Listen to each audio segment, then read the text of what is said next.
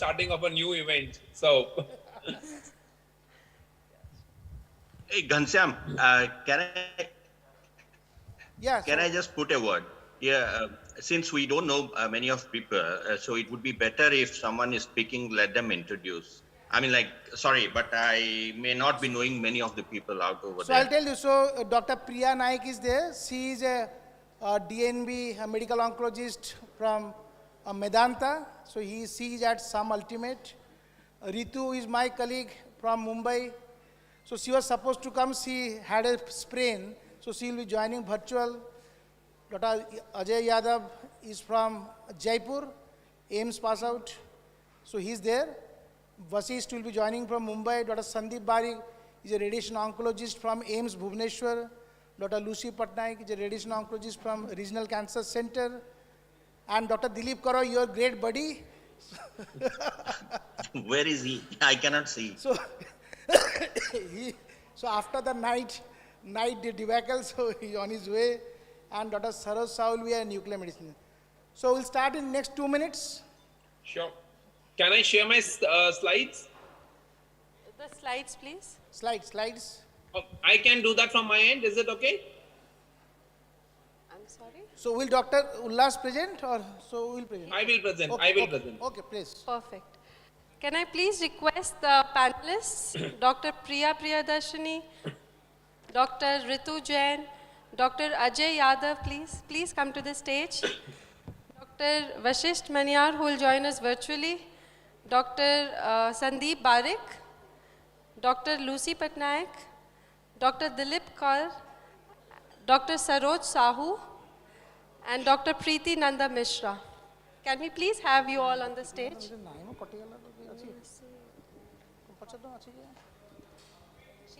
Ullas, the chairperson introduces you, or how it is it? Like, I do not So you know. can you can introduce the topic because since he did not know. So Ravi, so since Padmala Madam has not come, so you can Okay, I can introduce. So you can introduce the topic, and at the end of the panel discussion, so you can have your own inputs. My inputs against Ullas, my God. No, Okay. no. So, a very good morning and thank you, Ghanshyam, for starting it. It's very difficult to say Ghanshyam. It's actually, we know him as Dada. So, it's a great topic to start with, breast cancer, which has always been my favorite.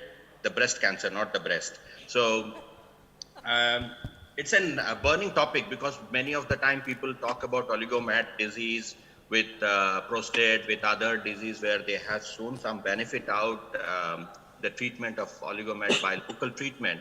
Now that has also translated into some of the other parts, like we are looking at lung, we are looking at others where does oligomet disease is a different entity compared to a pure metastatic disease. So let's hear from the great man who he known for his lung, he is known for many of other things apart from being a handsome guy over there with tie. So let's debate this. Where is the role of the surgeons? Where are the role of the radiation oncologist in this field of precision oncology, where immunotherapy and others have taken a center stage? Does we still have local treatment in oligomet disease? So Ullas, the floor is all yours.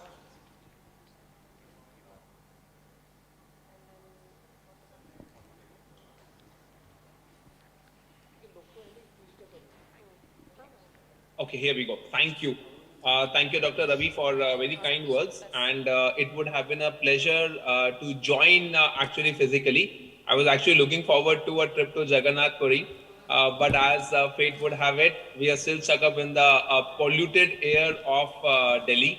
And trust me, it's almost like living in a gas chamber. So a very good morning to all my panelists. Thank you, Dr. Ghanshyam, for getting us here. And it's a panel discussion. And, again, as I normally start my talk, my first reactions when I think about oligometastatic disease is actually mean oligo, we know what metastatic mean. Medical oncologists thrive on metastatic disease. What does oligo mean? So oligo basically means a few or small. And my subsequent reactions about that were what does few in the recent past meant? Few basically meant the numbers that Rohit Sharma scored, and few also meant that we can discuss about Rohit Sharma and Virat Kohli and Shami and this thing, but it's complicated. I mean, that's what I would say.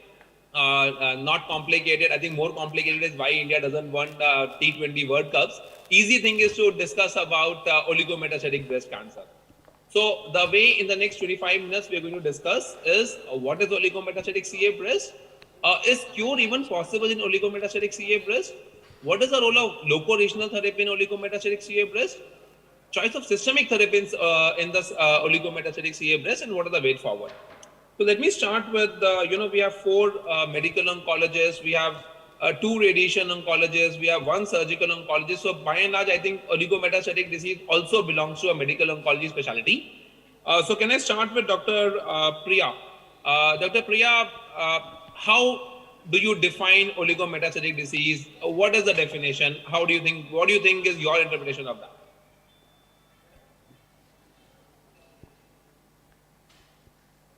Dr. Priya?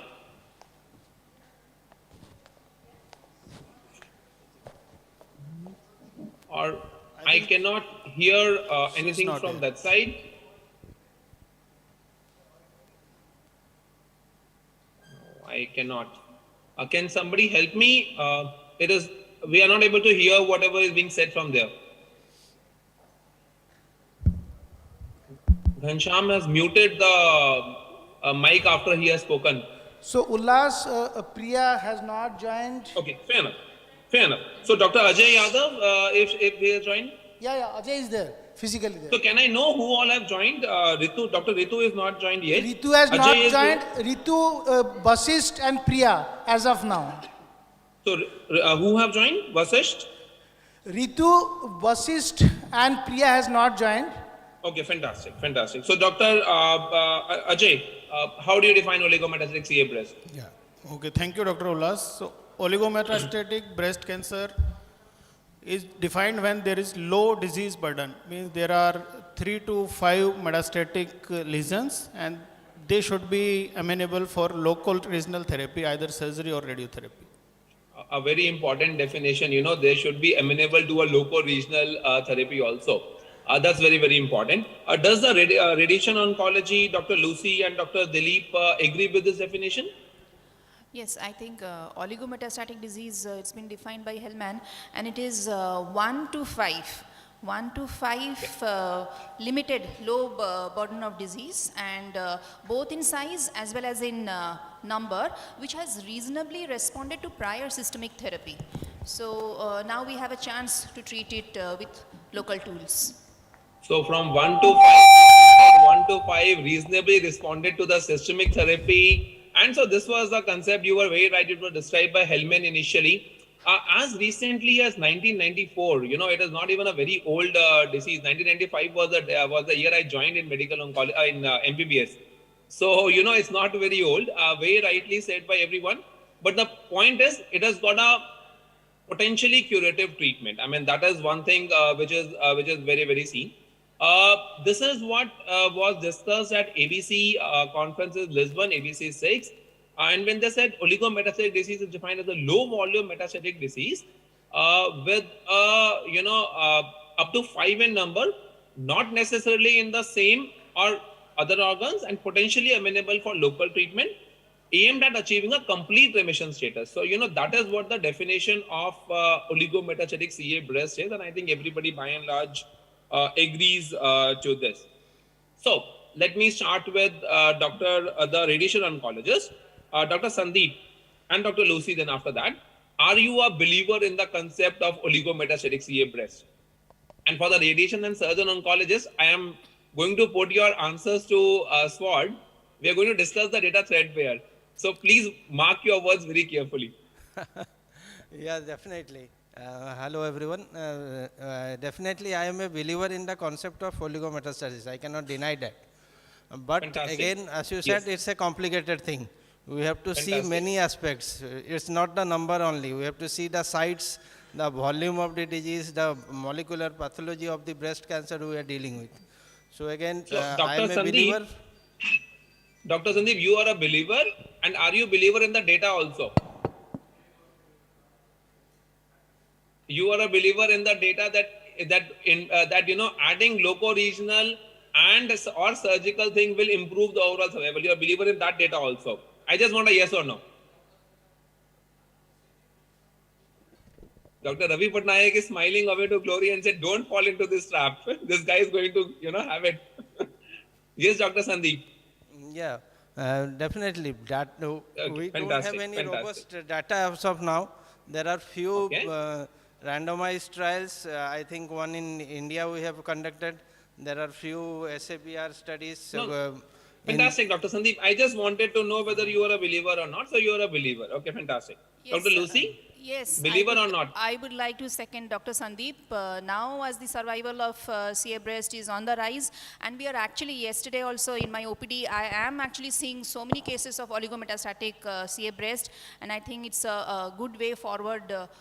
To use local radiation therapies for such patients. I am strongly Fantastic. a believer of this concept. You are a strong believer of this concept. So true radiation oncologist, people say yes. Dr. Dilip, surgeon, believer in the concept of oligometastatic CA breast that, some amount of loco-regional therapy should be included?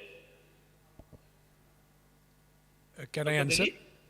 Yes, please. Yeah, I am Dr. Dilip Kar, surgical oncologist. Actually, if you tell me, are you a believer? Yes, I have to believe right now.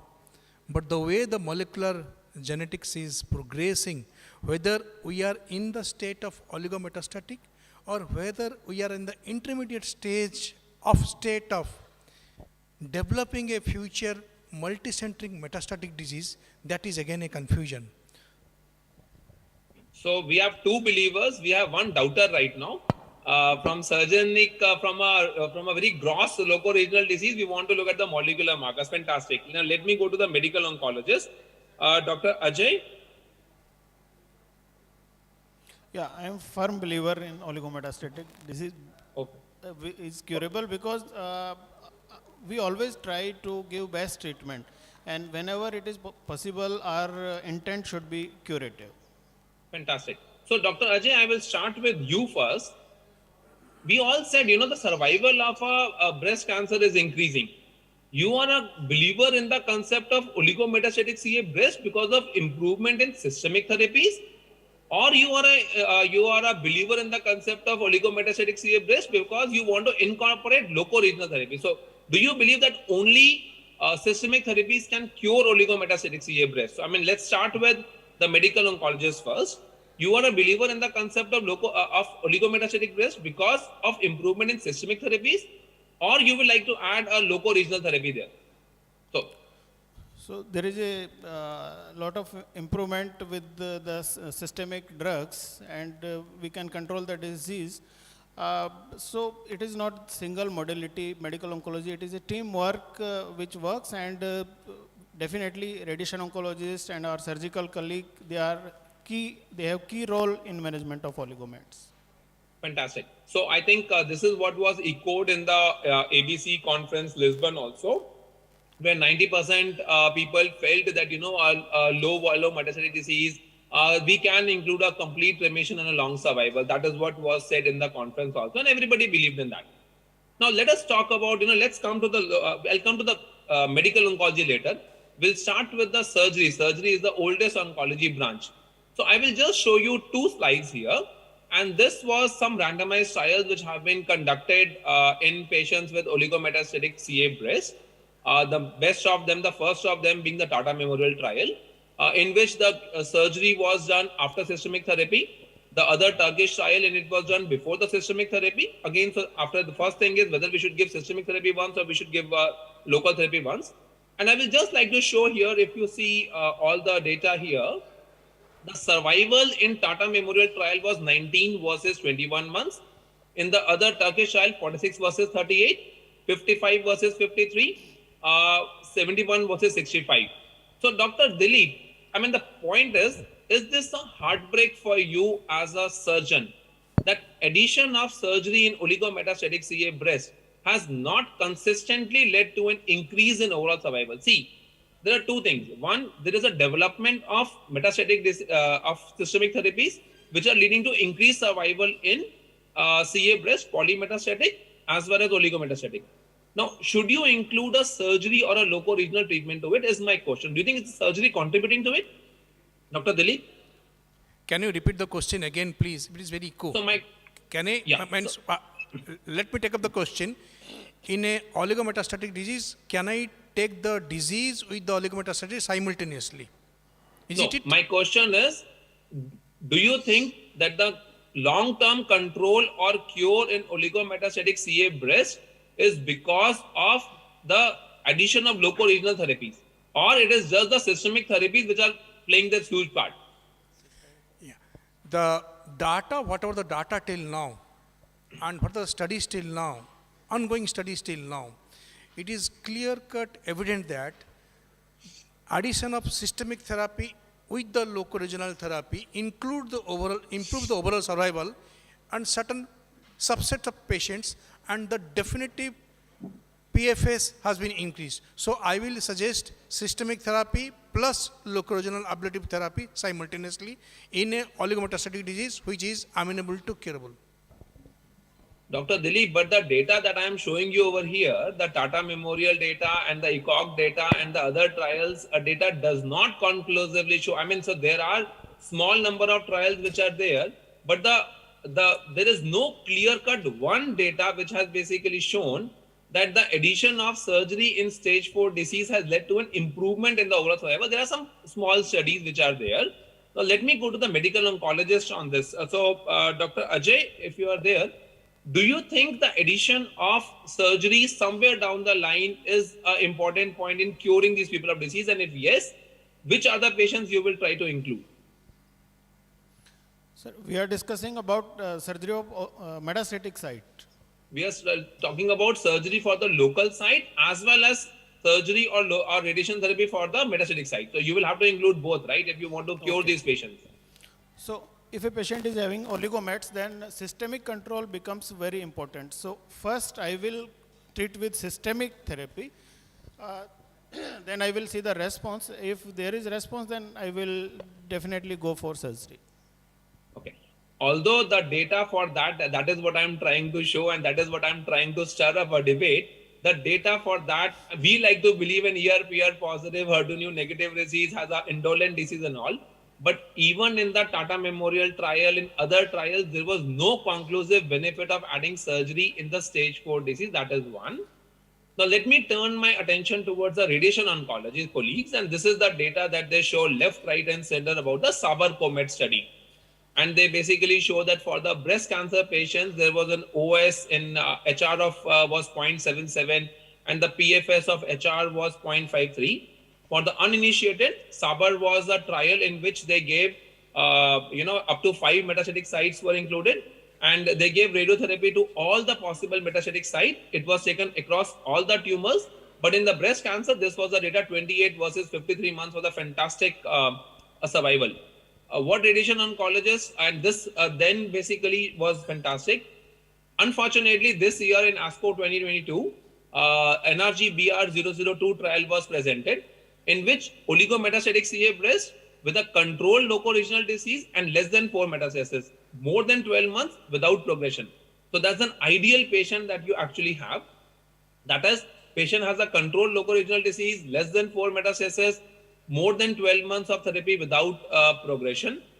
These people were then randomized into symptom-based therapy versus total ablation of all the metastases. And unfortunately, the PFS and overall survival was absolutely similar. So there was no benefit of adding a loco-regional therapy as far as the NRG BR002. Now we are doing Sabar-Comet 4, we are doing Sabar-Comet 10 studies, the data of them is awaited.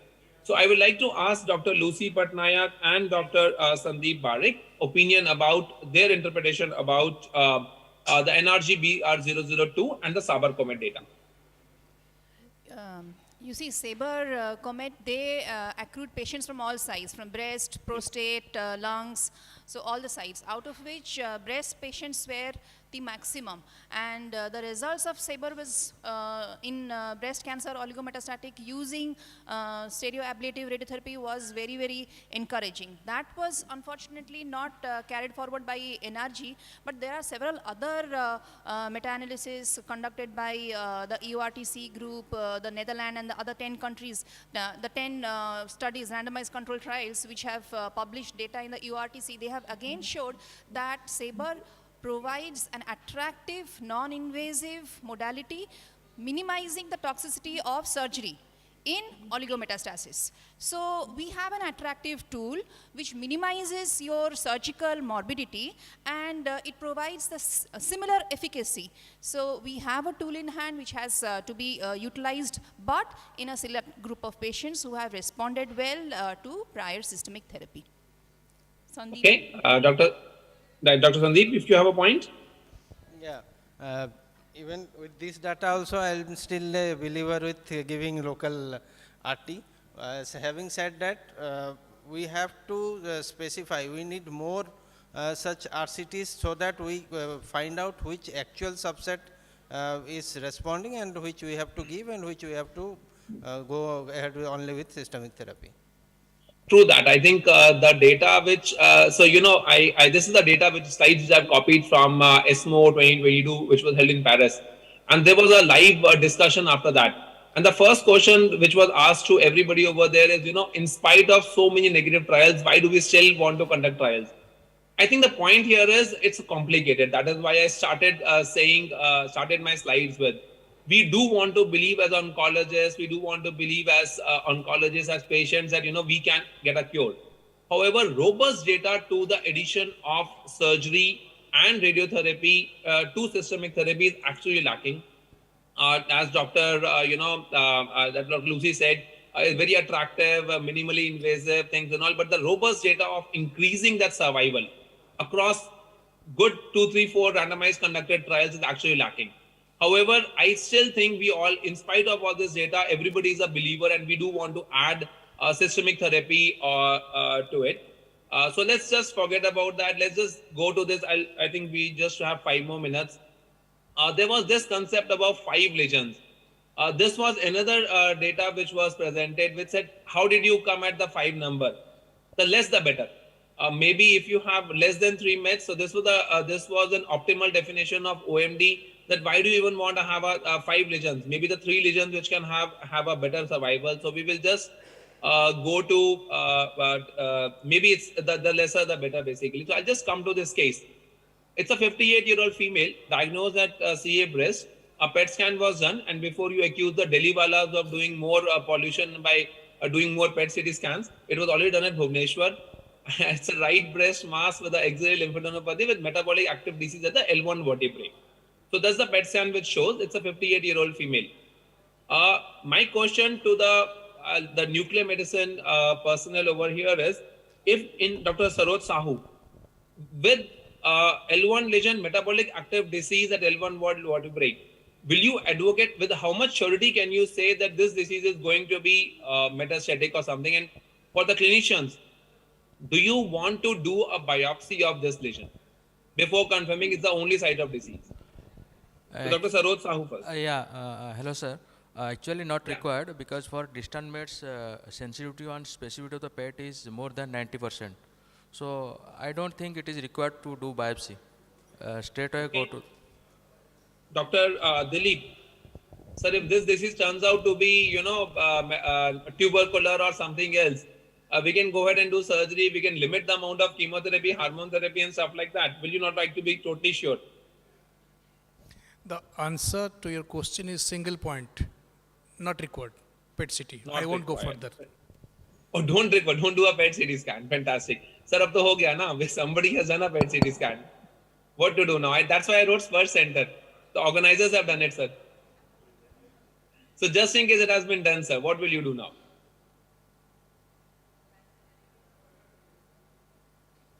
Dr. Dilip? Sorry, sir, can you repeat that? We couldn't hear. Yeah, so I am saying now the PET scan has been done. What to do now? Unfortunately, it has been done. You can't help it now. It has been done. What to do now? Will you want to confirm will you want to do an MRI of the spine just to confirm it by second imaging modality? Okay. If you are asking me whether PET CT is available or not done, is not available. It is done, sir. It is done, and unfortunately, the disease It is is not PET showing CT is a done. L1 vertebra. If the PET CT is done, you want to add more investigation on it above that? Yes, I'm So- asking you this. That only two investigations more than this for the bone lesion or the bone scan or PET MRI. But the bone scan sensitivity and specificity is again low than the PET CT. But PET MRI, again, I am a bit confused. So I won't go for that. No, what I want to ask, sir, is that will you take this L1 lesion at its face value, because you are turning a lady into a stage 4 disease. Maybe in the discussion front, the medical oncologist wants to give them a hormone therapy only, which will be a different treatment. So do you want to confirm? So let me go to Dr. Ajay Yadav and ask him whether he wants to do a biopsy or do an MRI and confirm this disease. Sir, if it is possible, then I would like to confirm that tissue diagnosis with biopsy. Anything is possible, Dr. Ajay. You just have to name it. Radiation oncology. Dr. Lucy wants to ask Yes, something. I would actually like to add to this. If you are planning for a precision treatment, for example, if you are planning for SBRT in this patient, I would definitely go for a biopsy, because in SBRT, for a curative procedure, if I go for 20 gray single fraction without a biopsy, I don't think the workup will be good enough. So even if the PET CT says suggestive of metastasis, and the next line of treatment is a curative stereotactic, body radiotherapy or SABR, I'll recommend a biopsy. Okay, I think I would tend to agree with you, Dr. Lucy, because the intent of treatment is going to be changed. So at least we would like to confirm this by another imaging modality, or in the best case scenario, I would want to do a biopsy from the soft tissue component. So, Dr. Lucy, I'll come to you only, or let me go to Dr. Dilip. Dr. Dilip, the surgical lesion, the breast lesion is amenable to surgery, and radiotherapy, Dr. Lucy says you can give radiotherapy very nicely. So systemic therapy first or local therapy first? And does it depend on the ERPR HER2/neu? Systemic therapy first. Systemic therapy first. Okay. The radiation oncologist, Dr. Sandeep. Yeah, I agree with sir. We have systemic therapy first. Systemic therapy. Medical oncology will be more than happy in giving you systemic therapy. And just in case you think your job sucks, just think about this guy in North Korea who is, at a shooting range target. Now, let me let me fire these questions to Dr. Ajay Yadav now. Dr. Ajay, you are the lone medical oncologist. So, choice of systemic therapy, if it was ER80, PR80, HER2/neu negative, do you want to start with the CDK4/6 inhibitors and AI, or you want to give chemo, AC Paclitaxel followed by surgery and stuff like that? How will you want to proceed? So, no, not with the CDK4/6. We want quick response, and so chemotherapy will be the choice. But why do you want quick response, Dr. Ajay? You have all the time in the world. Why do you want a response? Because CDK4/6 can be used later in adjuvant setting. So, we can use. okay, the CDK4/6 you will want to give. So that's what my point was coming about confirming it was. If you confirm it, and just in case in 10% times it turns out to be negative, you can actually go ahead and do surgery and maybe do an oncotype and then stuff like that. But I would agree with you, in a curative setting, only CDK4/6 inhibitors will be unlikely to cure this patient. Next one, Dr. Ajay. I'll take 2 more minutes. It's a triple negative. PDL1 is 60%. Choice of systemic treatment. Again, simple AC Paclitaxel first, or you would like to add immunotherapy? 4 AC, 4 Paclitaxel. You don't want to add immunotherapy. No. So that is what the oligo is, somewhere between the adjuvant and the curative setting. Okay. If it is a ERPR negative, HER2/neu positive, would you like to give PTH or PTCH? Oh, dual blockage with carboplatin, PTCH. So you will like to treat with a curative intent of treatment. So, again, this just in case you thought, I think we're just running out of time, and just in case you thought your life sucked, out of answering all these questions, there's no one right answer. And again, it is the biology of the treatment which will finally tell exactly where we are. So this is the treatment option for the patient. Oligometastatic is somewhere in between the polymetastatic and the curative setting. You can actually go either way. You can go this side, you can go this side actually. Can we cure a HER2 new positive metastatic disease? I mean, this is what I wanted to show. It is not only depending on ERPR status. You know, you have a 8-year survival of 40% in a HER2 new positive metastatic CA breast. You have PFS of around 16%. So with a dual Perjeta and Paxo available, we can we cure a metastatic triple negative breast cancer also?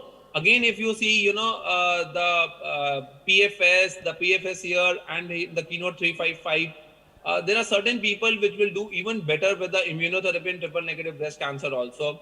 However, ERPR positive with only CDK4/6 inhibitor is going to be a slightly different ball game altogether, because in this case, I firmly believe only hormones can give you a good quality of life, but they are cytostatic drugs. If you want to have a curatives idea, you need to start your things in advance before only. So just to conclude, OMBC is a distinct entry. Cure is the aim for patients with oligometastatic CA breast. At present, there is conflicting data regarding the role of RT surgery. The more I read about it, the more I'm not convinced that we can actually curing these people out. We need more better people. The exact duration of treatment survival is not known. The biology of the disease should hold great value in discussing treatment options with the patient. A role of multidisciplinary is a must in managing OMBC, and your treatment decisions should be taken prior to starting the treatment and not after you have started the treatment. That's for me a team effort, and team efforts achieve miracles, and it's not a miracle which will help us in prolonging survival, but a team approach will help us in increasing the survival for these patients. With this, thank you, and I hand it back to the chairperson. Thank you all my panelists. Thank you so much, Dr. Ullas, for that wonderful session. Perfect start to the day. I would request the chairpersons, Dr. Padmalaya ma'am and Dr. Ravi Patnaik, to give the closing comments for this session. Thank you, Ullas. It was a great case to be discussed. I mean, the way you put it, actually you tried to put them in all kinds of trap, but it was good that most of our colleagues and my good friend Dr. Dilip was and Lucy, they were all vehemently answering you back. It's still a debate. I really agree to you that there is nothing right and wrong in here. We cannot look from prostate data or other data as an oligomet, which systemic disease, from whatever. It is basically the systemic treatment which should be the in thing. I still firmly believe that local treatment should only be kept if really required, where things don't happen. Like the age-old concept of there is a bleeding in the brain, want to give some kind of an hemostatic. That's where I can think about. And the molecular subsets is the main thing which decides on the further course of local treatment. A triple negative, whatever you do, it totally depends on the systemic treatment. A hormone positive may be a different ball game. So I think in a metastatic setup with all the data coming in, the role of systemic treatment cannot be debated, and the role of surgery and radiotherapy should be focally kept in only in conditions where you cannot give any more justification by systemic treatment. That's my thought. I know I would be cussed for that statement, but I think this is how we look at. It's not one case which depends. It's the stats cannot be blinded. That's how we have to look at. Thanks, Ullas. Thank you, moderator and the panelists. That was a very interactive discussion, and it made many things clear also about oligometastatic breast cancer. The last word to say is oligometastatic disease has to be treated on a systemic basis, and local therapy has to be kept for the last. Thank you. Thank you very much, ma'am. Thank you very much, the chairpersons, moderator, the panelists. I would request the chairpersons to please continue to chair for the further sessions as we proceed towards our next presentation by Dr. Chinmay Pani, the topic being redefining the management of HER2 new early breast cancer. It's a very interesting topic. Actually, it's one of the burning topic I can say now that since CDK4/6 have come into the act in metastatic breast, it's the main treatment for every hormone positive ABC HER2 negative. Can it be actually put forward in a setup where we are looking in an early breast cancer which are hormone positive, because for time being it was always the 7 years data, 5 years data of giving an AI, giving an OFS with TAM or OFS with an AI. uh, is Abima right now the choice which we can think about? So I have very good friends, Chinmay Pani and Jaideep, Saurabh, all are good chums in this. So let's hear from the medical oncology what they are debating for. I know Jaideep will always be pro CDK. It's last time when we met, that time also he was pro debating on CDK4/6 and metastatic some 3 years back. So I think it would be a good debate from people who have been treating and who have used it. So let's hear from the speakers how they go about against and for. Chinmay, it's all yours.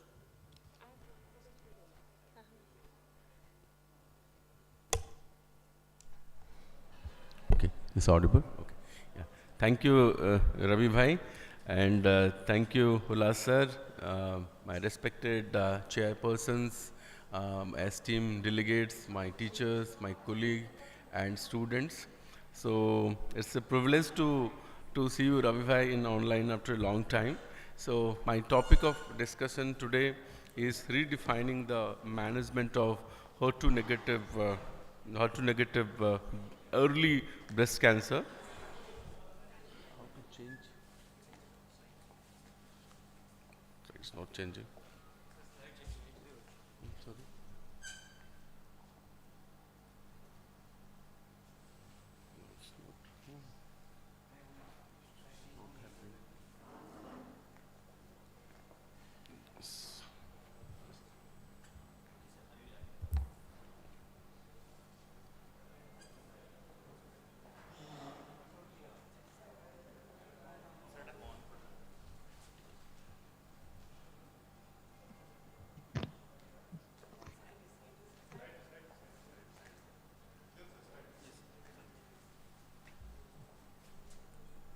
Yeah. If I can. Sorry for the technical inconvenience. So I'll be discussing on the context setting in the background, then role of BRCA mutation positivity in hormonal positive breast cancer, then targeting in BRCA mutation in early breast cancer, then summarize the things. Okay, so we all know that the breast cancer is the most common cancer worldwide, and 10% are up to 10% are often metastatic, and 20 to 30% will recur. In the early breast cancer, they will recur. They are to the pool, and almost 9% with the HER2 negative breast disease are germinal BRCA mutant. And if you see the 2020 data, the localized disease attributes only about 30% of the disease burden in India, and but in US the number is quite high. So if you see the later on, they will 30% of it could be the metastatic disease. So the first and primary intent is to treat these patients in a better and in a more precise way to have the maximal outcome. So in early breast cancer, I will not go to the HER2 disease, just see the left side of the screen. In the luminal A and the luminal B, and if there is, after doing the local therapy, if there is a high risk of recurrence, if it is not, then go for endocrine therapy. If there is high risk of recurrence, then go for the chemotherapy. That's also the plan. And in the triple negative disease, go for neoadjuvant therapy with the chemotherapy. And then if there is no pathological complete response rate, then go for the adjuvant capivasertib as per the CATEX trial. So there are some changing landscape happen in the HER2 negative early breast cancer management of late. And you talk about the keynote 522, the Pembro to chemo reduce the risk of suffering from events by 37% compared to that of placebo. The 3-year event-free survival was 84 vis-a-vis it is 76%. The Impassion 031, where the atezolizumab in combination with chemotherapy improved the pathological CR, that is in 57% versus the 41. And the Monarch E, the abemaciclib reduced the risk of invasive disease or death by 31% compared to that of placebo. And so also, the 2 negative trial by the PALAS and the Penelope, where palbociclib did not improve the outcome in the HER2 negative early breast cancer.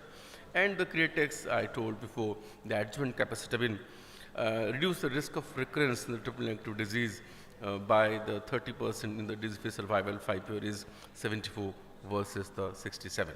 So what next? So the patient with BRCA mutation early breast cancer is a distinct breast cancer population in the terms that the diagnosed in a very younger age, then it has the higher grade than that of the sporadic tumor, and more CNS metastasis and more contralateral and the ipsilateral disease. Then if we see the percentage of BRCA mutant, approximately 5 to 35% of breast cancer patients have the BRCA mutant. It is seen in the TNBC group and the hormonal positive and HER2 negative. It is the hormonal positive and HER2 positive.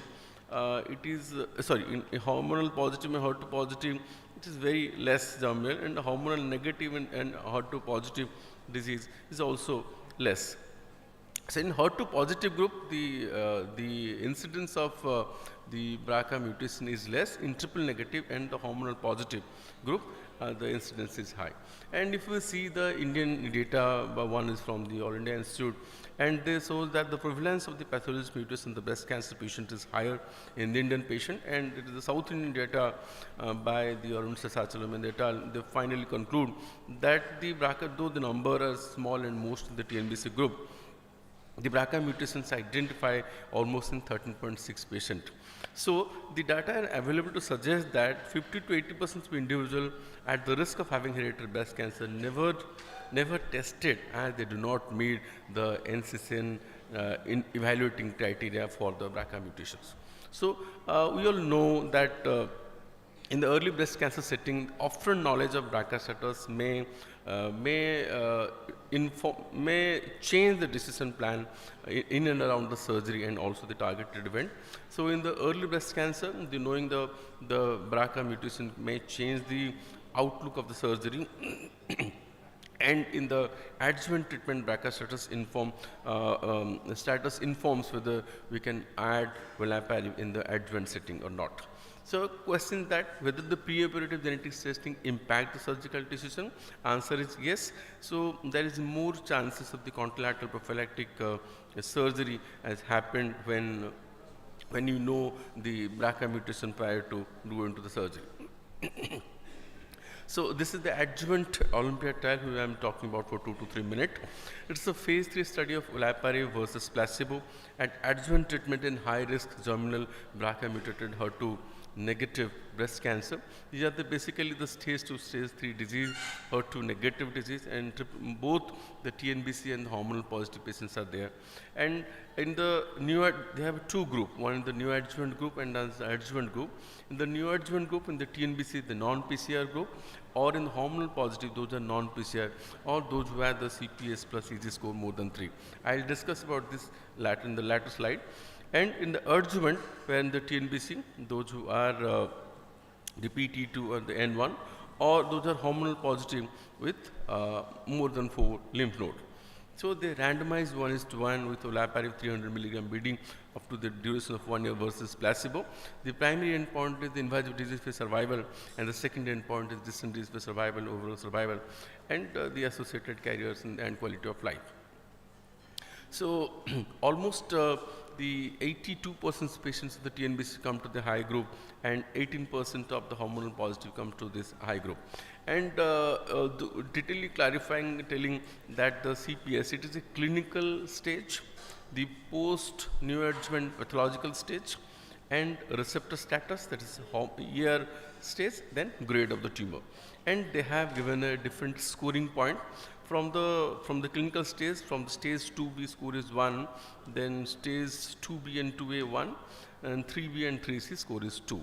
And in the pathological stage, up to the stage 2B is 1, then 3A, 3B and 3C, it's all 1, 1, 1. And the receptor status, if the ER is negative, the score is 1, and it's a grade 3, the score is 1. So total score is 6. So, so the patient with higher CPS and EG scores relapse earlier than with the lower score. This is by the various different trial in the DFS and also the breast cancer specific survival. Then, if you see the Olympiad trial from olaparib versus the placebo, see the patient populations, they are all 42 to 43 years of age. And the BRCA1 mutation seen in 71, the BRCA2 mutation in 28. And the two group were very well matched, I can say. And they're well balanced between the two groups. In the adjuvant 50%, the new adjuvant also in the 49%. Then whether they have taken the platinum therapy, yes or no. And the hormonal positive patients are only 18, and the 81% are the TNBC group. Then the first, they wanted to know about the invasive disease-free survival. The invasive disease-free survival in the 3-year data was 85 versus 71, and which is hazard ratio of 0.58. And there is an incremental benefit of 8.8, and which gives the sustained benefit when they analyze on the 4-year, that is 82 versus 75, and with a difference of 7.3. So it's maintained and it is significant. And when they analyze the distant distant disease-free survival, and 3-year data 87 versus 80 with the incremental benefit of 7.1, and at 4-year it gives a sustained benefit of 86 versus 79.1. Then they try to show the data of the overall survival. The overall survival was 89 versus 8.6, and the difference is 3.4%. In an adjuvant setting, up 3.4% in overall survival difference is highly remarkable, that I can say. And the incidence of the second primary breast cancer was halved, and the distant CNS recurrence was also low. The distant CNS recurrence was also low, and so also the ipsilateral recurrence and the local recurrence, contralateral invasive disease. And the second primary, which is also a point of concern, the second primary in the ovarian has also reduced than that of the placebo arm. So they wanted to see whether this is subgroup analysis. They wanted to see whether the consistent benefit is seen across the all group or not. In the invasive disease-free survival, it is yes across the group, whether adjuvant, neoadjuvant, platinum or non-platinum, with respect to the hormonal status and BRCA status, and it is all consistent in the invasive disease-free survival in all group, and so also the distant disease-free survival, and so also the overall survival. And you all know that the olaparib had, we have reverse exposure to olaparib in the ovarian trial. So wanted to see the compliance and how they are taking the treatment and how they relapse, how they respond and tolerate and adverse effect. The 70% patient completed the treatment according to the protocol, and there is 25%, there is dose reductions happen in around 18 to 20% patient, the dose reductions happen, and the 10% patient discontinued due to the adverse event. And the adverse event were mild and moderate in the olaparib arm, and the adverse event of special significance like that of MDS and AML, that is 0.2 and 0.3, is not increased, and the pneumonitis is 0.2 and 0.3, is not increased, and the new primary malignancy incidence has also reduced, that is 2.3 vis-a-vis 4. So the special adverse effect of interest like that of the MDS and AML has not increased. So, and the mostly the adverse event that we see, that is in comparison to the other trial of olaparib, that is consistent, like that of the nausea, fatigue, anemia, vomiting, headache, and diarrhea, and so forth and so on. So another important part is that the blood transfusion frequency, they have analyzed the blood transfusion frequency is not more, and most of the patients required only one blood transfusion, and they analyze the quality of life. And the quality of life, those patients with neoadjuvant therapy and adjuvant therapy, the quality of life is maintained. The changes in fatigue severity has not changed the fatigue severity, and there is clinically meaningful difference in nausea and vomiting with the placebo, and was small and reserved with the cessations of the therapy. Though there is a little bit of nausea and vomiting issue was there, but that was resolved, and after the treatment is cessation for some time. There is no clinically meaningful difference between the olaparib placebo in physical and emotional functioning when they analyze. So if you see the targeted treatment in the early breast cancer, that has actually an impact of invasive disease-free survival and the overall survival, and we analyze the data, there is only two. One is the trastuzumab, where there is a evidence, there is concrete level on evidence of the increase in the disease-free survival, invasive disease-free survival, and also overall survival. And so also the olaparib data, there is incremental benefit in the disease-free survival and also the overall survival. So the algorithm in the high risk HER2 negative early breast cancer, if it is in the triple negative breast cancer, and if it is BRCA mutant, then adjuvant olaparib has a benefit. And if it is in HER2 positive and hormonal positive and HER2 negative and BRCA mutation, then you can give adjuvant olaparib for 1 year along with that of the endocrine therapy. So to conclude, so Olympia is the first to report the clinical benefit of a PARP inhibitor as an adjuvant treatment patient with a BRCA mutation, HER2 negative, high risk early breast cancer, with 9% more patient recurrence rate at 3 years. 1 year adjuvant olaparib significantly reduces the recurrence or death by 42% versus the placebo. And adjuvant olaparib resulted in the living longer with a 32% reduction in the risk of death, and more than 3.4% patient treated with olaparib arrive at 4 years. And the consistent with the previous study, the safety profile of olaparib was limited and manageable, and tests for BRCA are diagnosis to inform treatment decisions and maximize the long-term outcome. So I think that's complete my presentation. So thank you very much.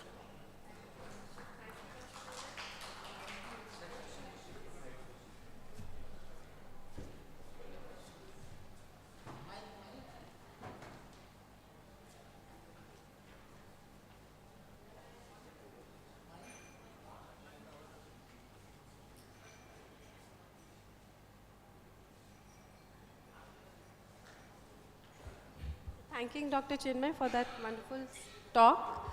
Thank you, AstraZeneca. So, Dr. Ravi Patnaik, any comments, sir? Can I ask you a question? Me, myself? Chinmay. Dr. Chinmay, yeah. Sir, yes, sir. I'm here. Chinmay, Audible. what do you do? What do you do? You are hearing, audible? Yes, sir. Yeah. What do you do for a TNBC patient? I mean, this is my doubt. Like a TNBC patient who had gotten immunotherapy in the first hand, and then the patient has got a somatic BRCA positive. It's not a germline. And you know that around 3% will have a somatic mutation. And the patient has gotten a neoadjuvant immunotherapy drug, has got a CR. Would you be giving Createx, or will you be tempted by the germline data and give olaparib? If you are giving, whether it will be capecitabine first and then olaparib, or olaparib and then capecitabine? So the first thing is that this is clinically locally advanced disease, sir? Yeah, it's a locally advanced disease. So locally advanced disease, you have given TNBC. neoadjuvant immunotherapy along with chemotherapy. Then you got a pathological complete response? Yeah, and it is a non-basal type. Okay, this is a non-basal type. So you got a pathological complete response. So if you got a pathological complete response, then I won't go for the Createx. It's better to go for the olaparib. Because if You'll go pathological first. complete response is not there, then there is data of the createx. If pathological Okay. complete response you have achieved, then option would be createx. But there is And trial, yes. yeah, if there is a not a response, Okay, so if there if is there is not, no pathological response. if there is no pathological response, then we have no, and it is BRCA1 mutant positive, then actually we have no clarity of data whether to go for olaparib or to go for the createx, because createx also give us a marginal benefit of around 3 to 4%. Any I think opinion yeah, from your side, sir? Because it's a I agree, Chinmay. Actually, it's the interesting part here is the recent study which came in that in the createx, the non-basal type did not do benefit by giving capecitabine. If you look at, so the catch is there, and the second catch here is somatic. I'm still having a doubt whether in yes, we should treat all germline and somatic like the prostate. We should treat like give olaparib, or is it only for the germline we should treat, because the study is only for only germline. for the They would germline, never say about somatic. somatic, yes. Thank you. Thank you, Chinmay. Yes, thank you, sir. Thank you. Thank you very much. Before we proceed for the debate, I would request Dr. Ajay Yadav, our quiz master, to take up few interesting quiz questions to our audience. So we have a good discussion on breast cancer. So we have two questions on breast cancer. The person who will answer, we have a prize for him. So, sir, we have one prize only. So who will answer first, the prize will go to him. So the first question is, according to Globocan 2025, most common cancer in women worldwide are, and these are the options.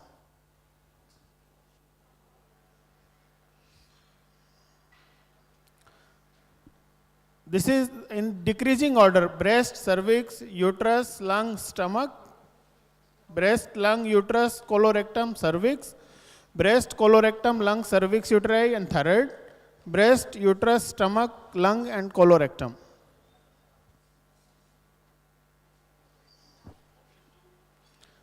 No, 2 is wrong. Yes, ma'am. Sir, option 1, breast, cervix, uterus, Ma'am lung, rightly stomach. answered. 3 is the right answer. Dr. Lucy Patnaik. Clap, clap.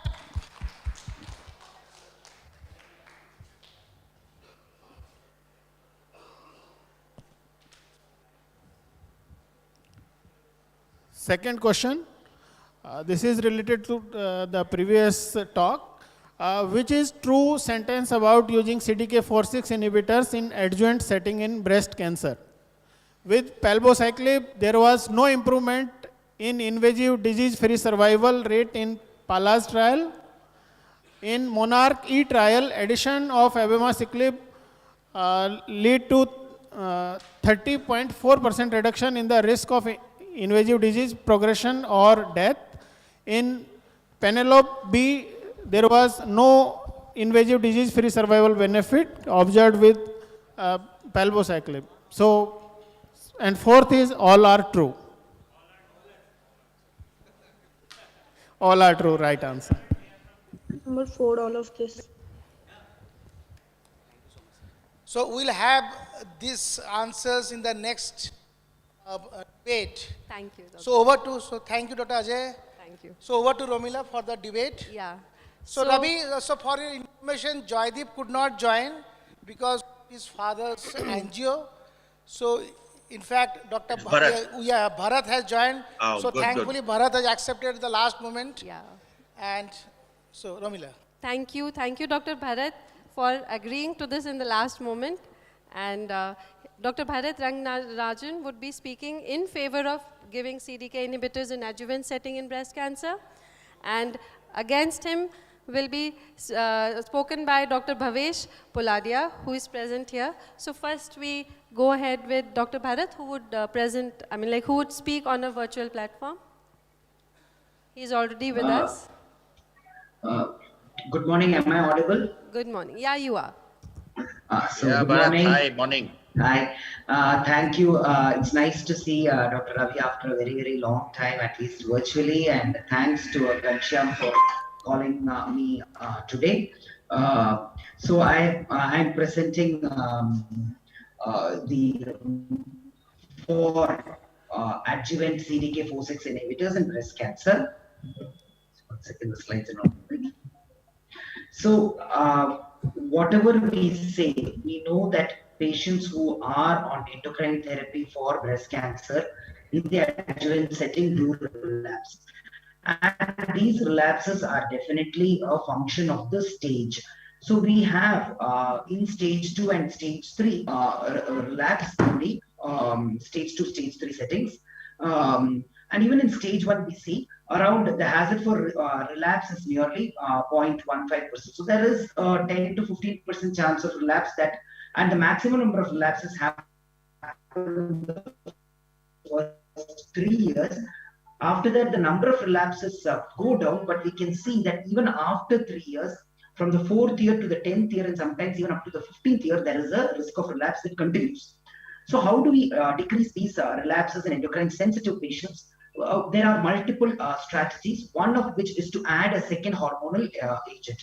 So this is the efficacy and FDA approval for abemaciclib. So I will start my debate with the drug that is approved. So this, why did FDA approve this drug, abemaciclib, in combination with endocrine therapy? This was based on the Monarchy trial, where the primary endpoint was the IDFS, that's invasive disease-free survival, which was a primary endpoint, and the trial did meet its primary endpoint of improvement in the IDFS.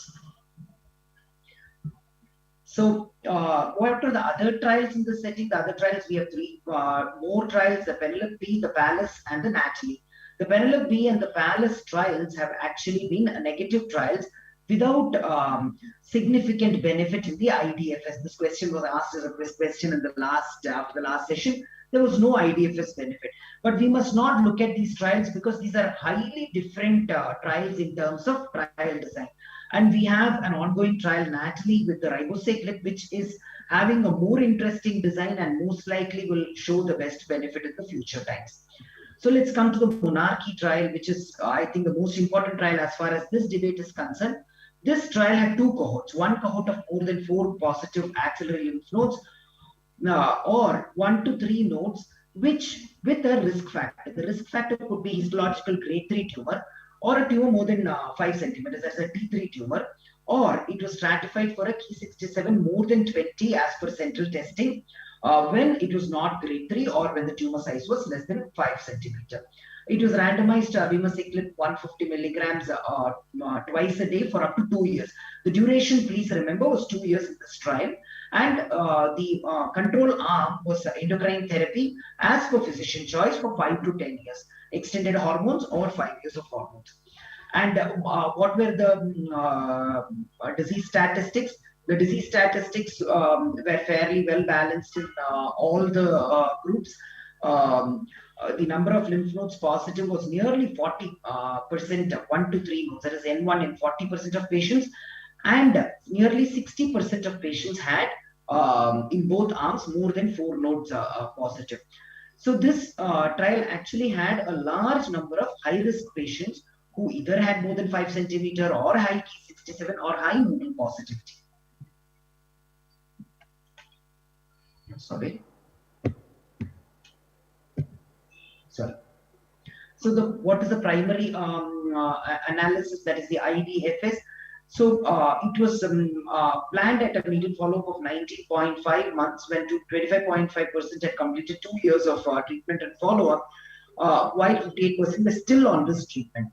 And it clearly showed that there is a significant improvement in the IDFS in the patients who received abemaciclib along with endocrine therapy, with a number of events of 163 in the abemaciclib arms vis-a-vis 232 in the endocrine therapy alone arm.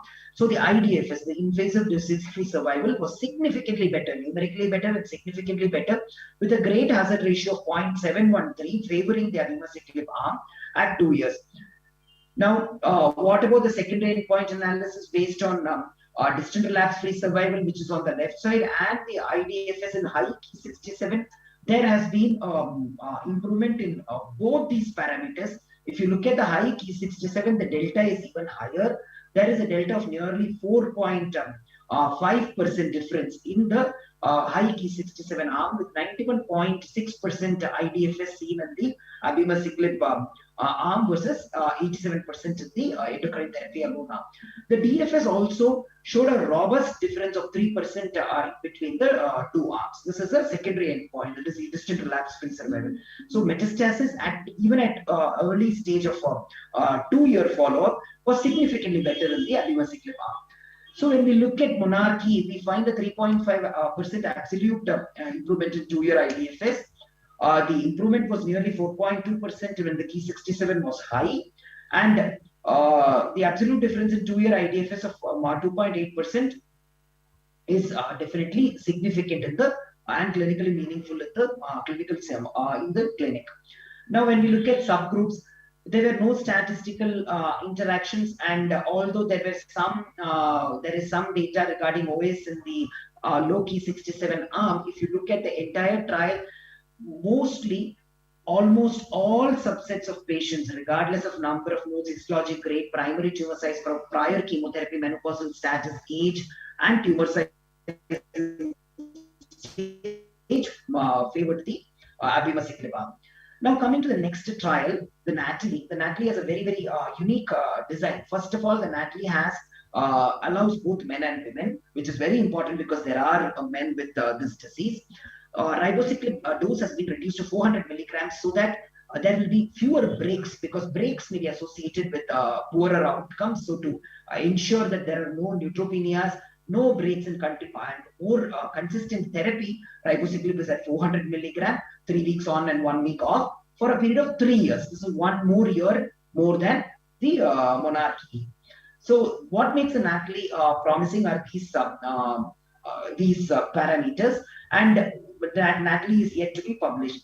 Now, we must remember that, the 3 arms, we see mixed results. Pallas and Penelope are negative, whereas monarchy is positive.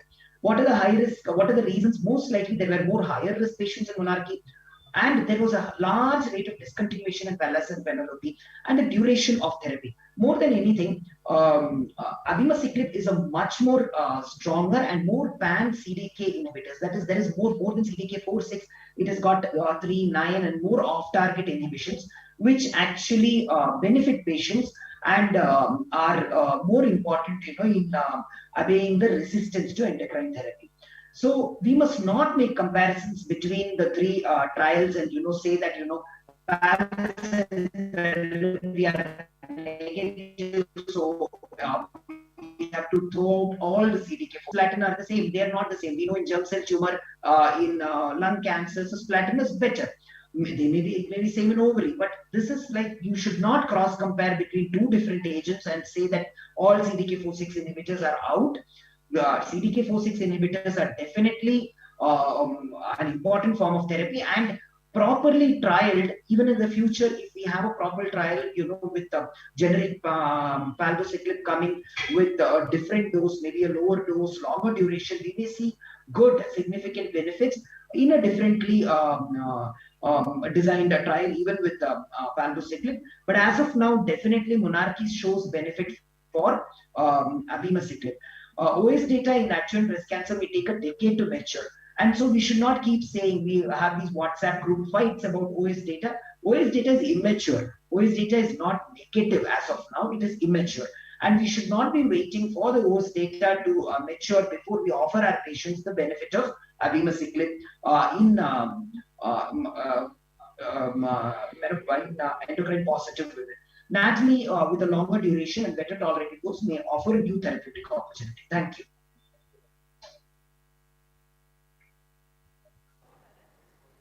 I request Dr. Bhavesh to kindly come on the stage to to speak against the topic. Let's see how does he defend. And Dr. Ravi, we would request you to give the expert comment at the end of this, as Dr. Saurabh not available, unfortunately. We would like to have your expert I comment. also have a few rebuttal slides. Sorry to break in. I also have a few rebuttal slides at them. I'm sorry, come again? Yeah, Bharat, go ahead. No, I said I have a few rebuttal slides after the session, after Bhavish. Saurav is not there, is it? Don't have Dr. Saurav, sorry. I think Dr. Gansham will do the final judging and special comment. Maybe Dr. Ravi is the right I'll person. request Dr. Gansham to do that. So, good morning to one and all, and I'm Dr. Bhavish. At the outset, I would like to thank Dr. Gansham for giving me this opportunity. So, let's jump to the topic, and warm welcome from my center, that's Tangam Cancer Center in Namakkal, Tamil Nadu.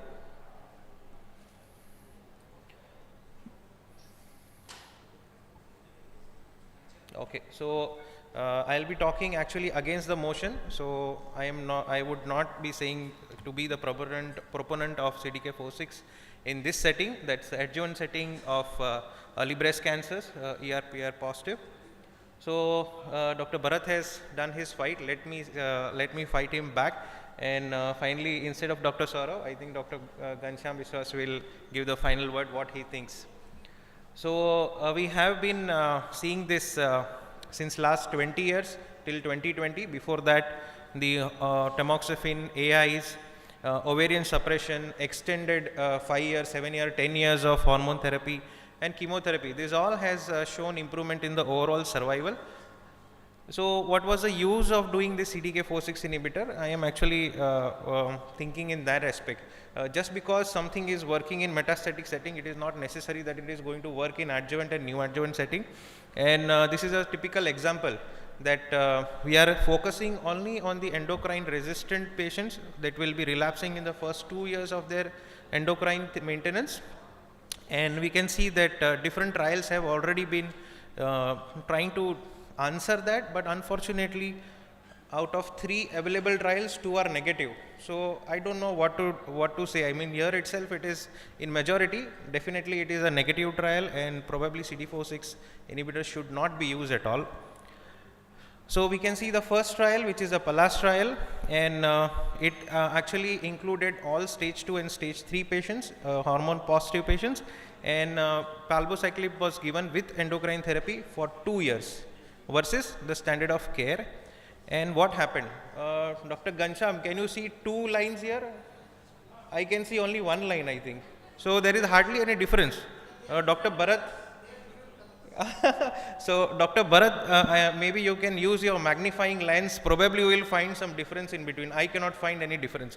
So it's actually of no benefit at all to use a CDK4/6 inhibitor, including both IDFS as well as DRFS. PALAS did not include any clinical criteria or divide into high or low risk. So you can see in the subgroup analysis again, there is no difference at all in both low or high risk clinical groups.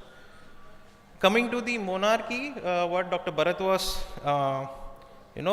talking with so much passion, but you can see that the shift has been multiple times, starting from the intention to treat, coming to cohort 1 and 2, and finally cohort 1. So it is actually you're torturing the data probably. So somehow if you keep torturing the data, it will come out with some result somehow. So this again, abemaciclib is being used for 2 years with endocrine therapy versus the standard of care. And here also we can see there is a very small difference in the IDFS at the end of 2 years. Even the updated is showing almost similar difference of 3 to 4%. But I just wanted to remind that monarchy trial wanted to see the IDFS at 5 years. So we are yet to see what happens at 5 years, and I will probably predict what is going to happen at 5 years. So this is the data which Sir Dr. Bharat presented, and you can see how they have manipulated or shown the difference. You will see the Kaplan-Meier curve always starts with 0. Where it is starting, just see. It is starting at 70.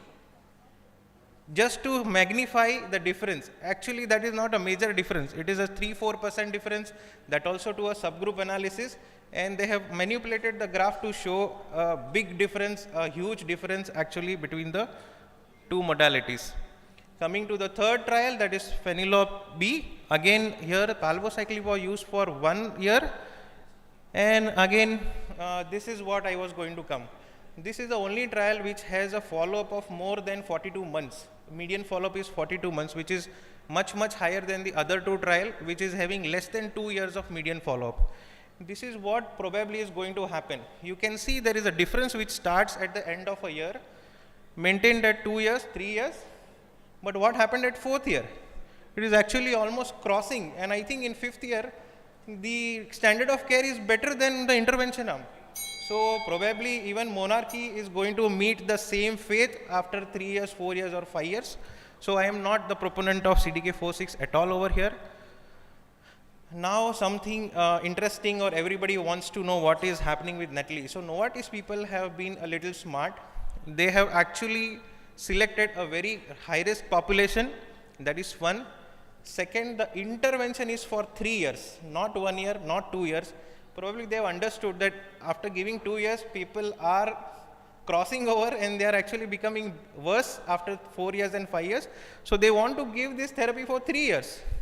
So let's see what happens. We don't know the data yet, but in future we'll have some data and we'll have clarity on the third molecule of CDK4/6 inhibitor. So this was about the efficacy, which is not very impressive according to me, and probably in future it may actually show that it is worse.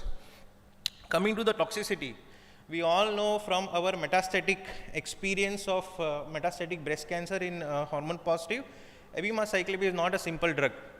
It comes with a lot of toxicity, especially diarrhea, explosive diarrhea.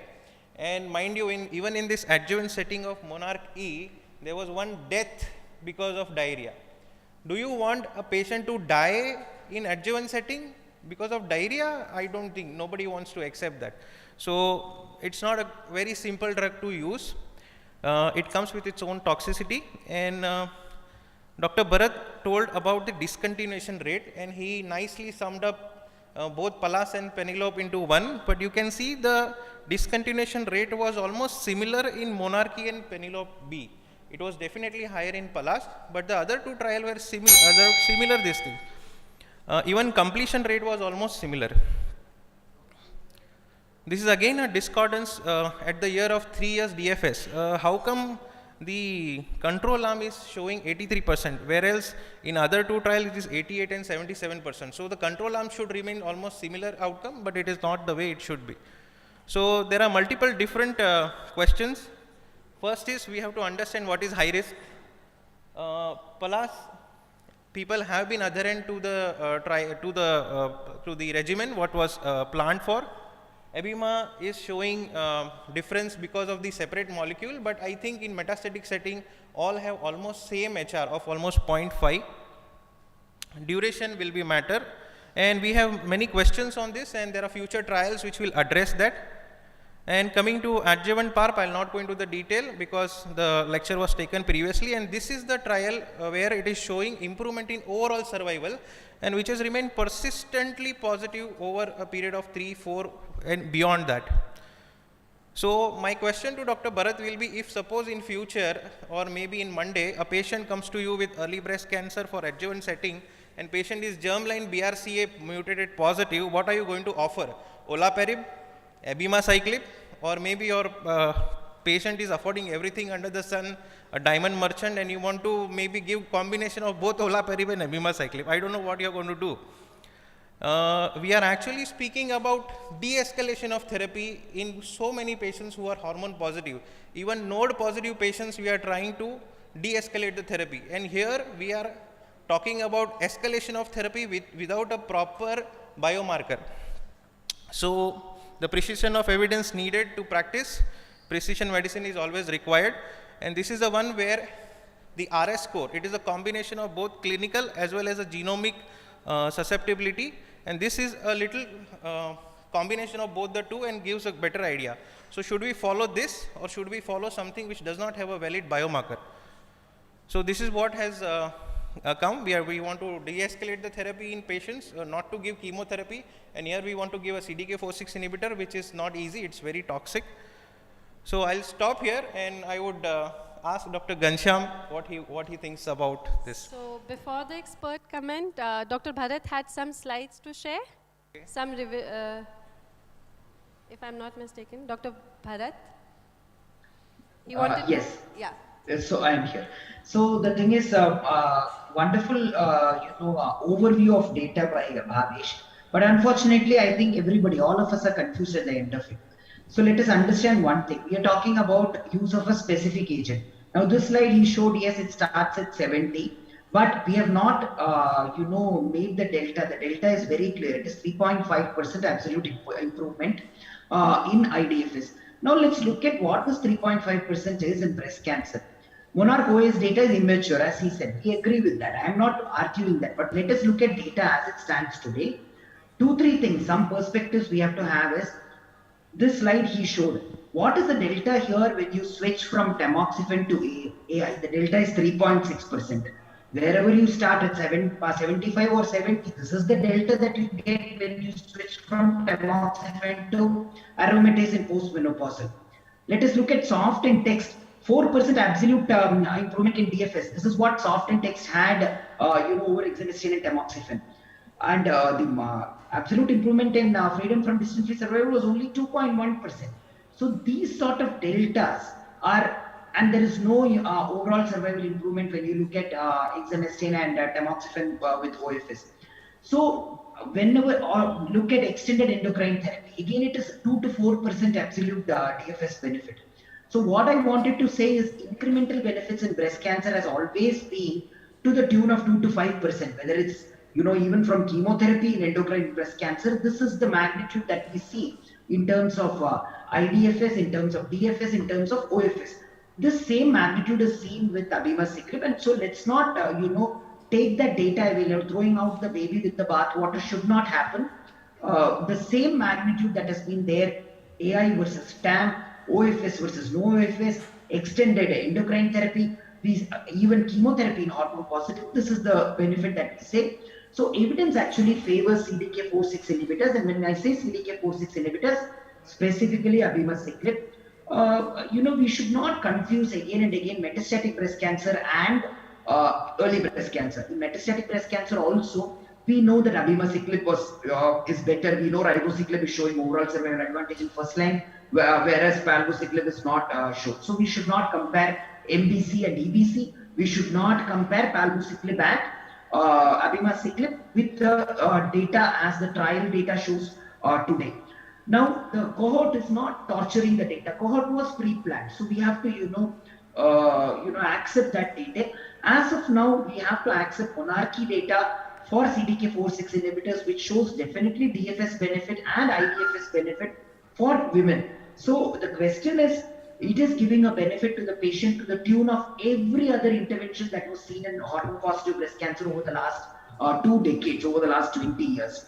So I think we have to go with it for now, go with abemaciclib for now. And lastly, ask me about adjuvant PARP. Now the question is, adjuvant PARP actually works only for the G-BRCA, which is, a very, very small percentage in HER2 in hormone positive, less than 5%. I'm sorry Adjuvant to PARP has interrupt, more Dr. side Bharat. effects than abemaciclib. And of course, it has not much benefit in the subset of hormone positive disease. Yeah, we are So with that, I running will stop my rebuttal. Thank you. Yeah, you are running short of time. Sorry to interrupt.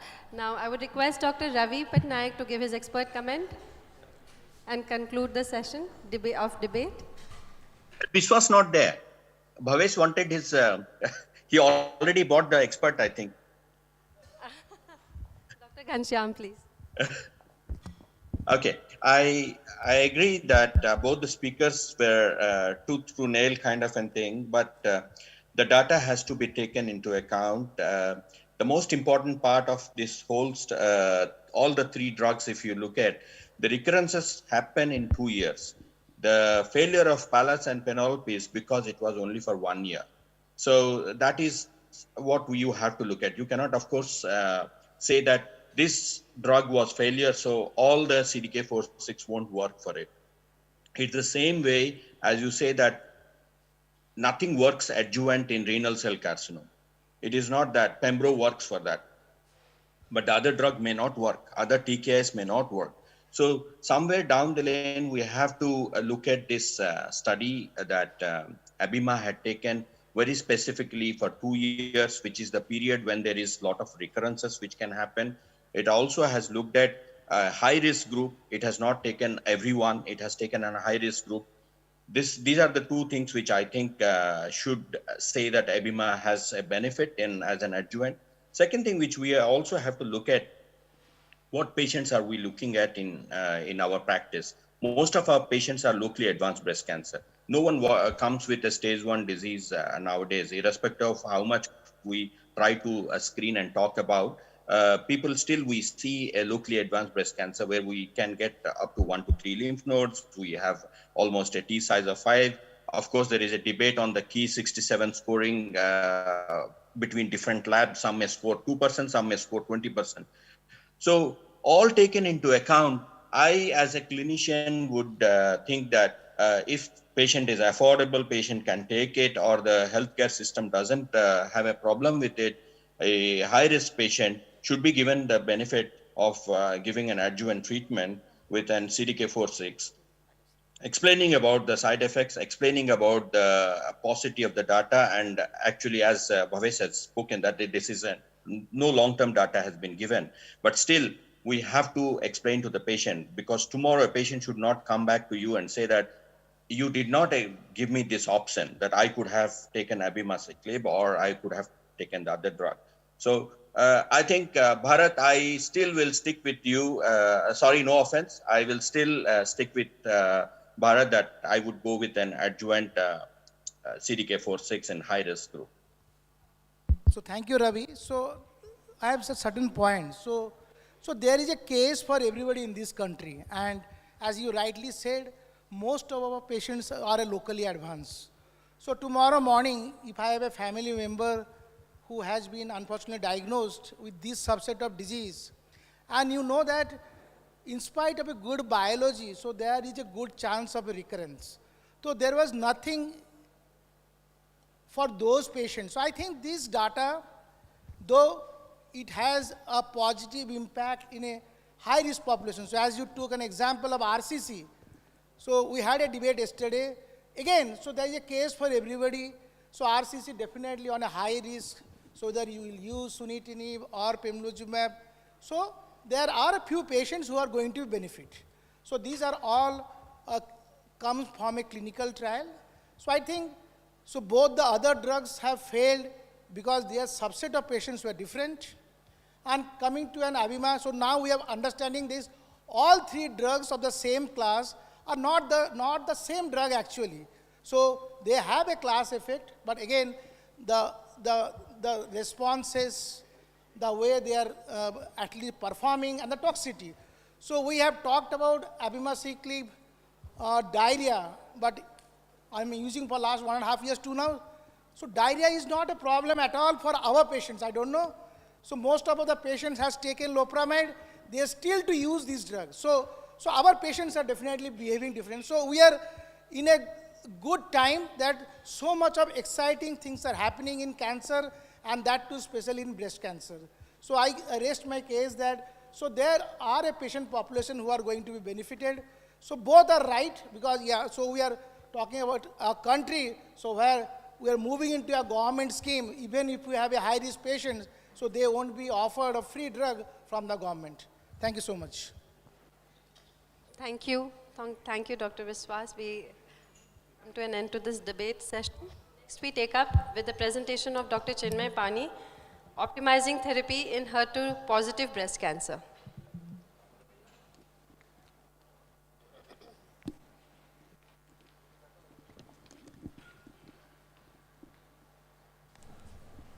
Hi, Chinmay. Hi. Yes, sir. Yeah. I'm not able to see you. Okay. Good morning, everyone. Thanks, Dr. Ghanshyam, to give me the opportunity to speak about this topic.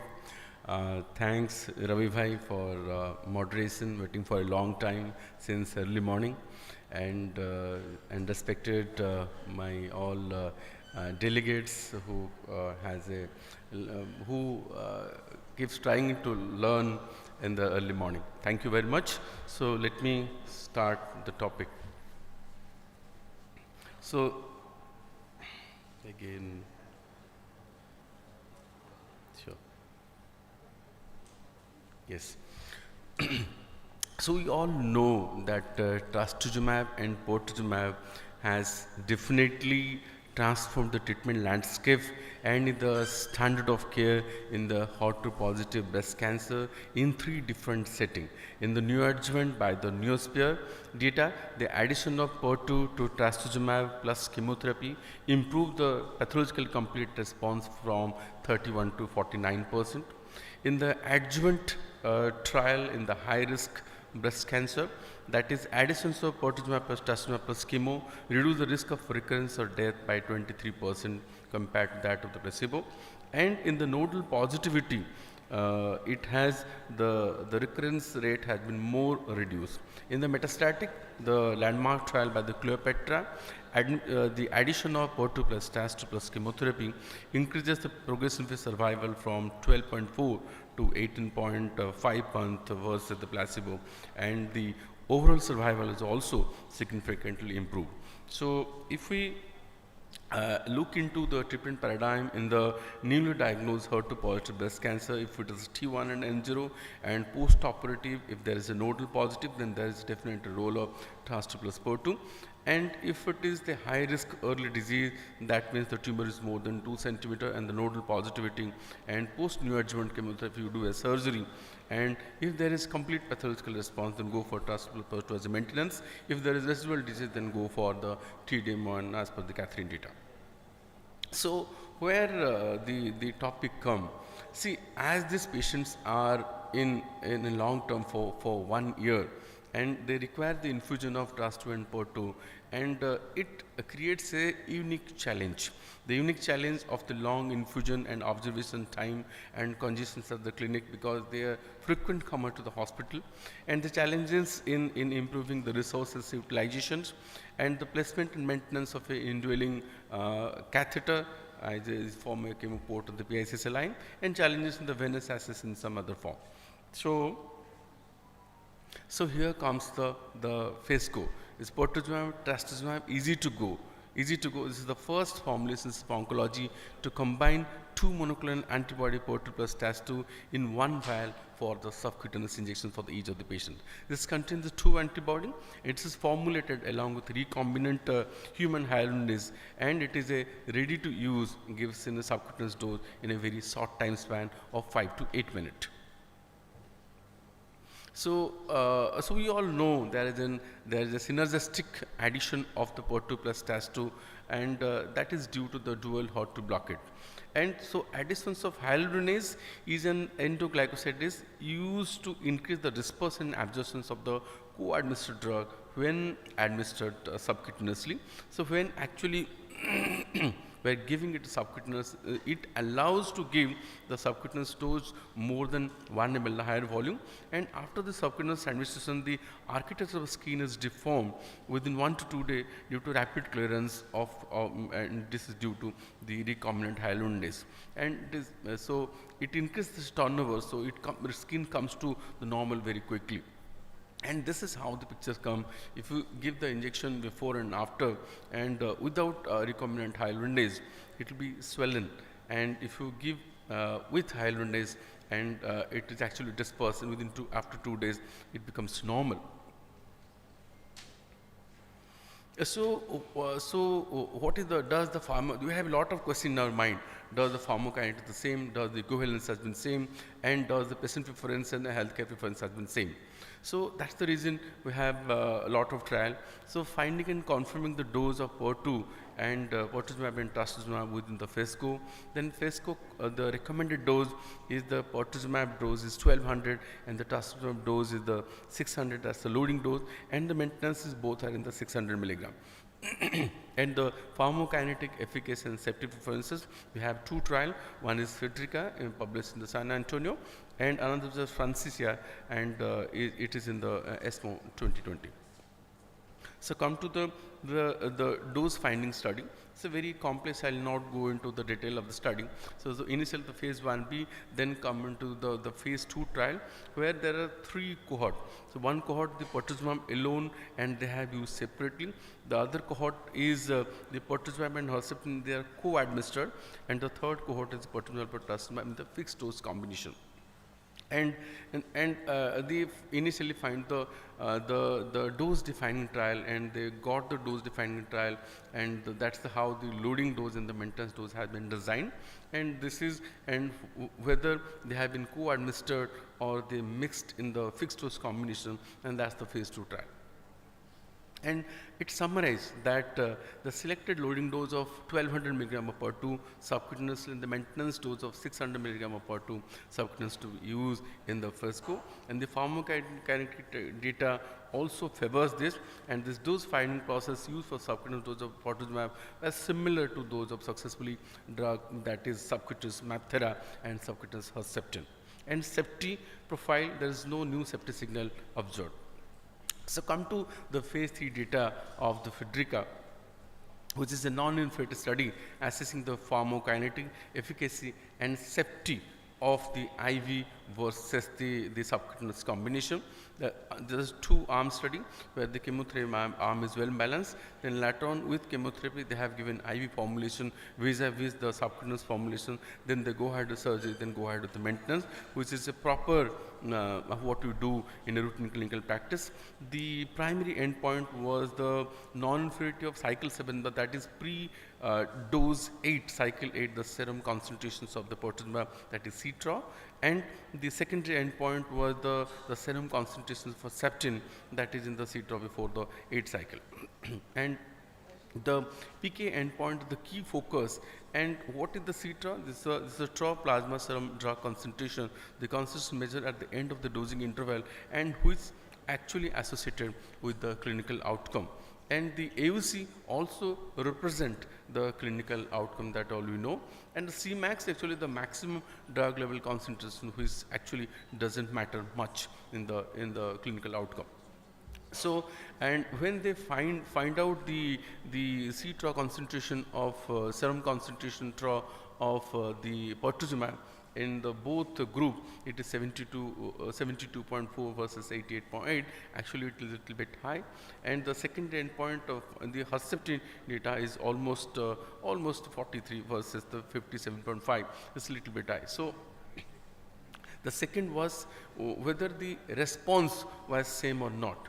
The pathological complete response rate was 59 versus 59, and when they analyze into the body mass index, the pathological complete response rate, and in the normal individual it is same, and the other one it is comparable in the overweight and the obese. There's a little bit change in the obese, and in the underweight there is a little bit difference in the underweight, but in the normal individuals and the overweight and the obese, so almost it is comparable. Then the safety profile, there is comparable to the IV with the subcutaneous formulations. The incidence of adverse effect of the event, that is the diarrhea, is comparable. The cardiac was a special interest that we have, and it is 16 versus 16.5, both are almost same. And so there is no significant or meaningful difference in the cardiac safety between these two by the incidence of the heart failure or the left ventricular ejection fraction decline or the secondary adverse cardiac event. They're all comparable between the two. And so the subcutaneous dose as non-inferior in pharmacokinetic versus the pertuzumab plus IV with the comparable efficacy and safety that this data shows.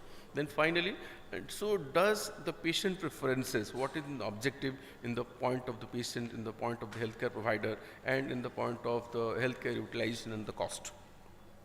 So this Francisca study, the phase 2 study, assessing the patient preferences, this is a crossover post neoadjuvant or the adjuvant therapy. When they go ahead with maintenance, they try to cross over the IV to subcutaneous and the subcutaneous to IV, and they follow the treatment plan. And the primary objective of the patient preferences to the fixed dose combination in the subcutaneous. So finally they find it out, the patient preferences was fairly strong for the majority of the patient. 93% patients prefer the subcutaneous, and the main reason of the subcutaneous preferences that they have less time in the clinic and more comfortable in the administration. It's the ease of administration is better.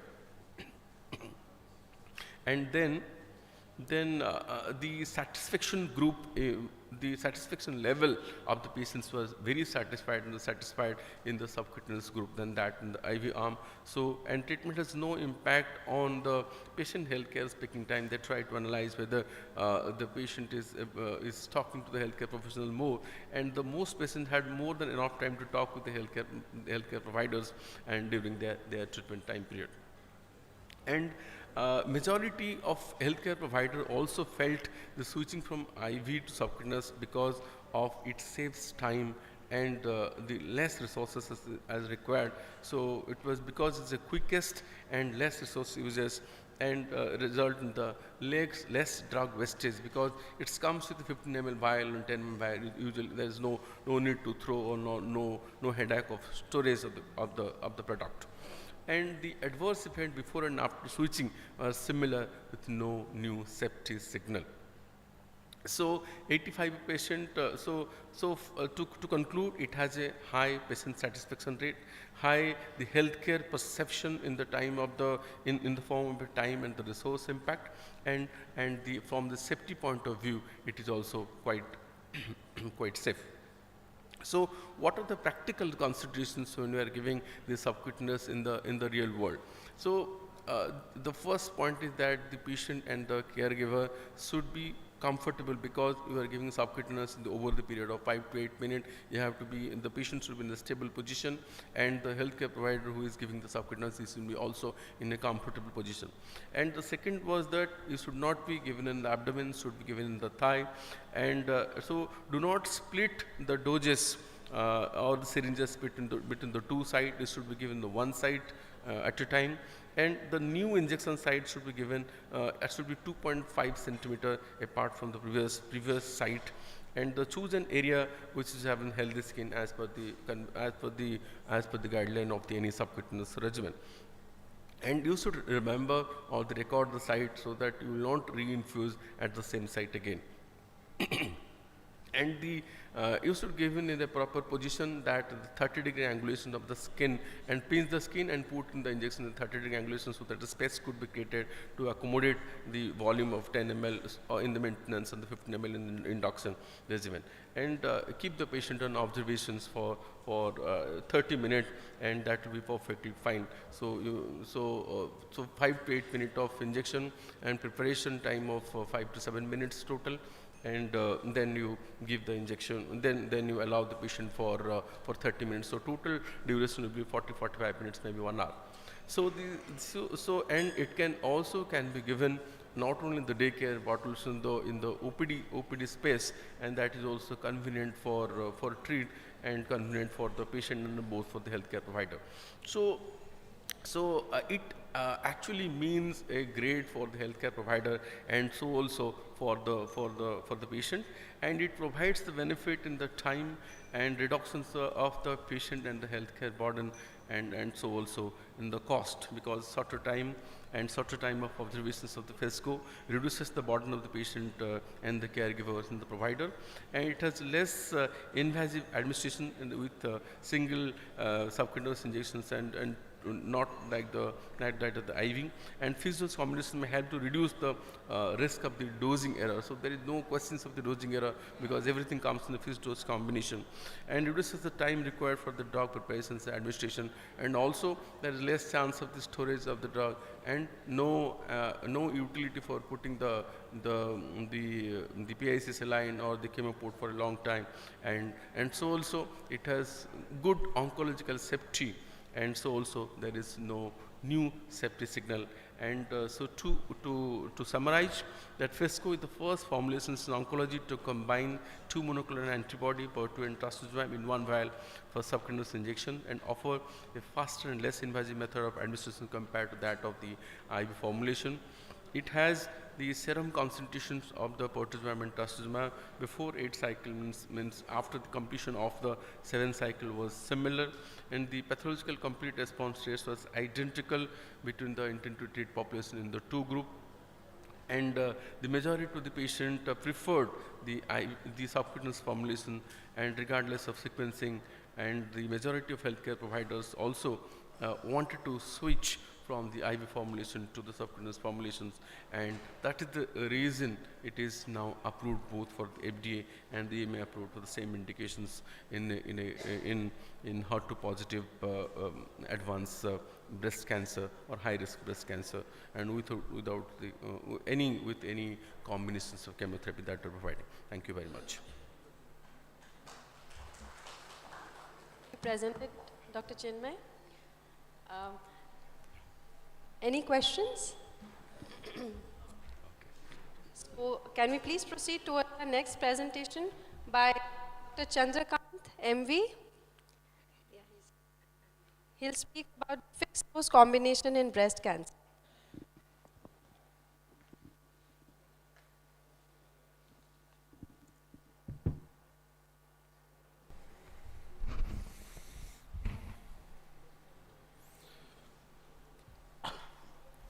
So, good morning everyone. So, I would thank Dr. Ghanshyam for this opportunity and for inviting me and having me here. So, in this coming 10-15 minutes, I will speak on a molecule called COMCAPC. Okay, you can go to the presentation. So, COMCAPC is an Indian molecule where there is a fixed dose combination of capecitabine and cyclophosphamide together. This is basically addressed in breast cancer. So this is, the name is COMCAPC. It is combination of capecitabine and oral cyclophosphamide. So we will look how this idea was, it was how idealized and how it got matured and what is the data we have and where best we can place it. So in the meantime, they present, I will say about this molecule. So when you are combining two drugs, so there are some basics that you need to follow. Yeah. Okay. Yeah. So this will be the sequence of my presentation. I'll say how COMCAPC was initialized and then how it came through the research, what are the trials we have, what is the evidence, and then I'll go through why should we be combining capecitabine and cyclophosphamide, why not other chemotherapy partner, and what is this metronomic therapy, and then what is the existing data and what are the challenges we have in combination, and what are the clinical study data we have, phase 2-3 results, and what are the advantages of this combination and what are the final conclusions we can have. So we all know metastatic breast cancer, especially if you look into the triple negative breast cancer where we are struggling to have a target, except those 10%, 15% patients where we have a PARP inhibition being there. Otherwise, to have a target in triple negative is difficult, but as such metastatic breast cancer, if you look into chemotherapy, we have anthracycline and taxane. After that, after they become resistant, we have hardly any molecules that bring significant impact. So this is the journey of data for COMCAPC you have from 2007, and then the SWOG metronomic data, and then comes the Penelope data, and then comes the INTAS research trial that got its approval. So capecitabine is a preferred drug. This is because it's an oral drug. It has good single agent activity. And we have seen capecitabine combined with other chemotherapy drugs. For example, platinum, 5-FU. So it is known for combining with other drugs. Similarly, cyclophosphamide, there are good data. So therefore, as it has a good single agent activity, it is oral drug, its dose can be easily modified. For these reasons, capecitabine is sort of an ideal drug to look at partnering with other drugs. So if you look into why cyclophosphamide is the partner chemotherapeutic drug and why not others, this is the slide that actually addresses why cyclophosphamide was used as a combination. So if you look into the way capecitabine acts, capecitabine is sort of a prodrug for 5-FU. It gets into the, it gets converted to the active metabolites, that is 5-DFUR and 5-FU. So this particular conversion from 5-DFUR to 5-FU is basically inside the cancer cell, and it is mediated by an enzyme thymidine phosphorylase. So this thymidine phosphorylase is sort of upregulated in cancer cells by cyclophosphamide. So because of this upregulation of thymidine phosphorylase, this combination of capecitabine plus cyclophosphamide is sort of synergistic than just additive. So that is the rationale for combining cyclophosphamide with capecitabine, because cyclophosphamide upregulates thymidine phosphorylase. So because of this, CAPE and endoxan are combined together. So well, when you combine two drugs, you are not looking at just cytotoxic activity, or you're not just looking at direct killing of cancer cells. You will also look at anti-angiogenic effect. You look for immunomodulatory effect and possible indirect endocrine effects. So you're not just looking at cytotoxic activity, you will also look for activity beyond cytotoxicity. So these are some data where they said metronomic therapy is not just cytotoxicity, but also has anti-angiogenic and also immunogenic properties. So, so these are some data that say about the efficacy, and these are the drugs that we use in metronomic chemotherapy, including capecitabine, cyclophosphamide, methotrexate, etoposide, temozolomide, and celecoxib. And then, so what is this metronomic chemotherapy and how is it different from normal chemotherapy? Metronomic chemotherapy is we use small frequent doses of chemotherapy on a continuous basis. This is what is metronomic. Small frequent continuous dosing is what is metronomic chemotherapy, and it has activity beyond cytotoxicity. It causes anti-angiogenic effect, it upregulates PD-L1, or it has an immune modulatory effect, and so on. So these are some multiple trials where they have looked into the combination of capecitabine and cyclophosphamide, and this is some Indian data. So but unfortunately there are no randomized phase 3 trials and there are no pharmacokinetic data. There is no confirmation of synergism. So to address these issues, the challenge was taken up, and a phase 2-3 clinical study of a fixed dose combination of capecitabine and cyclophosphamide was used. The fixed dose of both of these was used because their clearance was independent of the body surface area. So these are the strengths of the fixed dose combination we have commercially. So capecitabine is available as 700 milligram and 30 milligram cyclophosphamide, and the other strength is 420. So these are the two formulations we have. And this particular trial had two parts. The first part was where they looked into these three doses, group 1, group 2 and group 3. And what we could understand was, if you look into the response rates, it was group 2 and group 3 which was actually efficacious, or it met, or it crossed the futility endpoint. So it is basically the group 2 and group 3 that is sort of accepted, and that is what we use in practice. And this did include metastatic breast cancer patients who had received at least one line of chemotherapy, either anthracycline or taxane, and this did exclude patients who had CNS disease, or who were deemed to receive hormonal therapy, or who had received more than one line of chemotherapy. So the primary endpoint was overall response rate, and the secondary endpoint was the clinical benefit rate, or the disease control rate. And this is how the trial design was. The part 1 looked into the 3 doses, and it was group 2 and group 3 that was actually there, and then the part 2 had 78 patients on in the each group, and that looked into the efficacy. So and this is the demographic characteristics. You can see that it was well matched. It did include performance status 2 patients also, and then this is the response rate graph, where you can see that the overall response rate in the group 2 and group 3, you had a response rate in the ITT population around 87 and 84%, which was great. So you can see the disease control rate was above 85%, whether it was group 2 or group 3. And the response rate was on 25%. So this is the per protocol population. Even here you can see the disease control rate nearly 89 and 87%.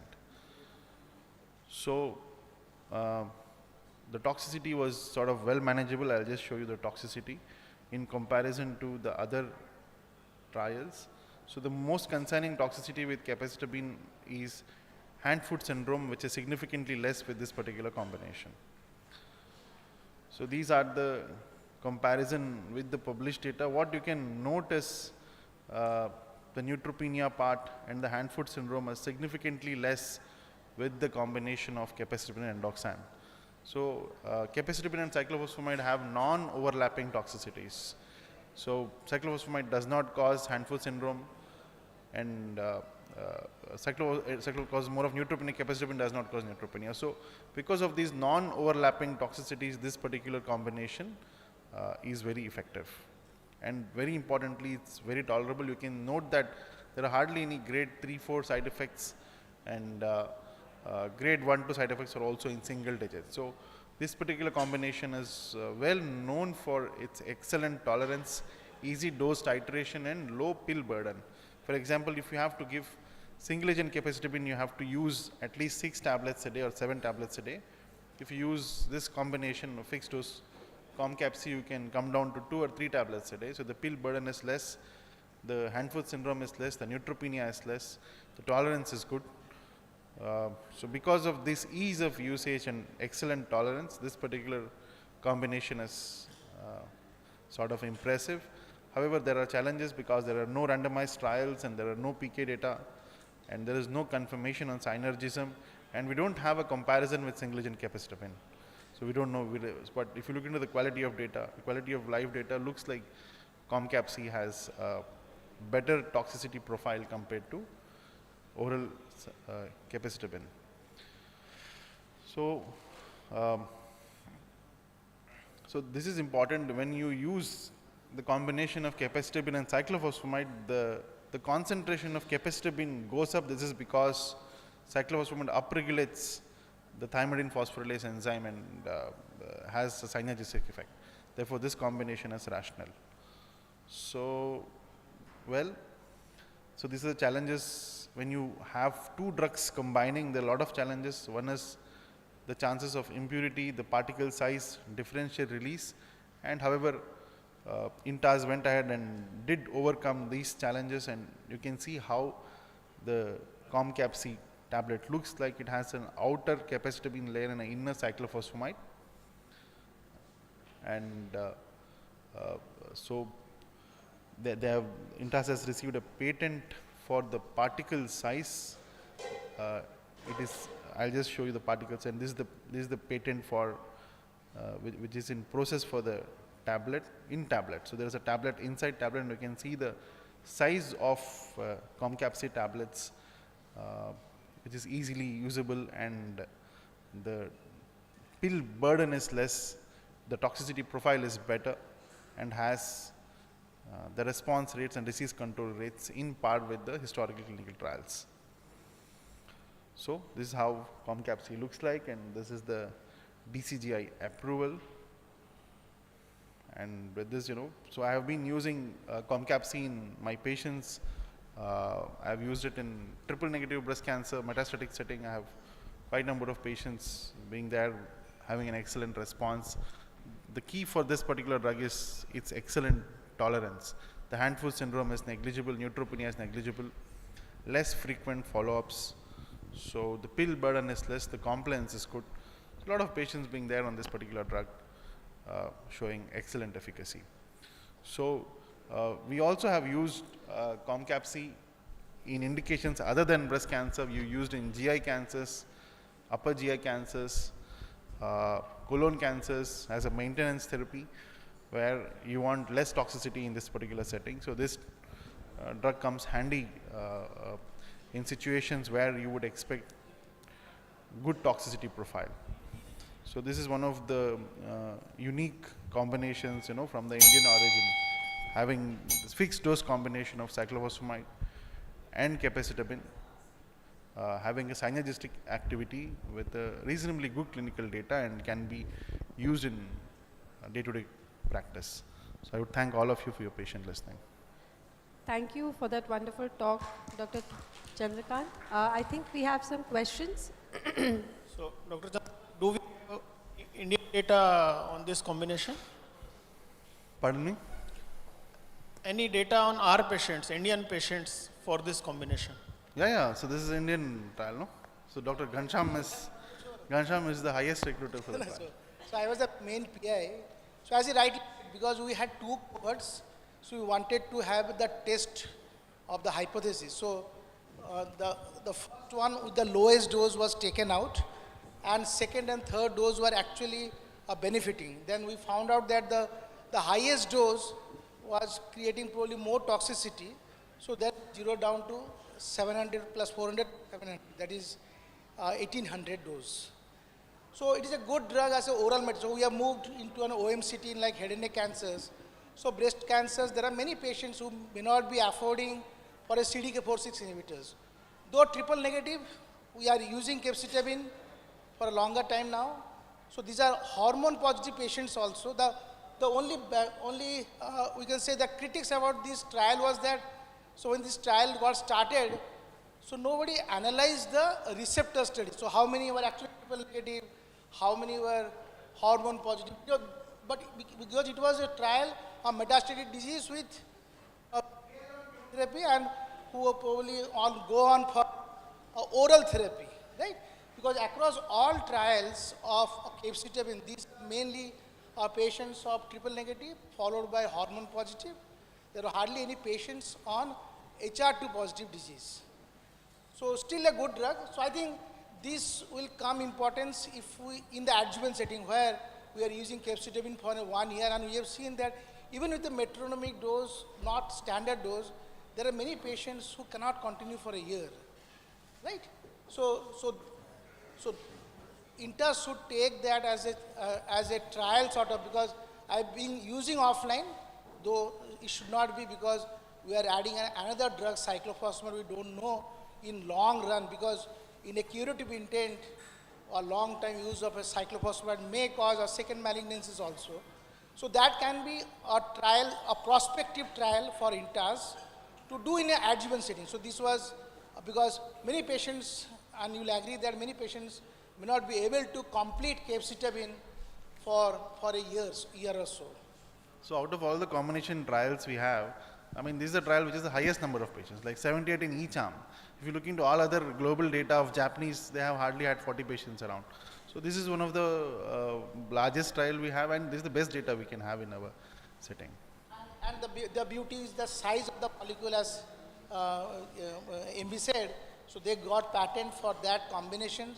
So after combining both of these drugs, the size has actually come down. So the pill burden, according to one of the studies got published in BMJ and BJC also, that it's very important for those patients who want a long-term therapies, and especially in a country like us or many others where many patients are on anti-diabetic, thyroids, hypertensive medicine, for dyslipidemia. So burden of pill is also an important factor. Thank you. Thank you, sir. Thank you. 3 tablets. So 14 2 weeks days. on, 1 week off, because it is kept. The size of the molecule is much lesser than, almost 30% less than a capecitabine size. Fixed drug combination, and this is supposed to be world's first. In the I would like Dr. Ghanshyam to kindly present this.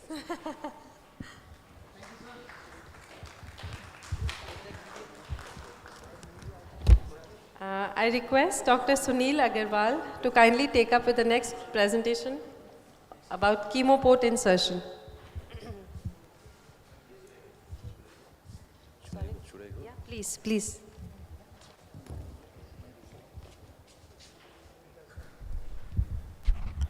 So after a long time, like surgical topic, it's good. So can I have the privilege to change the slide, or you are going to change the slide? You are going to change the slide.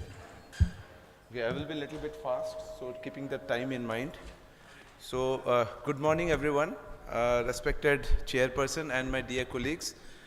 First of all, I'm really thankful to Dr. Biswas and his entire team, which include me also, for giving me an opportunity to present this important topic, which is very dear to both the medical oncologist and the surgical oncologist. Because for medical oncologists, it's a lifeline because they want to give the chemotherapy. That's the main channel right now, nowadays. And for a surgical oncologist, definitely it's the maximum number of daycare surgery which a good surgical oncologist used to do. And secondly, to the Bird India Limited, who has given me and entrusted me to present this topic. So thank you very much. To begin with, this chemoport, next slide. So the chemoport is something different when a medical oncologist, surgical oncologist used to see it. A medical oncologist see the chemoport only as a device where they can place their chemotherapy and can safe delivery of the chemotherapy to the systemic circulation. They don't bother about what kind of port is being used, which way somebody has used. If any problem occurred during the access or giving the chemotherapy, you are gone. You are gone in the sense surgical oncologist is a no more in their picture. Either they will give it to some other surgical oncologist or they will prefer to put a PICC line. And for a surgical oncologist, it is a lot more to think about that one, what kind of port they are going to use, whether it is a pre-attached or you have to attach it, whether it's a titanium or a plastic one, which way somebody is used to put, whether in a jugular or in a subclavian, so whether they can get an access to the ultrasound guided or maybe the CR. So a lot of things are happening in the surgeon's point of view when he thinks about the chemoport. Now coming to the young surgeons, those who are present over here, I can see some young surgeons are over here. They do have some questions regarding the chemoport, like indication, contraindications. The next important thing is that what will happen if something goes wrong, if they cannot have an access to all the sites which has been conventionally been mentioned. And finally, the industry people, definitely they will be looking forward to see, to promote their product as their best one and the unique one. So keeping all those four views in mind, I will be presenting within this 15 minutes and grabbing your attention. So this is the disclaimer slide from my side. Next slide, please. So I will be presenting in these few headings, what is the chemoport, the difference between the advantage and disadvantage between the PICC line and the chemoport, and the subclavian versus jugular one, and what will happen if we cannot get any access to both of these things, complications and the conclusion. And we will definitely get an input from the audience also regarding some of my personal experience which I am going to share about this one. Next slide, please. So this is the type of access, the central and the peripheral access, as you all know. Next slide, please. So this is the port. Port is a placement, safe placement of the chemotherapy, where a place where can a safe, regulated way the chemotherapy can be delivered into the systemic circulation. That's what the name chemoport has come up. Next slide, please. So these are the types of catheter. Has been single chamber and a double chamber and a powered one. Next, I'm just quickly going through because these are all been known, I hope so, in this August gathering. Next slide, please. Next. So these are the indications where there are theoretical indication, but the main indication is where the long-term chemotherapy has been required, where the peripheral access is not been possible. Next slide, please. So these are the contraindications where there is a thrombosis is there, where low platelet count is there, where systemic infections are there. So these are the few contraindications are there for placing the chemoport. Next slide, please. So here comes my second point, the difference, the advantage of chemoport over the PICC line. Definitely it has got a lower infection rate and the improved lifestyle is there, the comfort is there, and increase the privacy and the appearance, and long-term health benefit is there because you can use it for 3 years and more for this chemoport. Next slide, please. So here comes your patient to you. So what is your aim? Being a surgical oncologist, what is your aim?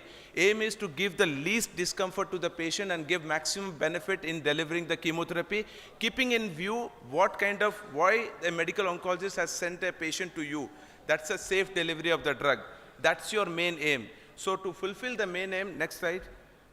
So to fulfill the way, you have to choose the right quality of port. Now you cannot choose the right quality. It is the port being used by your sisters. So according to that, you have to choose your port. So what is that? You have to do in such a way that it is easy to palpate. It has got a large septum so that easily the needle can be pricked. It has to be stable because a lot of ports are coming which is having only 2 sutures to fix that one. So it should not get flipped, and ability to withstand the numerous access and ability to deliver the drug very nicely, and you can aspirate the blood and can do the blood investigation through the same chemoport also. Next slide please. So keeping in this view, what do you consider? That's the point where you consider from the surgeon's point of view. That's the size of the port you want to. Some chambers are coming very small, some are coming very pointed kind of things. Don't go into the fancy one. Take a big chamber where the large septums are there. It should be titanium or plastic. That depends on your prospective's choice. The shape, the needle puncture, type of catheter, definitely silicone is the best one. And the pre-attached or the attached one, that's your preference. Next slide please. So next slide. So these are the tray which a surgeon used to see when he used to put the chemoport. Next slide. Now here comes the action of a surgical oncologist. So you want to put the catheter tip at the SVC and the right atrium junction. Next. So these are the few pictures where ideally the things has been pushed. This is the picture of putting a jugular vein, and I will be showing this one in a video presentation. Next slide please. And next slide. So that's an ideal picture for a chemoport which has been inserted through the same IGV, and you can see the angle. It should be an obtuse angle, just to show that one. And now comes some videos which is having my personal experience, subclavian versus IGV, pre-attached versus you have to attach during the surgery. So these are the few experience. So you have to be fast enough. Sir, you have to be a little bit fast enough. So I'm just showing in a subclavian one. First the subclavian one which I'm going to put. And that's the catheter one. Next slide. Fast please. Fast move. So seeing in the C-arm where my catheter tip, where my guide wire tip is there. Next. Move. So that's the port placement where I'm putting. So you can see that I've already made the second intercostal space where the junction of the SVC and the right atrium is there. So I'm just putting the port. So now you can see in this one, this is not a pre-attached chemoport which I'm putting. That means pre-attached. I'm putting the catheter first, and then later on I'm putting it with the drum, and then I'm attaching it that one. So that's the video which I'm going to see, and see what is the practical problem which is occurring. And I tried myself to modify this one. So that's a drum which I'm fixing. Next, fast please. Fast. So fast. So these are the things. Fast. Go to till the last one. So that's a tunneling. That's the thing. So see, this is the thing which I'm putting over on the table. That's not a pre-attached one. So next, move forward. Sorry, I don't have an access to forward it. Move forward. So see, I'm pulling out the catheter and putting it fast. Forward it, please. Forward it. Forward. So this is an unedited one. Forward it. So this is I'm putting. I'm fixing it. Fast. See the mosquito which I put. That's the thing, because I am in the fear whether there will be proper things which I can fix it or not. So I am little bit putting it this one, and then I'm fixing this one, and then I'm pushing this one. So there will be, finish it up and play the next video. So there are chances of 2 kinks might be there, where at the port side and at the angle side. So there might be 2 things are there. And this is the second video where I'm showing a pre-attached one and I'm going retrograde. That's the first one which I've done with an antegrade one. And this is one I'm going a retrograde one. So fast forward. These are all the instruments been showing. So go, move fast, please, go fast. So that's the things where the cricord, that's a marking clavicle is there, 2 centimeter below my port placement things are there. And that's the cricord cartilage, and that's a sternocleidomastoid is there. This patient is having a biopsy site is there, but never mind. And move forward. Forward, please. Please go last, please. Lack of time, please go last. So see, this is you have seen this one as a prefixed one. I've fixed the line with the port one, and attach the tunneling one with the catheter, and I'm taking it out. Fast, please. Fast. So I've taken it out, and then I'm just pulling it and keeping it and pushing it inside the IJV. So that way the whole tautness is there and there is absolutely no kink is there. You should be very, that's the thing which I learned from my own experience kind of things, but I need to get an comment from the audiences also. So next, come to the slide please. So this is one patient which is a lymphoma patient, 25-year-old patient. He's been, the medical oncologist told me to put the catheter, central line, the chemo port. So, and this patient is also having a right atrial myxoma is there.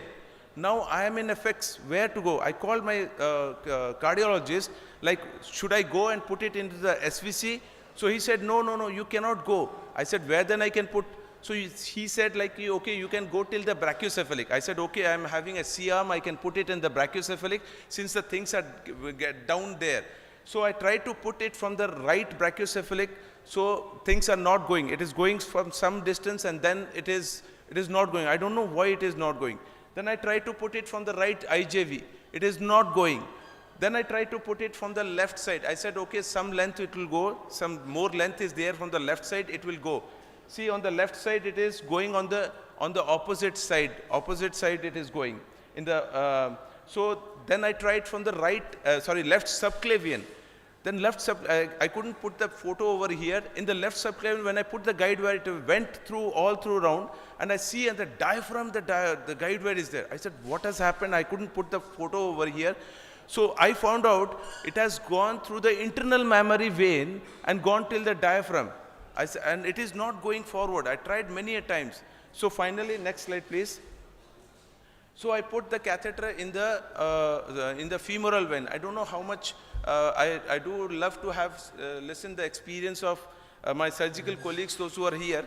So I put it in the femoral vein. This is the third patient which I put, and this patient is now receiving the chemotherapy. Come on, change the slide please. Next.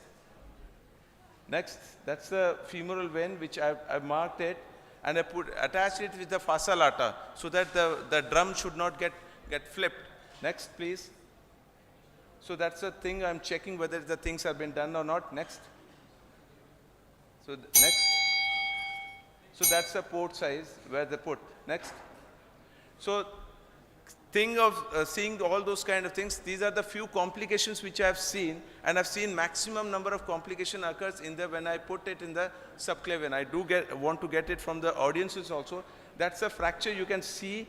That's a pinch of effect. I think so. Might be there because it is quite medially been placed. Next slide, please. So that's a fracture of the, next slide, please. Next slide. So that is also a fracture occurred in the IJV also. Next slide. Next. So that's a fracture one, which the previous slide please. And this has been retrieved by the cardiologist by doing through the retrograde method by angio. And they have removed the next part. This part has been removed by the surgeon, and that part has been removed by the cardiologist. Next slide, please. And see, this patient, luckily, which we have got a norm that before removing the chemo port, suppose somebody is coming, we do an X-ray. So when we do an X-ray, before removing, we found out this one. The drum is there, but there is no catheter is there. So we are lucky enough to get a blame on the OT table. So what we did is that on the, we removed this one. We talked previously to the cardiologist. The cardiologist said, okay, you go ahead with removing this one. We will take care of that one. And we counsel the patient beforehand also, like, okay, this has happened before. This is not due to, because otherwise the things are on the other way around. Might be something will occur. So that's a practice, that's a good practice in the sense to get a X-ray. Next slide, please. Next slide. So that's a pinch of effect. So that's in the subclavian vein if you put it in the more medial aspect. Next slide, please. So that is the complication during insertions. Next slide. During accessing like extravasation infection, and this is after accessing that's the exposure of the port. Next slide. So chemoport is a safe and effective method for a long-term venous use. So that's all from my side. I just So thank you, Dr. Sunil. So I hand over to Padmala Madam for her comments. Thank you, Sunil. Very nicely explained. For the new surgeons who are going to put the chemo port, I just would ask you one question. Suppose it's a very bulky patient. Where would you like to put the port? I mean, I would love to put the port in IJV1, but for my sisters and the medical oncologists for convenience, I used to make the port access very thin. Yeah. And I hitch it and put it at the anterior aspect so that it should not be getting deep down, because the bulky patient is there. You make the pocket, put it at the down one, and then it will be a kind of a gap will be there, and there will be a lot of secretions will be also be there. So what I used to do is that I put it from the away from the port. I pull the this one the pectoralis major muscle, so that the port access will be on the anterior aspect, and it will be an easy one. That's a method which a desperate method to give a good access to the sisters and the medical oncologists. Yeah, basically the flap should be thin over the correct. Way you're Flap going should to be insert. definitely Yeah. thin. Okay, thank you. Any questions from anyone? Yes, Dr. Dilip.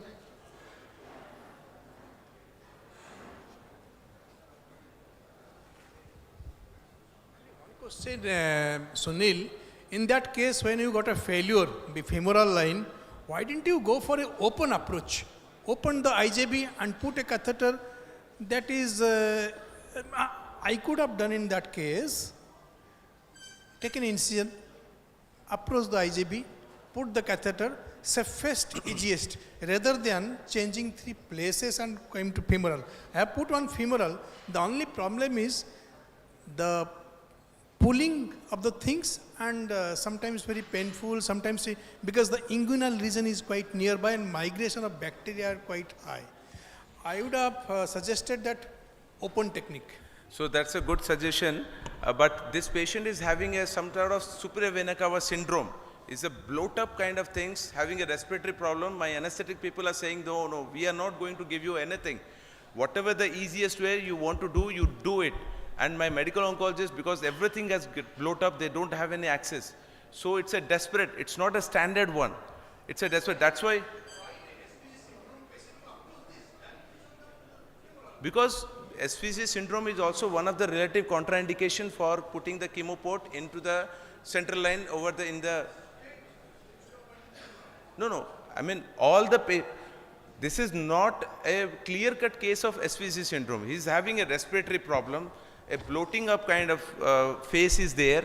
So I do try, I just try say like, since ultrasound is there with me, I've got an eye, so why not to try with this one? So in that way I've tried, but yes, definitely your suggestion is a good one. Thank you, Sunil. So one more. Sir, Dr. P.K. Das and Dr. Sarangi is there. Sir, what is your experience in putting this one in the peripheral, in the chemo port in the femoral vein?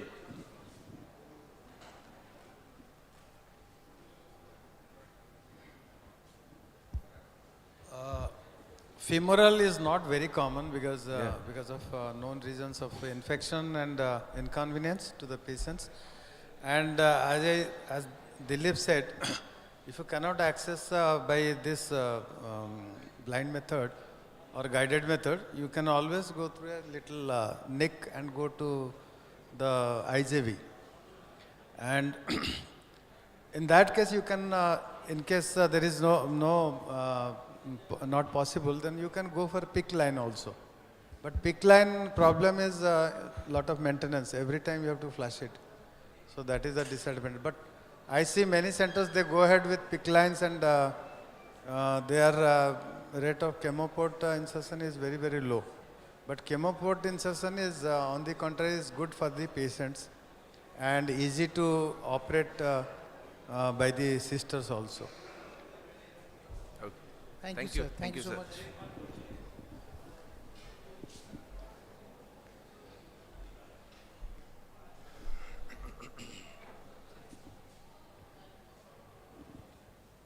शब्द प्रणाम समवत शुद्धि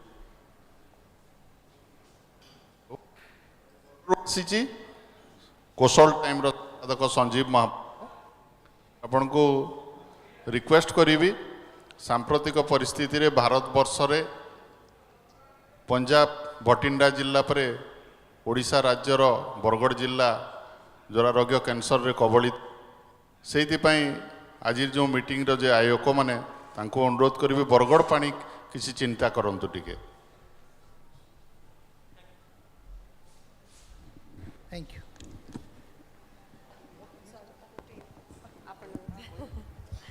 So the next topic would be taken up by Dr. Ghanshyam Biswas. It was initially being presented by Dr. Soumya, but his throat is not doing very good. So Dr. Ghanshyam Biswas has taken it up. He would present Ujvira, where does it stand in 2022? Thank you.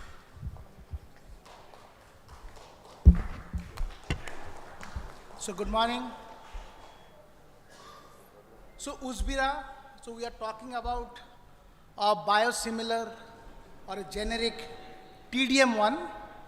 So where does it stand in 2022 in HER2 positive breast cancer?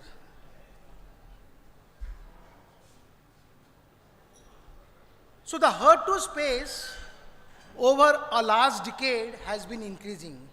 So there are at least 8 drugs, FDA approved drugs in the space. So out of which, so trastuzumab, the original and the biosimilar, lapatinib, the original and the biosimilar, and now for last 2 years, the TDM1, the original and the biosimilars are available with us. Rest 5, if you at all need any of the other anti-HER2, so probably you have to procure them for a particular patient, so you have to have an import. So that's the barrier as of now. So we understand that many of us have consumed all the 3 available drugs with us, and then we struggle to get the 4th or the 5th anti-HER2 agents for our patients. Unless and until we have a clinical trial in any part of this country and we are getting enrolled. The good news is that the same group, Zydus, is coming up with the biosimilar pertuzumab. So we have already started trial in my center. So we have 3 patients at this moment for pertuzumab. So that's a good news that another 2 years or so, so we'll see pertuzumab biosimilar if it really matches to the innovator. So we'll have another biosimilar from 2 years from now. So TDM1, so it was said that copying a cytotoxic is much easier. Then came copying a monoclonal antibody was again a bit easier. So when we have the first biosimilar rituximab followed by trastuzumab and then bevacizumab. And it was said that it is almost impossible to have a copying or an ADC because it was probably the toughest for any researcher. But now you see, so for 2 years, the world's first biosimilar TDM1, which is us, and now we are moving ahead with many other TDM till the patent gets off. So for a country like us, for innovators, for researchers. So I think it is nothing is impossible for this country. So what is an ADC? So it has three components. So one is an antibody, that is a trastuzumab. The second is a linker, so which is basically a thioether linker. And the third drug is a DM1. So trastuzumab is conjugated by a thioether antimicrotubule agent, a DM1.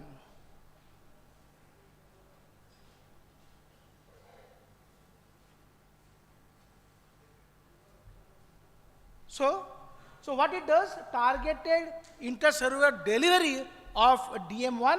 So DM1 is internalized via endocytosis, and this DM1 inhibits microtubule assembly, so leading to a programmed cell death. So what are the approvals for this ADC, that is TDM1? So first approval came in 2013, so almost a decade back, in a metastatic breast cancer post progression on trastuzumab. So 2019 we got an approval in an adjuvant setting. Suppose for a patient either a trastuzumab or a combination of trastuzumab and pertuzumab as a neoadjuvant, and patient landing up with a residual disease. So it was an adjuvant approval. So in India, we got the TDM1, the biosimilar, so almost 2 years back, and then came in the clinical use for last 1.5 years. So this was the clinical trial. So you can see, so I am a part of this. We had 7 odd patients in the trial, and this got published into a clinical breast cancers. So where we looked into the efficacy, overall response rate at 24 weeks, safety because it was our first biosimilar ADC, second and third point was the pharmacokinetics. So it was only for 1/3 of the patients. So out of 170 patients, 50 were actually sampled for PK studies, and definitely anti-drug antibodies. So to conclude from this randomized trial that demonstrated biosimilarity between Usbira, the biosimilar, versus the Kadcyla original in patients with HER2 positive metastatic breast cancers with respect to efficacy, safety, pharmacokinetics, and the immunogenicity. So coming to the adjuvant space, so the most talked about trial is a Catherine, so where more than T2 disease or a disease with node positivity. So today's regimen is that you finish off chemotherapy, you give a good amount of anti-HER2 agent, so either a dual or a single anti-HER2, and the patient is subjected for surgery. Post-surgery, if there is a residual disease, then these patients should be offered a TDM1 for 14 cycles. There is another trial of attempt, so that may not be clinically relevant at this moment because the investors or the drug manufacturer people, they will try hands on everything that's possible to make it more viable when the cost involved for any research is such a huge. So the Catherine, which is basically for an early breast cancer or a locally advanced breast cancers, so where the patient was randomized to TDM1 of a usual dose for 14 cycles versus continuation of trastuzumab, where the patient has completed the neoadjuvant protocol post-surgery if there was a pathological residual disease. The primary endpoint was invasive disease-free survival, and the secondary endpoints were there. So you can see, so the delta of benefit was 11% in favor of a TDM1 for a residual disease, and you can see a HR of 0.50, so which is a good thing for a disease like HER2 positive. So you can see on the TDM1, So distant recurrence was less as compared to patients who continued on trastuzumab in a residual disease. Locoregional recurrence was less, contralateral breast cancer was less, even death without a prior event was also numerically less in favor of a TDM1. Coming to a secondary endpoint, which was a distant disease-free recurrence, again you can see favoring TDM1 as compared to trastuzumab and with a hazard ratio of 0.60. So if you come to the forest plot, you can see, so all characters were in favor of a TDM1. To note whether it is a hormone positive or hormone negative, so TDM1 did best. Whether patient received trastuzumab alone or a trastuzumab pertuzumab, which was around 18% patients. And you can see, so these patients got benefited with a changeover from trastuzumab to a TDM1. So the Catherine you can see, so trastuzumab versus a dual anti-HER2, so you can see more than 10% benefit. So any of these drugs in combination, so when you changed over to TDM1. So the yardstick in oncology is an overall survival. So gaadi kitna deti hai, that is more important rather than the makeup. So ultimately you can see hazard ratio of 0.70 means there is a 30% reduction in death. So when you are switched over to a TDM1 in a residual disease. So TDM1 comes with certain toxicities. So nausea and vomiting because it has a chemotherapy built in it. Second, a thrombocytopenia can be an issue. And third, elevation or a derangement of SGO to SGPT can be an issue for certain patients. So coming to an attempt trial, so which probably the investors and the researchers wanted to see, so if this drug can be put upfront. So and this trial showed that TDM1 may offer an alternate therapy to TH. There are patients in our clinical practice who doesn't want chemotherapy. So all said and done, मैं chemotherapy लूँगा ही नहीं. So probably in patients with early disease, so can be a candidate for this, but this is again is an individual basis, so that cannot be taken as a level 1 evidence on a. So if you come to the NCCN guidelines, you can see for a HER2 positive, so TDM1, so there is a category 1 for those patients who have a residual disease post exposed to either a single or a double anti-HER2 agent. So this is what the present policy of a HER2 positive disease.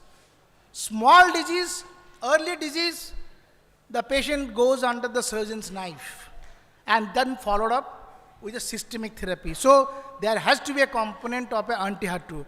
So either you give for a shorter duration or for a standard duration, so it is still a debate. For disease which is more than T2 or a node positive, then that should be evaluated by a medical oncologist, give trastuzumab or a dual agent with chemotherapy, and then the patient is evaluated for a surgery and look for a PCR. And if no PCR, then probably it's time, if somebody can afford, then patients go for a TDM1. So this is how we're moving to our MBC, which was got the first approval. So most talked about in a MBC is our Emilia trial. Emilia is basically somebody was exposed to a trastuzumab base in a either adjuvant setting or in a metastatic setting. So they automatically became a candidate for a TDM1. So there are other trials like Theresa, which have looked beyond second line. So there are patients, third line, fourth line, fifth line, they got benefited with a TDM1. Camilla actually looked at this drug, TDM1 is also active in the CNS. Marina trial, again, So this is can be a case where the patient doesn't want chemotherapy or not a candidate for a taxanes. So probably a case where you can use an upfront drug. And definitely today we talk about RCT, randomized control trial, versus real world evidence. So this was how things have evolved. So hardly 1-2% when the patient, in spite of all supports from the Roche as a PAP, but today with the generics available, so we have at least increased numbers of patients getting the benefit of TDM1, but I think so it has to go a long way because still it is costly for many of our patients. So this is the Emilia, as I said, so it was compared in a second line TDM1 versus capecitabine and lapatinib. So we saw that PFS benefit is there, OS benefit is there with TDM1 as compared to capecitabine lapatinib. But if you see the toxicity, so capecitabine and lapatinib, which is an oral drug, comes with a huge toxicity of nausea, vomiting, with diarrhea, and with the hand-foot syndrome. So discontinuation around 6% even with the oral pill. So Theresa, beyond second line, if you see, there are patients in the third line, fourth line, fifth line, getting benefit of this anti-HER2 agent. So 3 months benefit in PFS, 7-month benefit in OS, so when these were used beyond second line. So CNS activity, so because we know that CNS is a sanctuary site for HER2 and triple negative. So in HER2 space, we know that trastuzumab doesn't penetrate. So we know that lapatinib has an activity, and the other generic that is available, or biosimilar available, is TDM1. So this trial showed that patient has a good control of intracranial disease, and that came out from this trial, Camilla trial. So brain lesion in syncage was observed independent of overall response. And this is in the upfront setting. Suppose the patients who are not a candidate of taxanes, so there can be a case for TDM1 upfront. So in nutshell, we can see there are lots of real-world evidences. I think Zydus can collate. So they have good number of patients on their brand now, so we can collate and showcase our own real-world data. So that's there as a second line and also beyond. So today you can see the guidelines for NCCN, ASCO, ABC. So everywhere TDM1 has been approved. So the unmet need is that still we have to go a long way for treating HER2 patients, because it's almost 1 out of 4 patients will have a HER2 disease. And even with the generic or the biosimilar that's available, so it doesn't reach to many of our patients. Thank you, ladies and gentlemen, for a patient hearing. Thank you, Zydus, for sponsoring this.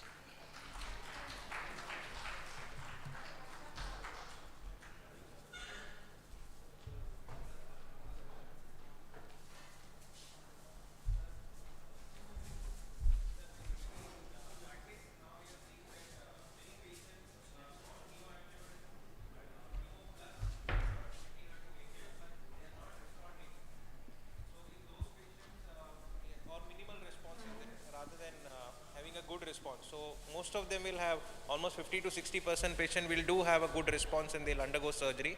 But there are some 5%, 10% patient in practice who are not responding. So for them, you want to do surgery, and post-op HPR comes as YPT4N3, and you want to give TDM at that time, or in practice you want to put TDM1 upfront in a neoadjuvant setting and see whether they are responding. So you are right, Bhavesh. So I think, suppose there is a patient of, because in our country, in many of the labs, so we still struggle to have the basic receptor study, right? So if you have a patient of ERPR negative or HER2 positive, and you have rightly put on the protocol, if you see no response, and if you have given a standard brand, so I think, so there are many patients, at least in my 22 years I've seen, you check, so it might turn out to be a triple negative. There are patients of ERPR positive, HER2 positive, triple positive, which constitute 9%. So you might be seeing that this patient is not a HER2 positive, right? So, but you do see patients where the responses are suboptimal. If this is a gross disease, which is clinically evident, I don't think that switching over will be benefit. So in these patients, we should go for an early surgery, and then probably we need to look into a different biology. If somebody who is clinically not visible, only you are looking at a PAT-CR, and today, so you must agree that in our group, medical oncology group, so now there is so much of talking about a PCR itself. So now we are doubting even PCR as a yardstick. So it is an exciting time, I can say. So I don't have an answer to every question that is there, but so probably we have to come a long way, because the disease has evolved, the heterogeneity has itself is evolved, and the treatment is absolutely in a liquid state at this moment. So we don't know what is right, what is wrong. So probably we need to have a tumor board putting into molecular people, because there are lots of crosstalks happening even with a disease which looks so innocent. So as we come to an end to the breast cancer session, we would like to extend our thanks to both the chairpersons, Dr. Ravi Shekhar Patnaik and Dr. Padmalaya Devi ma'am. Can we have some comments from Dr. Ravi? If he's there online. He was with us on the virtual platform. So we would like to give a small token of memento to Ma'am Padmalaya.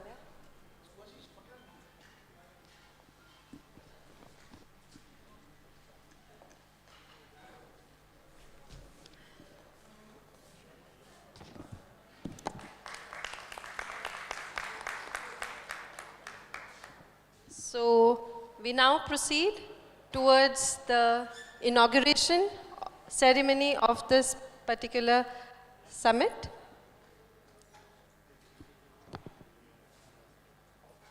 Can I please invite the dignitaries to the stage?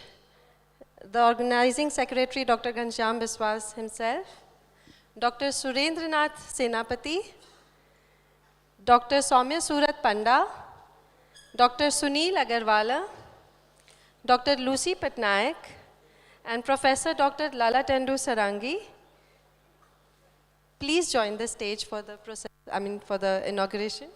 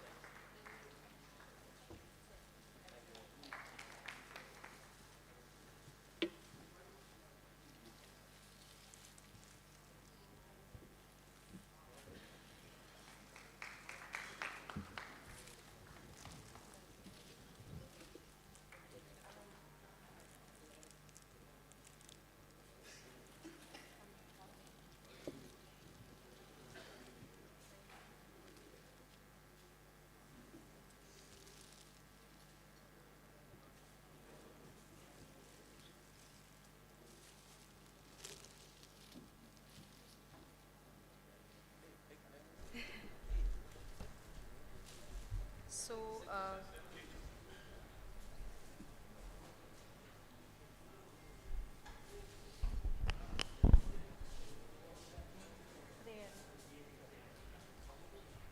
we have a brief small moment of prayer, a divine moment.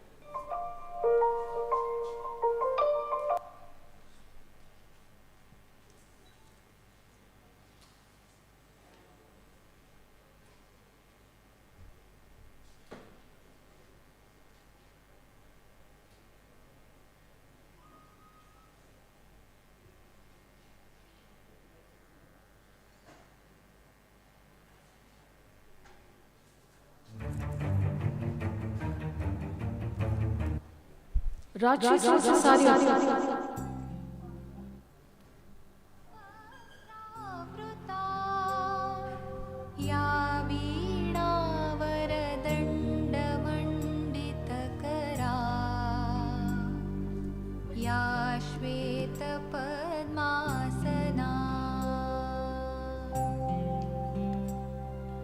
या ब्रह्माच्युतशङ्करप्रभृतिभिः देवैः सदा वन्दिता सा मां पातु सरस्वती भगवती निःशेषजाड्यापहा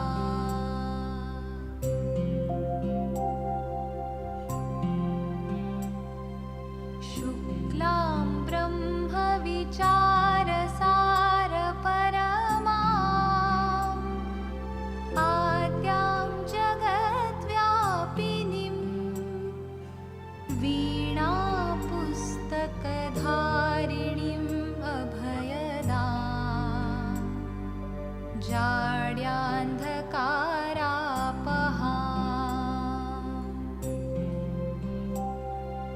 हस्ते स्फाटिकमालिकां विदधतीं पद्मासने संस्थितां वन्दे तां परमेश्वरीं भगवतीं बुद्धिप्रदां शारदाम्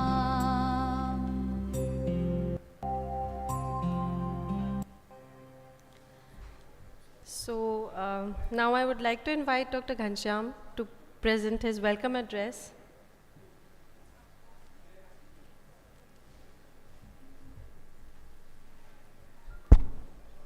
Still we are before 12, so good morning seniors, friends and colleagues.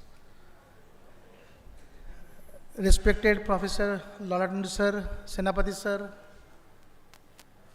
colleagues on the dais and off the dais. So we have come on to the inauguration of 4th INDO Oncology Summit. Unfortunately, Governor declined because of the President's visit, and yesterday late evening we got a call from AIMS Director declining because of a government urgent meeting at 11. So the INDO Oncology Summit started their baby step in 2018, and in these 5 years, so 2018 and 19, we had a physical meeting. 2020, we could not have because the first episode of the COVID pandemic. And last year, 2021, we had a virtual mode, and the 4th episode, we are at 4th episode, which is supposed to be a hybrid. And so thank you everyone who made it possible for this scientific feast.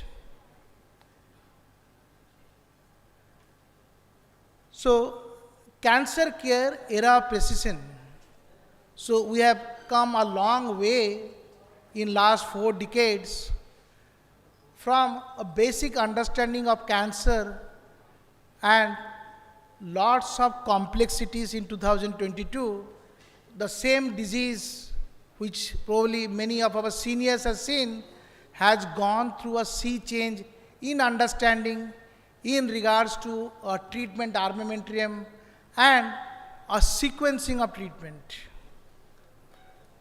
there are many diseases which has probably a many-fold understanding and treatment to choose from that's available with us.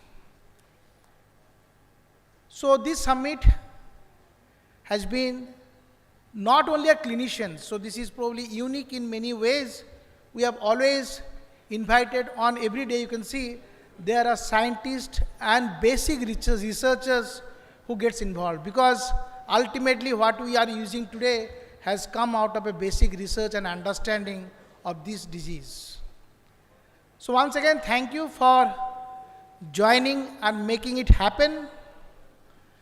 And so we have full day today and tomorrow also. So let us make it successful and conclude in a better way. Thank you so much. Thank you.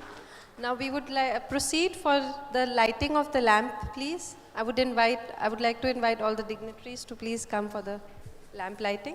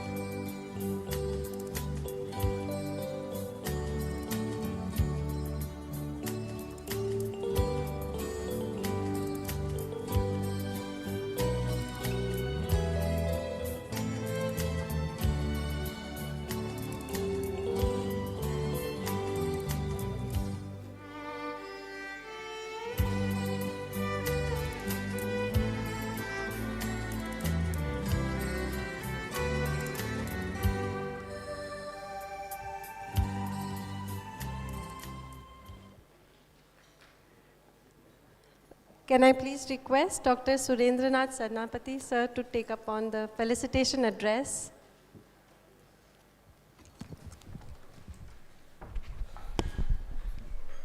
Good morning. The chief guest of today's program, Dr. Lalatendu Sodang, the director of HPGIC Cuttack. Organizing secretary, Dr. Ghanshyam Biswas, professor, medical oncology, Sama Hospital, and also director, Sports Hospital. Dr. Sunil Agrawal,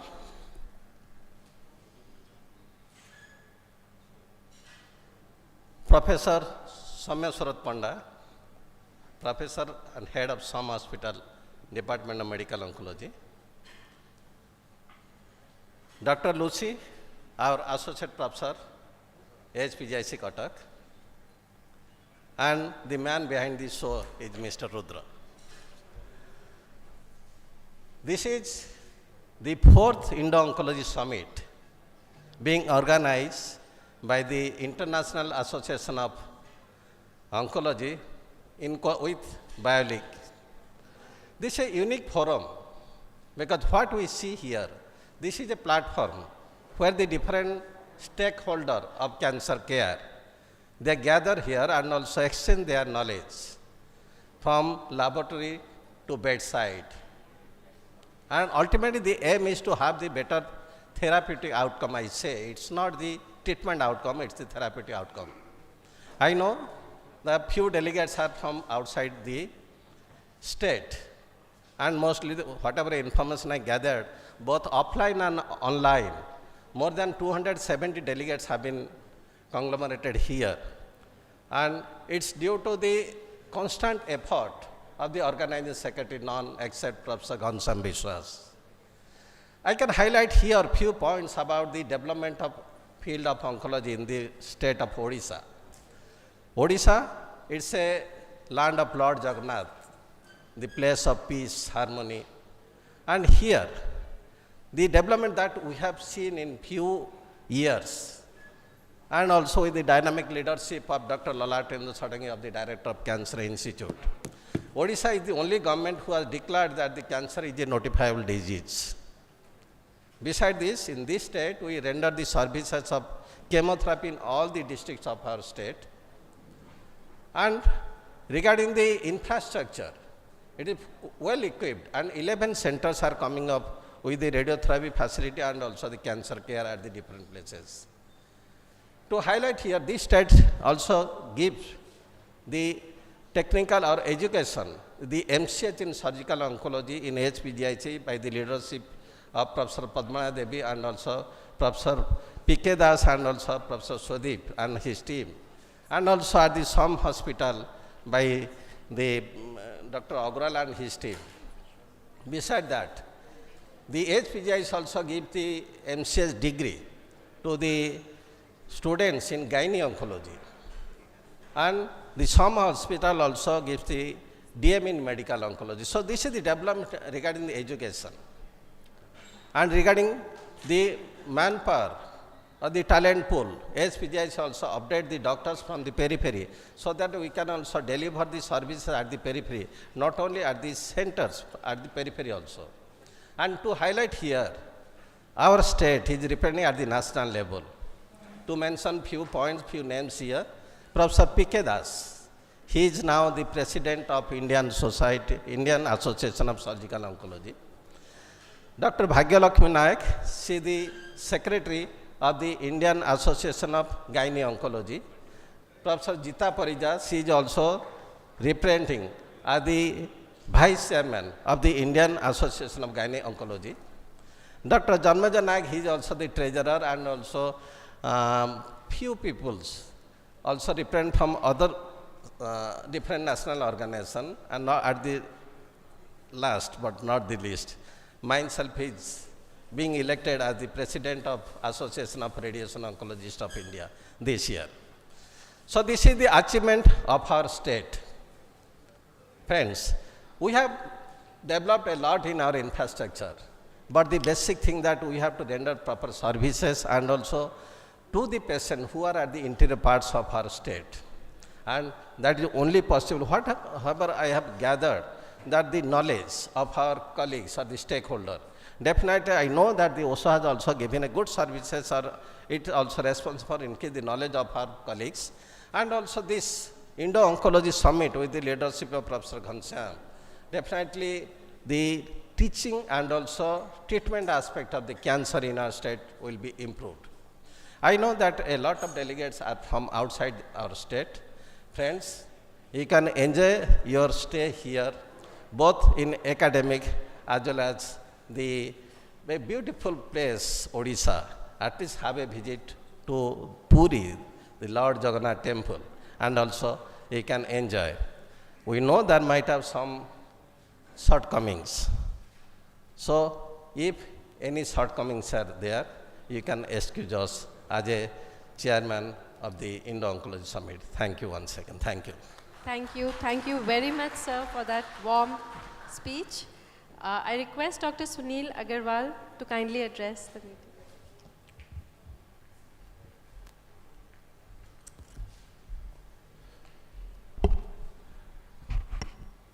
Respected teachers on the dais, I must say that these are my teachers only and my colleagues. So first of all, I must congratulate to Dr. Biswas.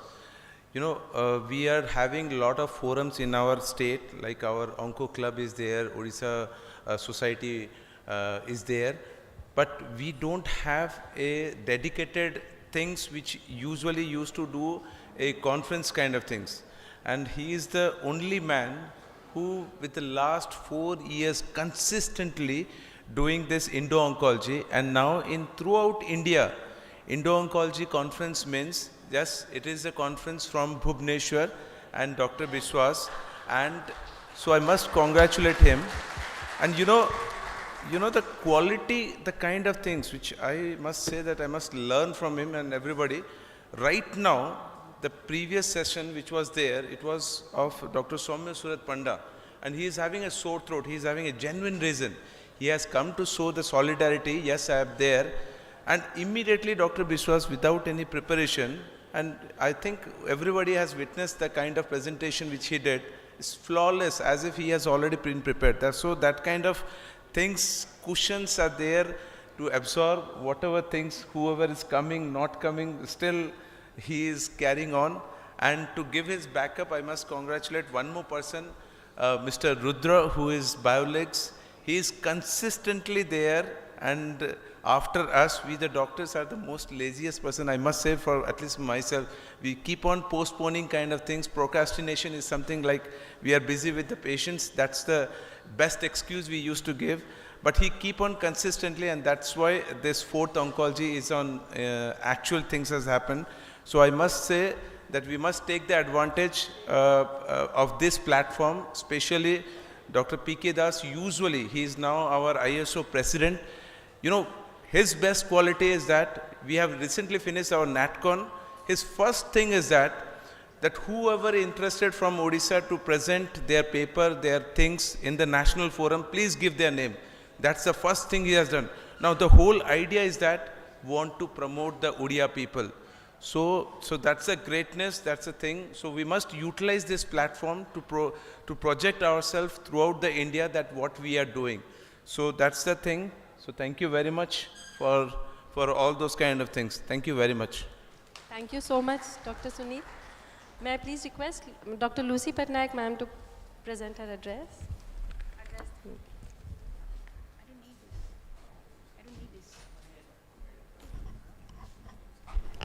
Okay.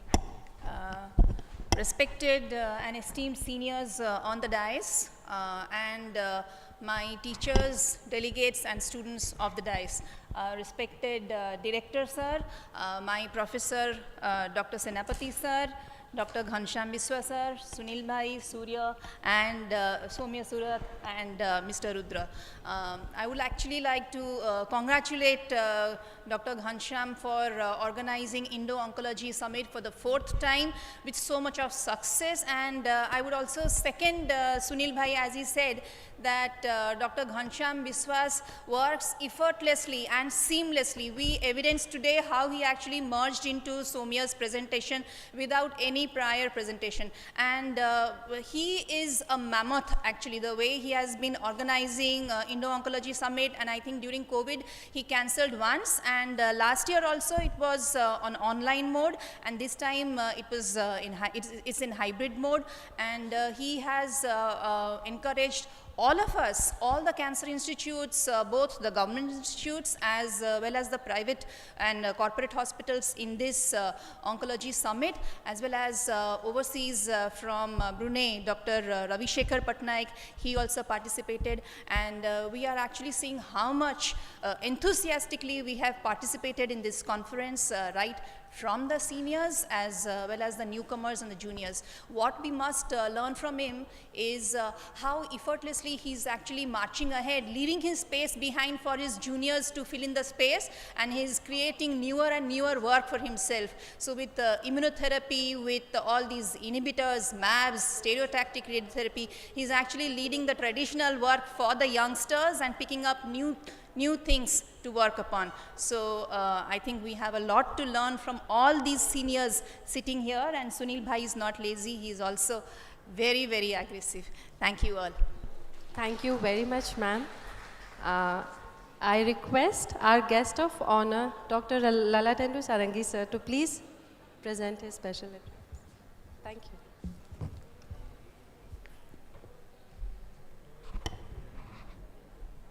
A very good morning to all of you. Dr. Biswas, Dr. Senapati, Lucy, Sunil, Soumya. I am really honored to be here today. Few years back, cancer treatment in Odisha used to be either Acharya Hariyar or Panda Curie and a lone crusader, Dr. Ghanshyam Biswas. He alone was considered as an institution. I'm happy that besides his clinical activities and acumen, he has kept up his academic pursuit, which is culminating in successively 4 national level conferences in Bhubaneswar. What I'm observing from yesterday afternoon, this meeting has all the ingredient with a little bit of refinement to become the Odisha Cancer Congress. Because we have people from, though it's heavily tilted towards medical oncology, but it has all ingredient, all the specialities from surgery, radiology, pathology, radiation, they are all together. It's some sort of a rare combination of people from various fields who are working on cancer. The problem in the state is, besides we are talking of cutting edge technologies here, new drugs which are being introduced in the recent past, what is its efficacy, how much benefit it's going to give. This is all fine. But still there are a lot of miles, lot of paths to be covered. Still the treatment related migration from the state is to the tune of 60 to 70%. And people who have got money, they will go out. Even people who don't have means also, they are going out due to lack of a standardized care. The first and foremost in this area, maybe to a large extent medical oncology we have addressed, and even radiation also we are fast addressing this issue. But the main crux is the medical travel is because of high-end surgical facilities and high-end diagnostic and interventional facilities. That needs to be improved. You cannot improve one section of the treatment leaving the other section behind. And the main thrust, what we have seen in last 3-4 years is number of institutions, small or big, they have come up like Sunil, he's heading a beautiful institution in some hospital, and KIMS also is going to have a comprehensive cancer center. So things are improving, but it should improve in a faster way, faster rate. To stop the medical tourism, we must double up, do it within next 5 years. We are already about 20-30 years behind the national scene, and we must catch up in coming 5 years. Otherwise, we will. If you remember, there is one doctor, if you know, there is one doctor called Dr. Panali Velu. He is a father of laparoscopic surgery in this country. He started laparoscopic surgery in the inception around 1994-95. He failed as a general surgeon to make a mark. Then he entered into the laparoscopy. And Coimbatore, an unknown city of Tamil Nadu, became the global hub of medical tourism and laparoscopic surgery. So even single person can transform the face of cancer treatment or medical treatment. So we must look at that angle, see that our services excel at a cost-effective manner, which will be beneficial to the masses. The government is very proactive, and in another, maybe in 2 years' time, we'll have centers of national excellence in essentially the city of Bhubaneswar, and we may permeate the districts also. So these type of meetings will go a long way in educating the cutting edge and enthusing the young budding oncologists to work in this field. Thank you very much for inviting me for this meeting. Thank you very much, sir, for that wonderful address. I request Mr. Rudra to please come upon for the unveiling of the proceedings of the conference.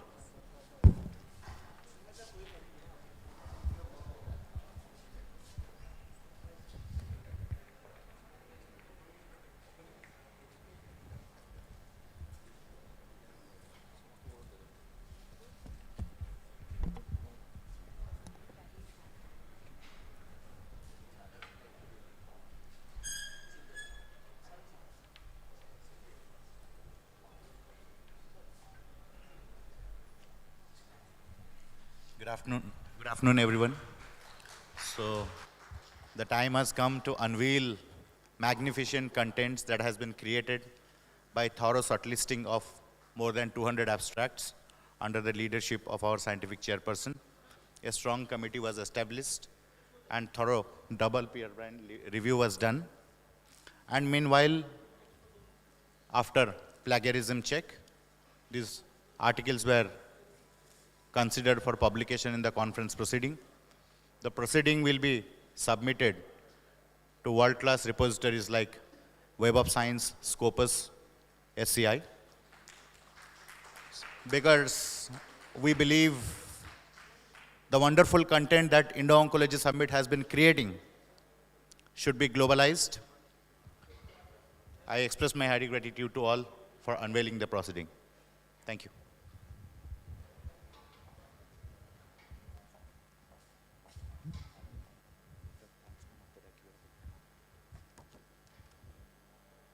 Again, I would call upon Mr. Rudra to give the vote of thanks.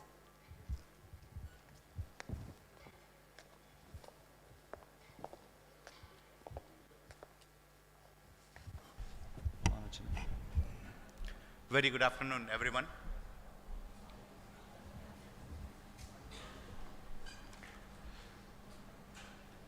Few lines are reverberating in my mind. We say, Muking Karuchi Bachala Pangulanga Etigiri. So who am I when he drives the show? We have Lord Jagannath with us on the dais as well. So we'll begin the vote of thanks by expressing my feelings to him. And vote of thanks is definitely a tedious job, I believe, because to make this conference successful, there are a lot of people, those who have made day and night one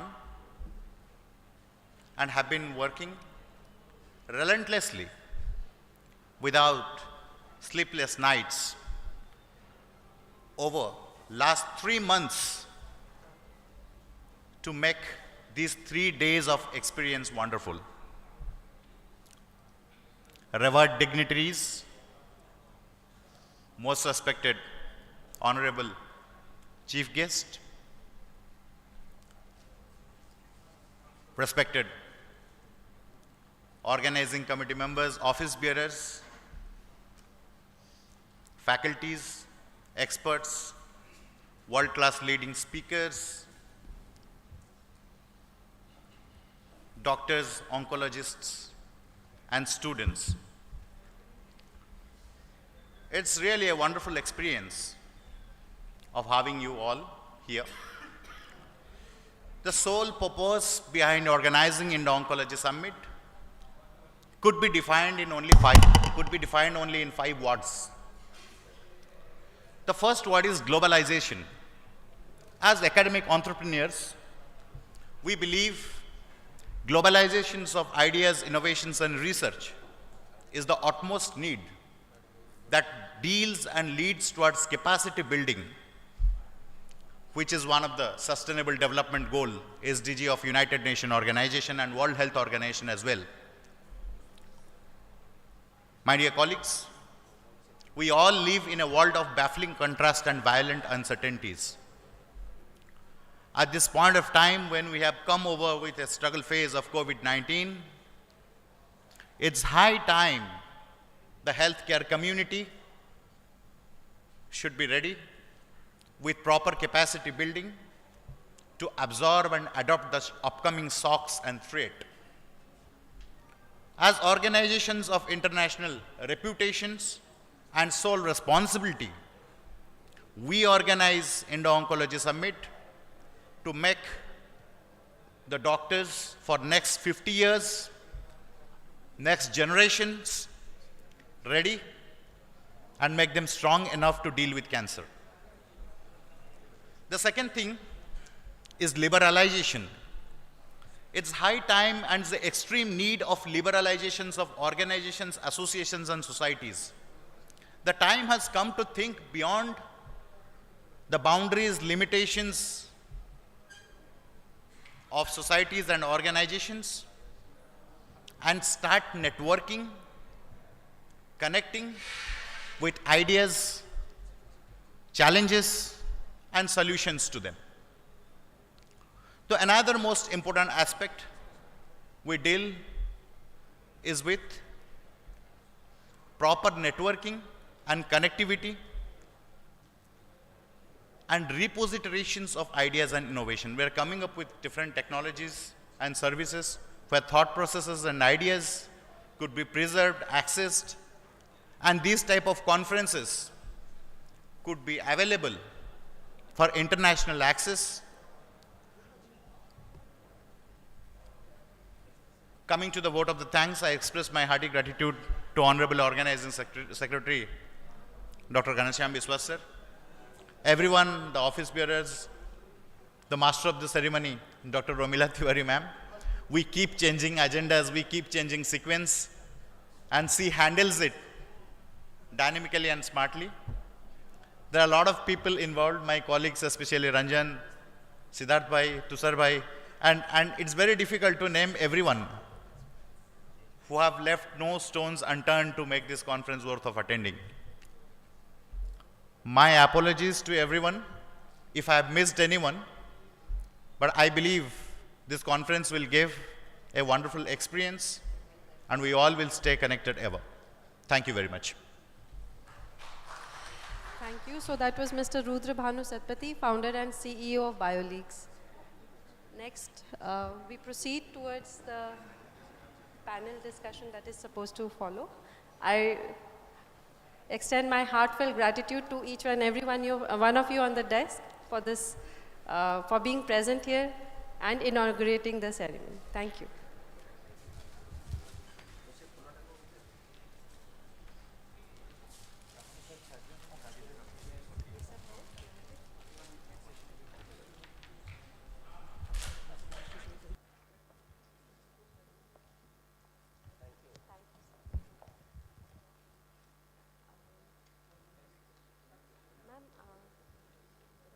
Are we going to start the next? Present the mementos, Dr. Maharana. ये तो बाद में.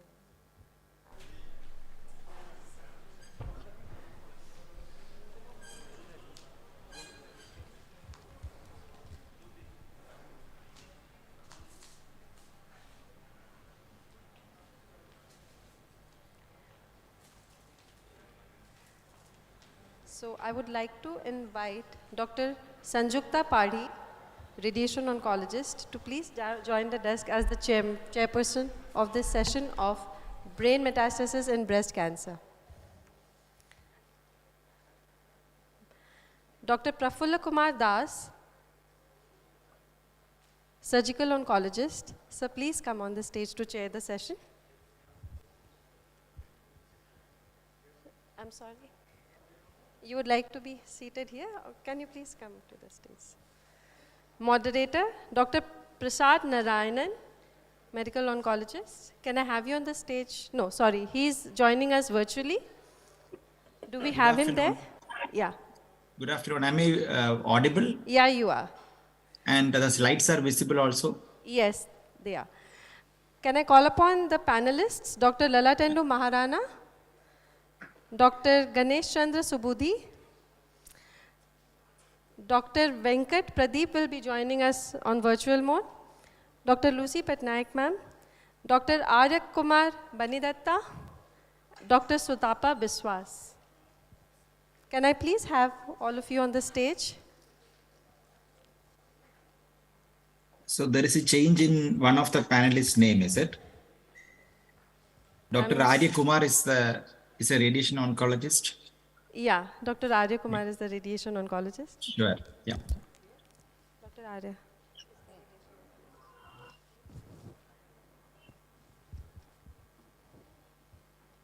Can we start? Good morning, Prasad. Hello, sir. Thank you so much for coming. Thank you. So, Please go ahead. Yes, sir. So, good afternoon, and I thank Dr. Biswas for this opportunity. Would have wished to be there actually, but many conferences, sometimes commitments are very difficult. And I would also agree to the previous, during the inauguration, I heard that Dr. Biswas is considered as an institution in himself. And we used to consider that when we were trained under him in Tata Hospital as well. So in the next half an hour or so, my job is to take you through some aspects of brain metastasis in breast cancer. So we have Dr. Lalatendu Maharana, Dr. Ganesh Subudhi, and Dr. Venkat Pratap, who are medical oncologists, Dr. Lucy Patnaik and Dr. Arya Kumar as radiation oncologists, and Dr. Sutapa Biswas, a pathologist. I will engage Dr. Sutapa Biswas in certain points, but mostly this brain metastasis topic is something which is core for radiation oncologists, is what I feel. So we will, there's a small change in the name. This was the initial name given to me. So we will start this, maybe we will divide it. We'll take HER2 positive metastatic breast cancer. We'll keep a template case there because that is the most common situation where we see brain metastasis in breast cancer. Then next that is triple negative. We will discuss about local therapy and systemic therapy. Also whether we take decisions based on the disease being stable or active at the time of decision making, and some few points about other types of metastatic breast cancer, and then leptomeningeal disease, which is not uncommon in our practice. So why we are taking HER2 positive breast cancer? If you see this slide, it very clearly, this is a long-term follow-up data from the HERA trial, the landmark trial which established trastuzumab in the adjuvant setting, which shows that definitely without trastuzumab, the death due to CNS relapse is highest, and trastuzumab significantly brings it down, but still it is not very low. So that is the reason why we are discussing HER2 positive as our baseline case. So with this introduction, let us start the case. So let us take a patient who is HER2 positive metastatic breast cancer, post chemo initially with trastuzumab, pertuzumab, and now on trastuzumab, pertuzumab maintenance for last 1 year. And a routine scan which was done after 6 months is showing that so patient has received trastuzumab, pertuzumab for 1 year, and there is only progression, asymptomatic progression with 5 lesions in the brain. So I will leave this question to Dr. Lucy and Dr. Arya Kumar. I'm sorry your name because I was putting the name which was given to me before. Apologies for that. We want you to discuss about SBRT versus whole brain RT in this situation, and how do you make this decision? Let us start with Dr. Lucy. Thank you. You see here you are talking about 5 lesions. Now SBRT up to 3 lesions, very small. The previous session was on oligomets, extracranial sites. Now here we are talking about brain mets. Now, when you're talking about brain mets with 5 lesions, the number of lesions, the site of the lesion is also going to matter. So, if it is about maybe 3 very small lesions away from the critical area, away from the optic apparatus, the midbrain, the brainstem, I would go for fractionated stereotactic radiotherapy. But otherwise, I think if it is going to be 5 lesions, I'll prefer whole brain radiotherapy there. 5 lesions is on the higher side. Arya? Thank you. So you actually feel that it is based on number and location. Yes, definitely on basis of location. You can think of. Do you agree with this, Dr. Arya, or do you want to, or you are a more? There are discussions on either side. Actually, this is a HER2 positive patient. As for 1 year, the patient is in like CR with the ongoing anti-HER2 therapy. Do you want to give whole brain radiotherapy based on the number for this asymptomatic Mets, or there are situations when even 10 lesions can be given SBRT? What is your take on that?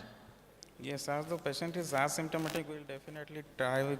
We will definitely go with the SRS.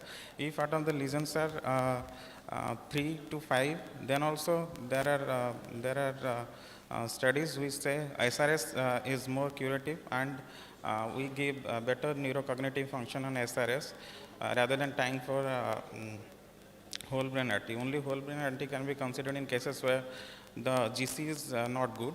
But in these cases, depending on location, size, and number of lesions, and the area of involvement and the critical structures nearby, we will give the patient the benefit of giving stereotactic radiosurgery, either fractionated SRS or SRT. Okay, I think the message is clear there, and I will show some data also which supports this this statement. We will go to the medical oncology team with this background. Assuming this patient is undergoing SBRT, which is what the patient underwent, I want all the 3 medical oncologists to comment on your change of treatment. Do you change of treatment based on the situation, or you continue? So let us start with Dr. Laltendu Maharana, then Dr. Ganesh, and then Dr. Venkat.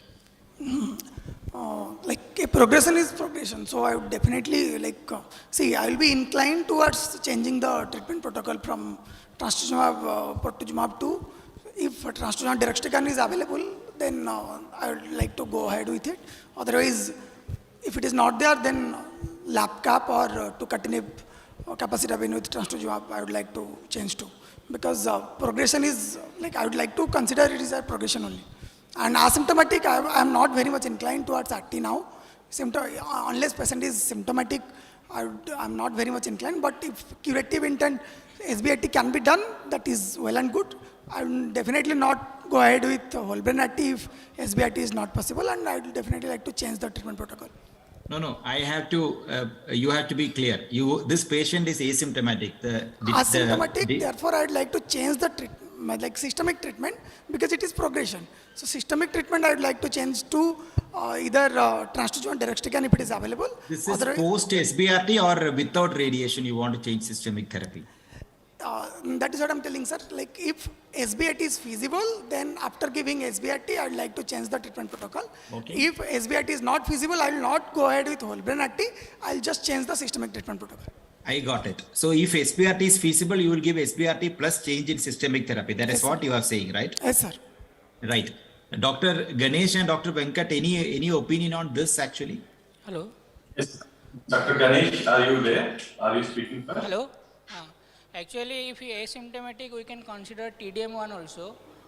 In one of our patients, 1 lesion was there. Here it is 5 lesions, but one of our patient doing asymptomatic patient doing well with the TDM1. So we can consider TDM1. And the question is change of therapy or not? You will change. Depending in Indian scenario, always you have to take consideration of cost.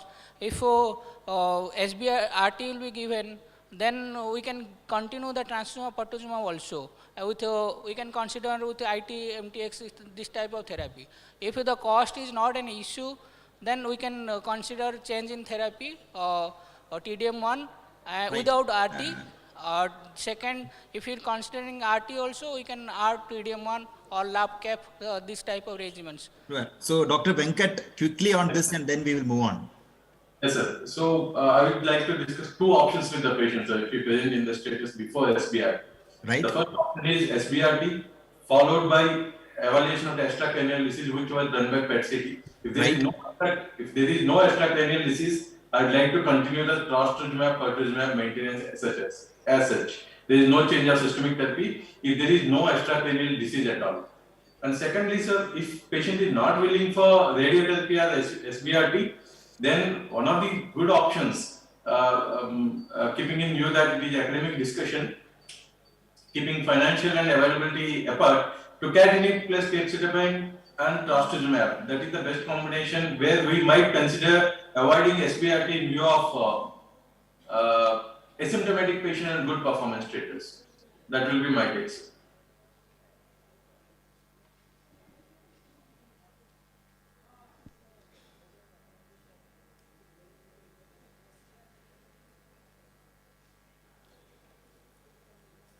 So I can't hear you.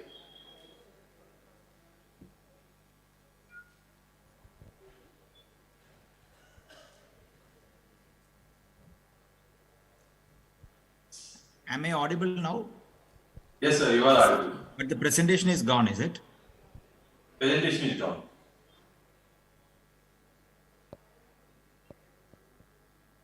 Is it visible now? I'm sorry for this. Yes, sir, visible. So I heard you that you will try to, we will go ahead with this. So you will give an option of either continuing the same systemic therapy with SBRT, right? Yes. Or tucatinib plus capecitabine plus Got it. We will get into that. So this patient continued the same treatment. And now the question is how frequently we follow up with scans in this patient? What is the imaging of choice? This question I would want to go through the entire panel actually. So the radiation oncologist first. Hello. In this case, if we have gone with SRS of brain, we generally follow every 2 monthly MRI or else 3 monthly MRI for brain disease. Rest of the time, PET-CT follow-up with after 3 months. Okay. So, any comment from medical oncologist on this, whether you will follow up with PET-CT or you will follow up with MRI? Because the site of disease is mainly brain, it will be MRI, sir, both to know the response and progression. Sure. So, you will be ending up doing both an MRI of brain plus a body scan, right? Mainly MRI every 2 monthly and PET-CT as and when needed, sir. Fine. Any other opinion on this? Like both MRI and PET scan every 3 monthly, and otherwise if patient is symptomatic, any suspicion of progression, then only we will go for an imaging. Right. So the only person missing in this multidisciplinary group discussion will be a neurosurgeon. So when does the neurosurgeon come in picture in such situations?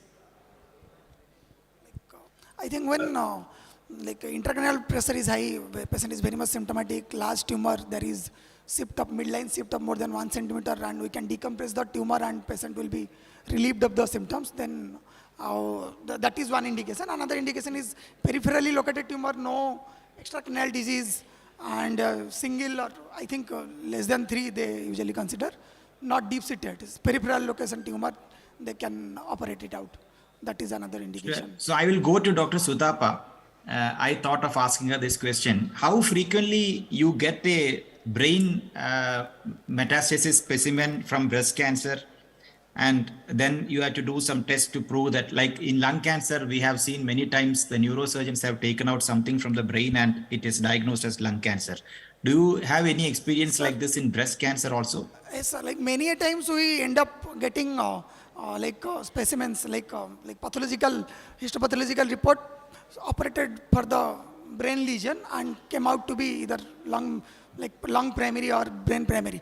The thing is that when patient ends up with surgeon, they will operate without doing any imaging also. Many times, like it has been the trend, like patient ends up with neurosurgeon, they will operate it out. Can we get Dr. Sutapa's comment on this? Hello.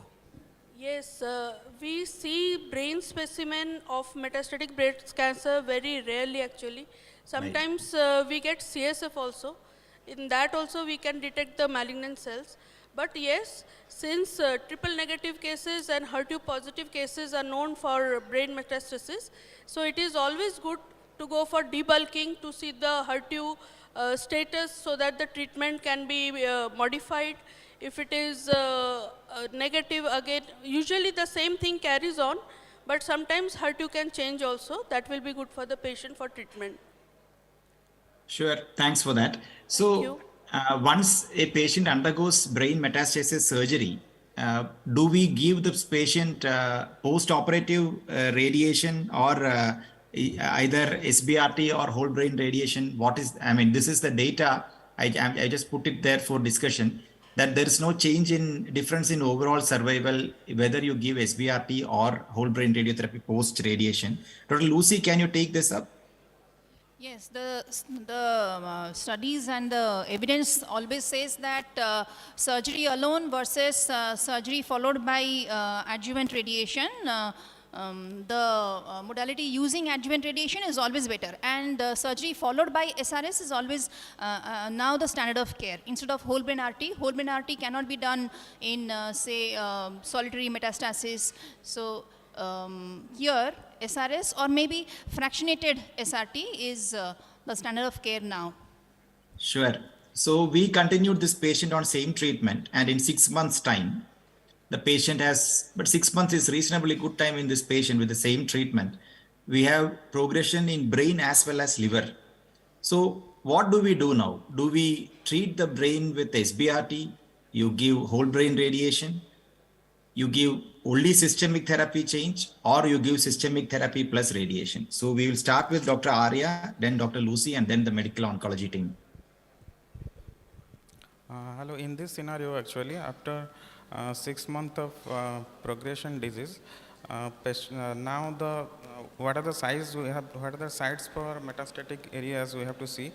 In with this regard, we can think of, as the patient is asymptomatic, systemic therapy is preferred in this case, and whenever radiation is required for symptomatic disease, persistence of symptomatic disease, then only we'll try with radiotherapy. Otherwise, systemic therapy is the treatment of choice. If at all the gap is more than 6 months, then we can think of giving SRS or stereotactic radiotherapy to brain. Sure. Any other comment from Dr. Lucy on this? As I answered in your first question, actually, when you are trying SBRT, the question, the selection which matters is the size of the metastasis and the location. If the size is very small, These are, let us keep this as all confined to a very small part of the brain. Yes, and here patient is asymptomatic and the lesion is far away from critical organs like midbrain, pons, and your optic apparatus. Then why not SBRT again? Yes.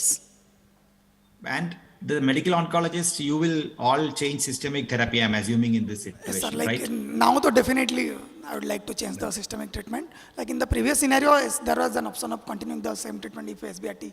Right. So here we will restrict now to the 3 medical oncologists in our group because we heard partly about the options here. So let us start with Dr. Venkat here. What is your, if all these drugs are now available with you, assuming that, what is your drug of choice and why? So as medical oncologists, usually we depend upon data to tailor to sequence the drugs. But we know that in HER2 at this juncture, relapse after 6 months of HER2 exposed therapy, that to dual antibody. There is no ideal scenario here, but because there is a progression in the brain and as well as systemic relapse, I want to use a drug which has activity in both the areas. So tucatinib capecitabine will be my take, along with trastuzumab, of course. Fine. And any other, Dr. Ganesh, what is your choice and why? If the cost is not an issue, then tucatinib, trastuzumab, tucatinib, capecitabine, neratinib option, these are the options. If your cost is not issue, or Also, TDM will also take care of the lesion. One of our patient doing well with liver and brain mets, doing well. Slight modification, LFT slightly derangement occurs. TDM1 also, we have a patient of 2 year, more or less 24 doses of TDM1 the patient has taken already. So why not TDM1? It's we have experience enough. Dr. Lal Tendu? Like I would like to prefer trastuzumab deruxtecan first, and after that tucatinib capecitabine trastuzumab, and followed by in this order I would like to keep. Why choice do you want to prefer trastuzumab deruxtecan as first above tucatinib? It has got CNS penetrance as well as it will act in the systemic disease as well, and it has got the better data as well. So that's why. Right. Now, same question to all the medical oncologists, because we will not have trastuzumab deruxtecan and tucatinib, even neratinib in our practice. What is your practice, Dr. Venkat? In this situation, what would you have started? This is not based on the data. This is just in practice. What are you doing in this patient? In my setting, what I do in this scenario with after SRS and with a systemic failure, I usually add chemotherapy to the targeted therapy, so trastuzumab, and then I will continue the same. Not TDM1. Sir, TDM1. Sir, in my setting, TDM1 is still not available. So fine. That is fine. Then Dr. Ganesh and Dr. Lal Tendu. So practice is like I would, because if I can avail TDM1 also, I will go ahead with TDM1, otherwise lap cap. But thing is, lap cap is a very toxic regimen. I find it very toxic. I cannot usually give full dose of lap cap. I usually prefer to give. Got it. I mean, nobody gives full dose of lap cap. It's impossible to give. Dr. Lal Tendu, last comment from you. Then we will just go through some data on this same point. Sorry, sir. No, Doctor, we'll proceed, or any other comments from any of the medical oncologists on this point? One point we can take that we have to liver lesion all there. We should do a biopsy at least now. Again, re-biopsy what hospital status is maintained, or so much of expenditure this will going toward. Then we have to re-biopsy the lesion, liver lesion there is. Sure. So that's an excellent point, actually. So I will just take you through some small one slide data on all these options, which we have said. So we all have this feeling about lapatinib capecitabine being slightly better than trastuzumab capecitabine in brain metastasis. But this was a phase 3 randomized trial which tried to recruit patients to see whether this is true. Specific question asked of CNS progression. This trial was closed early because of futility in the lap cap arm. So it is not an easy treatment, as the panelists have already mentioned, but the CNS activity specific as compared to trastuzumab capecitabine is not tremendously different with the lap cap. That is one point. Second point about neratinib. Definitely neratinib is better than lapatinib in this group. There is no doubt about that. We can see the data there. Overall outcome is also better, and CNS based outcome is also slightly better, but it is not like light years different than lapatinib and capecitabine in terms of CNS control.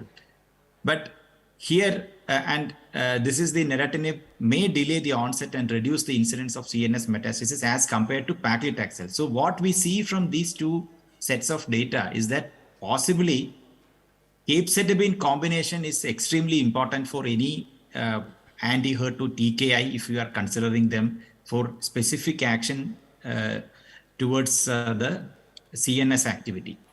But here it's a clear winner. The panelists were all very clear that if they have tucatinib with them today, they will use, because we have not seen this kind of graphs in CNS activity specifically in any metastatic disease, and tucatinib definitely, and this trial specifically had patients who had brain metastasis. And if you take the patients who had active brain mets, these are not the patients that get asymptomatically, there also there is an exceptional improvement in outcome, 64% reduction in risk of CNS progression or death if you actually give tucatinib other than placebo. So definitely tucatinib trastuzumab capecitabine, if it is available, is the ideal choice for our patient. And time to onset of new brain lesions or death also, there is a flat line after some time. So if the patient doesn't have a progression after 5 to 6 months, they don't seem to progress in brain if you are able to give tucatinib. So definitely a winner there. The TDM1 we all discussed. We use TDM1 in our settings because now TDM1 cost also has come down in India. So, but the incidence or the effect as compared to tucatinib, it is nowhere there actually in terms of brain metastasis. And trastuzumab deruxtecan, though it is the most talked about drug in anti-HER2 therapy, this trial, if you take the brain mets alone, active brain mets control, this was not as prominent as the data is not as prominent as we see about the tucatinib data. It is exceptionally good in terms of systemic control. Our patient has liver metastasis progression as well. So it has to be kept in mind because one of the panelists mentioned that the preference will be to give trastuzumab deruxtecan first. I would agree. Maybe that is the right choice. We don't have a randomized trial, but this is just some comments based on the data. So what are the ASCO guidelines in HER2 positive brain mets? Routine surveillance with imaging in the absence of symptoms is not recommended. Low threshold for performing diagnostic brain MRI if any neurological symptoms suggestive of brain mets. Our panelists have very clearly mentioned this. And if the systemic disease is not progressive at the time of brain mets at diagnosis, systemic therapy should not be switched. This also we discussed. And those who have a systemic disease progression, the choice of therapy from whatever we discussed now should be taken with based on the certain criteria which we discussed. And in India, finance is one of the most important criteria. Now, only another 5 minutes I will take. So this is about hormone positive HER2 negative disease, another group of set of patients where we see here, is CNS disease a problem? Do you see CNS disease in hormone positive HER2 negative breast cancers also? We can start with Dr. Lucy. I think it has to be an individual patient-based thing. We cannot draw a conclusion for the whole. This has to be an individualized patient-based thing. No, do you think that the CNS disease is a problem in hormone positive HER2 negative patients as well, like what we discussed in HER2 positive patients? I really don't. Dr. Venkat, can you take it? Do you see, do you deal with them? We occasionally see some, not like other two subsets of HER2 and NBC, but we have 10 to 15% patient approximately, we can say but it's majority in the advanced stage, nodal positive and all those patients. Right. Dr. Arya, in these patients, since the systemic therapy, since it's not a very common thing to have brain mets, a patient who is having brain met has already been selected as a poor risk patient. Is there an early shift to whole brain radiation in such patients, or you still can consider SBRT as a treatment? Hormone positive, HER2 negative disease is a good prognostic marker or good prognostic indicator for metastatic breast disease also. That is why CNS, if there is CNS involvement or brain mets is there is no need to early shift the patient for whole brain RT. If patient is symptomatic or single or two brain lesions develop, then we can give the benefit of stereotactic radiosurgery or stereotactic radiotherapy. Dr. Ganesh, question to you. In hormone positive HER2 negative disease, metastatic disease, we prefer to start on hormone therapy and keep on hormone therapy as much as possible. But if a patient has brain mets, do you think that you will shift towards chemotherapy as the first option in these patients? Yes, before that, actually we should think that hormone positive and HER2 negative, usually these patients do not have brain mets. So we should think that there is a change of status of HER2 or if hormone or they are not. As for that, we should think about, we can do, if we do a biopsy, then definitely we should consider a biopsy. Second, then treatment, we don't have much of treatment which will penetrate the brain. So definitely we should consider change of therapy. Before that, we can consider radiation, and capecitabine based therapy can be considered in this patient. Right. So that, since you are on that, let me come to Can I add a point in the hormone positive? Sure. I think my time is up, but I will take 2 minutes, please. Yeah. Sure, sir. So the reason for metastasis in hormone positive is mainly extracranial disease compared to HER2 positive disease, where there is a affinity for the cancer cells to enter the CNS, even when there is no extracranial disease. So if there is extracranial disease, we should add chemotherapy to control the in hormone positive disease. So last point will be leptomeningeal disease, which we see in many situations. What is the Dr. Sudhapar, do you see CSF samples is coming for diagnosis in breast cancer patients? Do you do some special markers in that to see whether it is from breast cancer? Is there any experience like that you want to share? Yes, we have seen certain cases of CSF mets in CA breast case, and we have done cell block study, and Right. we have subjected for again ERPR HER2 status, and accordingly the treatment was modified and given to the patient. So cell block can be used to get ERPR status even from Yes. CSF. That's an important point to take. Last question will be to Dr. Lucy. In leptomeningeal disease, role of craniospinal radiation, any if you have ever done or you have any suggestion on that, and the newer techniques of radiation like proton therapy in such patients. We don't have any experience on proton, but what we have seen and what we've read and what we have seen also, when we do a craniospinal irradiation, that is except medulloblastoma, that is only with a proof of CSF positive for malignant cells. Only in cases of CSF positive for malignant cells will we go for a CSI. And knowing the technique proton uses of the Bragg peak, that is the entire high dose is delivered at your site, and beyond that, beyond the target, the dose comes down to 0. So that's the beauty of proton. It's being utilized in some of the centers in India. So yes, proton is an option, and those centers who don't have proton, they also use very good VMAT, volume modulated arc therapy, and IGRT to add on it. So proton is not just the only answer for a CSI. There are other techniques also available also in Orissa. I think if I don't stop now, Dr. Bishwas will call me and say something. So with that, I thank all of you for a very interactive panel, and thanks for having me today. Thanks a lot. So thank you, Prasad, for a wonderful moderation. Dr. Senapati sir has a question. Good. It's a nice discussion about the brain met. So few points that I can highlight, because basically I am a radiation oncologist. During our early days of practice, when we think that yes, it's a brain metastasis, go for whole brain RT. But the science has been changed. If you go through the guidelines of the International Society of SRS, the guideline is very clear that if patient is asymptomatic brain metastasis and some targeted therapy is available, there is no scope of radiation, very clear. Second option, if patient is symptomatic and having 1 to 4 metastases, then you can go for the SRS. I understand when the time was there, brain metastasis, you are going for SRS. In private setup, it is around 1 lakh or 1.5 lakhs. No, but the science is something different and practice is something different. So if it is 1 to 4 CNS metastases, go for SRS. But if the lesion is increased, if it is more than 30 cc or large size, then you can go for the combined modality, either SRS and or whole brain RT or combination. So that part is about the radiation.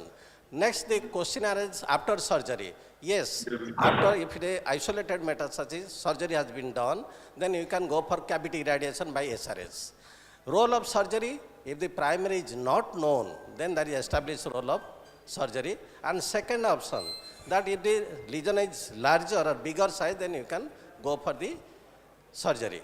And regarding the hormone positive and also triple negative, the literature is not clear.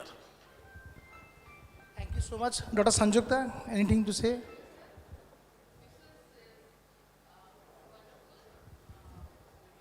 Analyst also discussion is very good. This is open for Pikeda sir.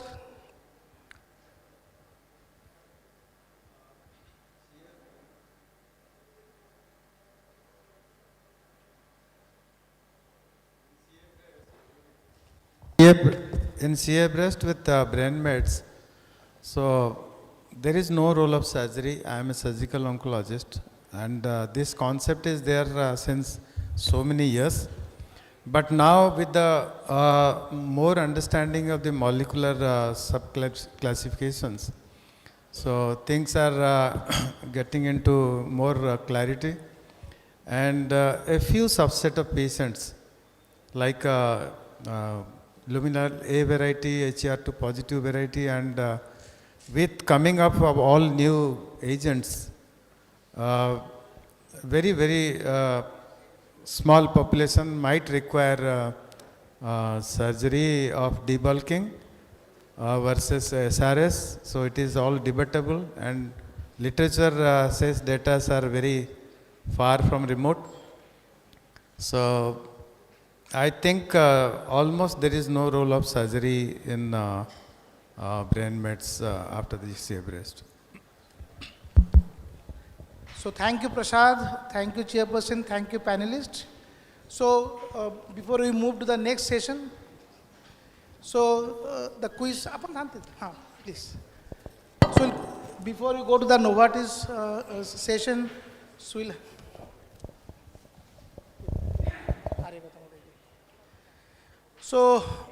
so 3 questions. The quiz one, please. First question.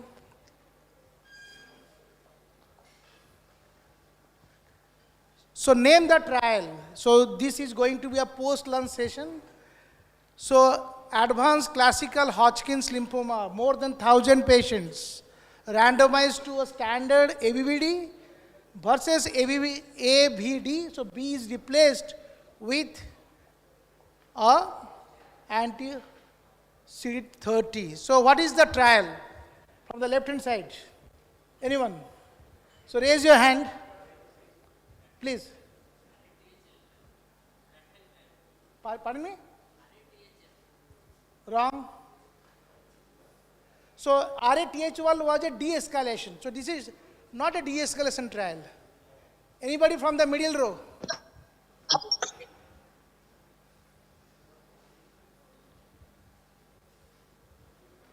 Anybody from the right hand side? Echelon trial. So Dr. Lala Tindu. So please.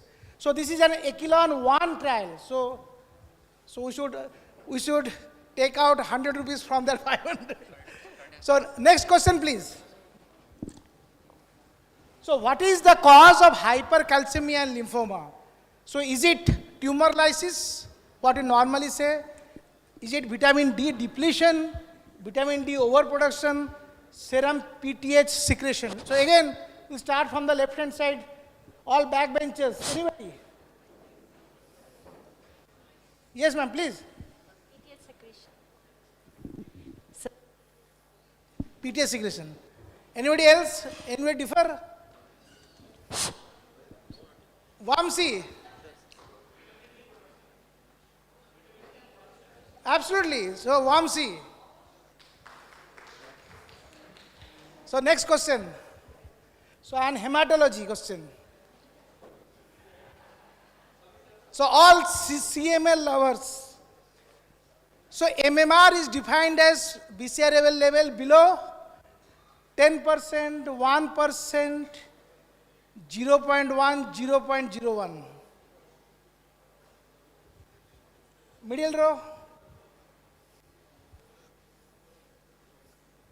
एक मिल चुका है ना एक नहीं anyone Sir. use your mobile Google जल्दी कर लो क्या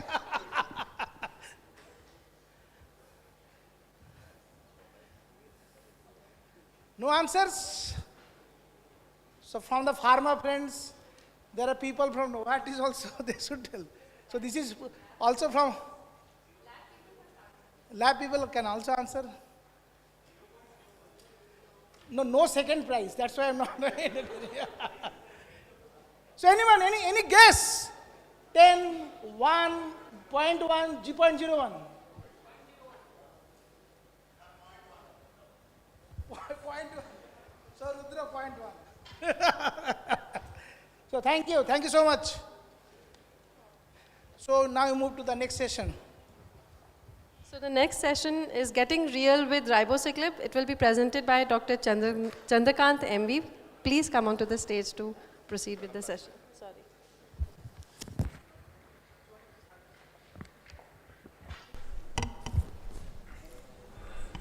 Well, good afternoon, everyone. So we had brainstorming sessions, on brain mets, and then we had debate on whether to use adjuvant CDK4/6 inhibitor, and now it's about metastatic setting, ribociclib, real-world data. So this is one of the second CDK4/6 inhibitors that came into practice, and let us see how it is different from the existing CDK4/6 inhibitors and how real is the evidence with ribociclib. So it's very important that a phase 3 clinical trial data is replicated in a real world data. Unless it is replicated, to accept it in a bigger group of population is difficult. Therefore, real world data is extremely important, because real world data reflects the actual scenario. It doesn't include that selected patient group population which are doing good with an excellent performance status. It does include difficult to treat patients, heavily pre-treated patients with a compromised performance status. Therefore, real world data becomes important before we accept it completely. So let us get real with ribociclib in the coming 10 minutes. Okay.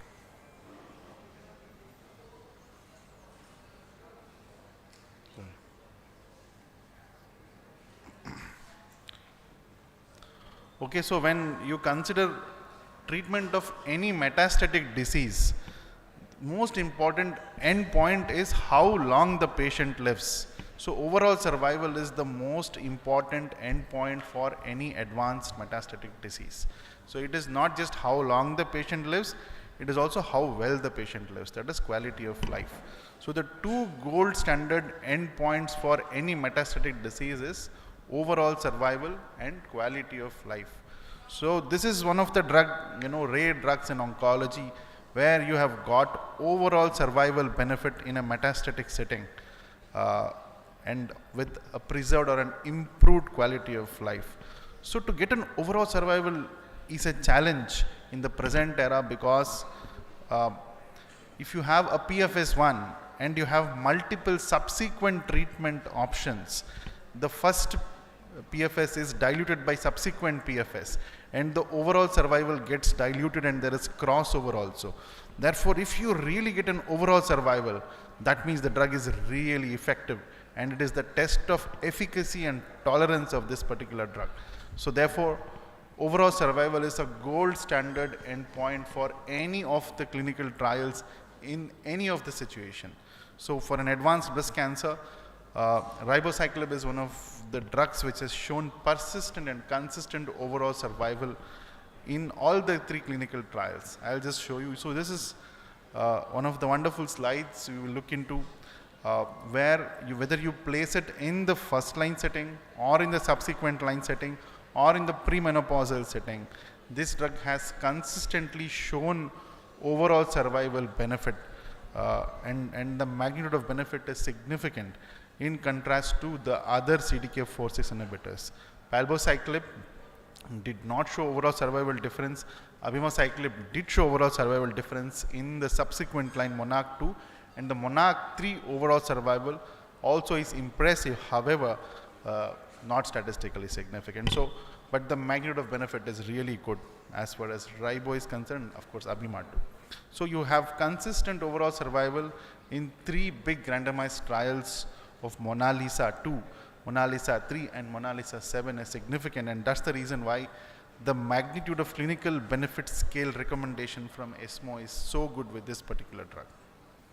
So if you look into the median overall survival at 5 years with first line across endocrine therapy partners in irrespective of the menopausal status. So if you look into the chance that a patient with a 4th stage ER positive breast cancer stays for 5 years is more than 50%. You can see the 60 months mark is crossed in all the three scenarios when you use in first line, whether it is Mona Lisa 2, 3 or 7,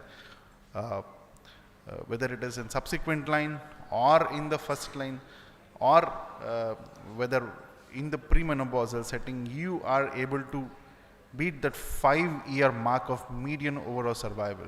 So there was a time when we spoke of overall survival for a metastatic breast cancer was 9 to 12 months. But here we are seeing a median overall survival of 5 years, which is a phenomenal achievement in oncology, especially in this HR positive space. So having an overall survival difference is a real test of the drug, of the efficacy and tolerance of the drug. So let's go into so this is the phase 3 data which we had in the subsequent line, first line and in the premenopausal setting, and let us see what is the real world data we have as far as ribociclib is concerned. So these are the 2 real world data which I will be speaking of, and just look into the number of patients that are there in the real world. 3,000 odd patients in the complement study, and in the Ribana study it's 2,500 patients. So large number of patients looking into endpoints just like the randomized controlled trials. So all the scenarios, first line, subsequent line, endocrine partner, whether it is AI, fulvestrant, all these are included in this particular real world studies.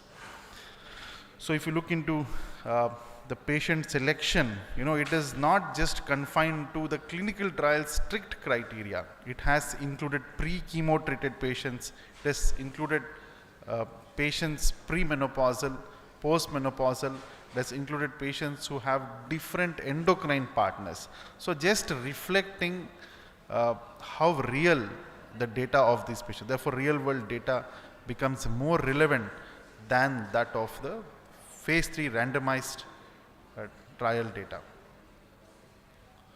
So this is what I was thinking, if you look into the randomized clinical trial, ECOG PS2 is excluded, brain mets will be excluded, pre-treated chemotherapy will be excluded, but here you can see all these being included. A diverse large patient population was included, even with compromised performance status and with a CNS disease, premenopausal status, diverse race, age, all these were included.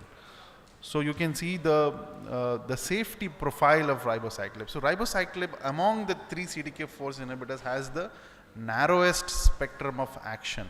What we want is a profound CD4 inhibition and less CD6 inhibition and less off-target effects, which is attained with ribociclib when compared to Palbo and Abima. So Palbo has more CDK6 activity, therefore neutropenia is more concerning. Then when you come to Abima, it has more off-target effect, therefore you see fatigue, diarrhea being cited. It has more of anti-CD9 activity. So if you look into Ribo, it is unique among the 3 in that it has the narrowest spectrum of activity, least toxicity, and relatively less neutropenia and is well tolerated. That is the uniqueness of Ribo when compared to the other 2 existing CDK4/6 inhibitors. So this is the time to treatment progression. If you look into the numbers, it is just reflecting the randomized trial data, again saying that when you use this drug in the real world, the data is in par with the published randomized controlled trials. So this is the response rate, If you have so we have evidence of chemotherapy in HR positive breast cancer. The response rate is in the time of 35 to 40%. But look into the response rates with measurable disease, above 60%, 50-60% responses just with endocrine therapy is really phenomenal in those patients who have measurable disease, 40 to 50% responses with measurable disease. So this is much better than any chemotherapy backbone. If you look into anthracycline monotherapy, anthracycline taxane combination, you have response rates of 35 to 40% in the HR positive subgroup. And if you use an endocrine therapy alone, the response rates are much better than chemotherapy. So CNS, the moment we said of CNS disease, we always thought abemaciclib has an excellent data for CNS activity. However, if you look into the complement study, the CNS activity has been proven even with ribociclib. Ribociclib also has shown promising CNS efficacy. And if you look into the median time to progression in those patients who had CNS mets was not reached. And you can see the median time to progression in different population. In those patients who had received previous chemotherapy, compromised performance status, in all these subsets, the hazard ratio for survival is significant, and it is in par with the published data. So this is the improvement in quality of life. It is not how long the patient lives, it is how well the patient lives. And you can see different parameters of physical functioning, emotional functioning, all these are improved when you use a CDK4/6 inhibitor. And this is the Ribana study. This is another real world study, again showing similar numbers. You can see different spectrum of patients who has CNS mets, compromised performance status, menopausal status, and so on. So even this also shows the numbers that are consistent with that of the randomized trials. So you can see the PFS crossing 2-year mark. So you put a patient on tablets, the chance that the patient remains progression free for 2 years, is more than 50%, and that's the data we have when you put these ribociclib in the armamentarium. And this is the toxicity profile, very well tolerated, less off-target efficacy. So this is the data of median progression-free survival of real-world and the randomized control trial, everything in par, 26, 31, 25, 27, 33. So just to say that we are reassured with the real world evidence, and it is in par with the randomized control trial. So these are the guideline recommendations of ribociclib. So all the 3 CDK4/6 inhibitors are approved in the metastatic setting. In the present day, we must offer CDK4/6 inhibitors for all patients with HR positive metastatic breast cancer. So this is the magnitude of clinical benefit scale from ESMO. I would ask you to look into the MCBS score of 5 for premenopausal patients. So ribociclib is the only CDK4/6 inhibitor which has Mona Lisa 7, specifically addressing the premenopausal population and having an overall survival benefit, and that's the reason why the MCBS score is 5, which is highest for ribociclib. And because of the overall survival benefit, it has very impressive MCBS score of 4 in both first line and subsequent line setting. So, are the 3 CDK4/6 inhibitors similar, or are they different? This is what I was speaking about. Very important is the preferential CDK4 inhibition, which is more important, and less CDK6 inhibition. If you have less CDK6 inhibition, there is less neutropenia. So therefore you must have more CDK4 inhibition and less CDK6 inhibition. And number 2, off-target effects, especially the CD9 activity or the other off-target effects which cause diarrhea or fatigue, that should not be there. So ribo is a drug which has preferential CDK4 activity and less off-target effects, and therefore it is well tolerated, in contrast to the other CDK4 where there is more CDK6 activity and more off-target effect. Therefore you will have interstitial lung disease, venous thromboembolism, and so on. So this is the availability of ribo, abima, and palbo. Rough comparison, but looks like ribo has more CDK4 activity and more bioavailability when compared to the other 2. These are indirect comparisons and cannot be commented bluntly. So, but this is the data we have preclinically. So to summarize and conclude, so ribociclib is the only CDK4/6 inhibitor as of now to have shown consistent overall survival benefit in all the 3 scenarios. Frontline in combination with AI, first line setting, overall survival, Mona Lisa 2, and then Mona Lisa 3 is where you have overall survival benefit in the subsequent line, and then Mona Lisa 7 in the premenopausal women. In all the 3 subset of patients, you have overall survival benefit with an excellent ESMO MCBS score of 5, 4, and 4.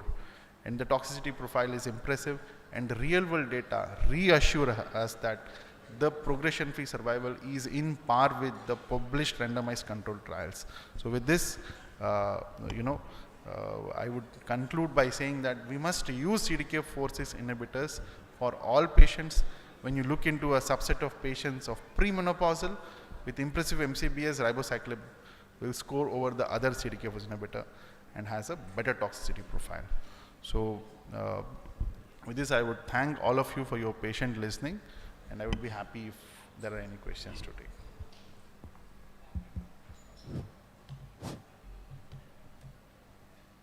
Thank you, MB. So now we move to the last session before the lunch. So that will be a Eli Lilly session.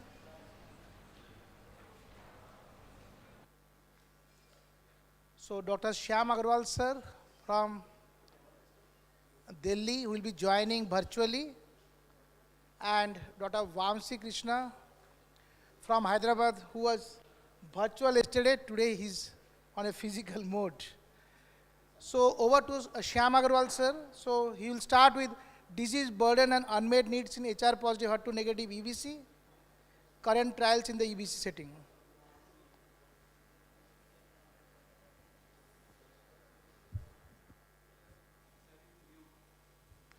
Sir, please unmute, sir. Shyam sir, please unmute.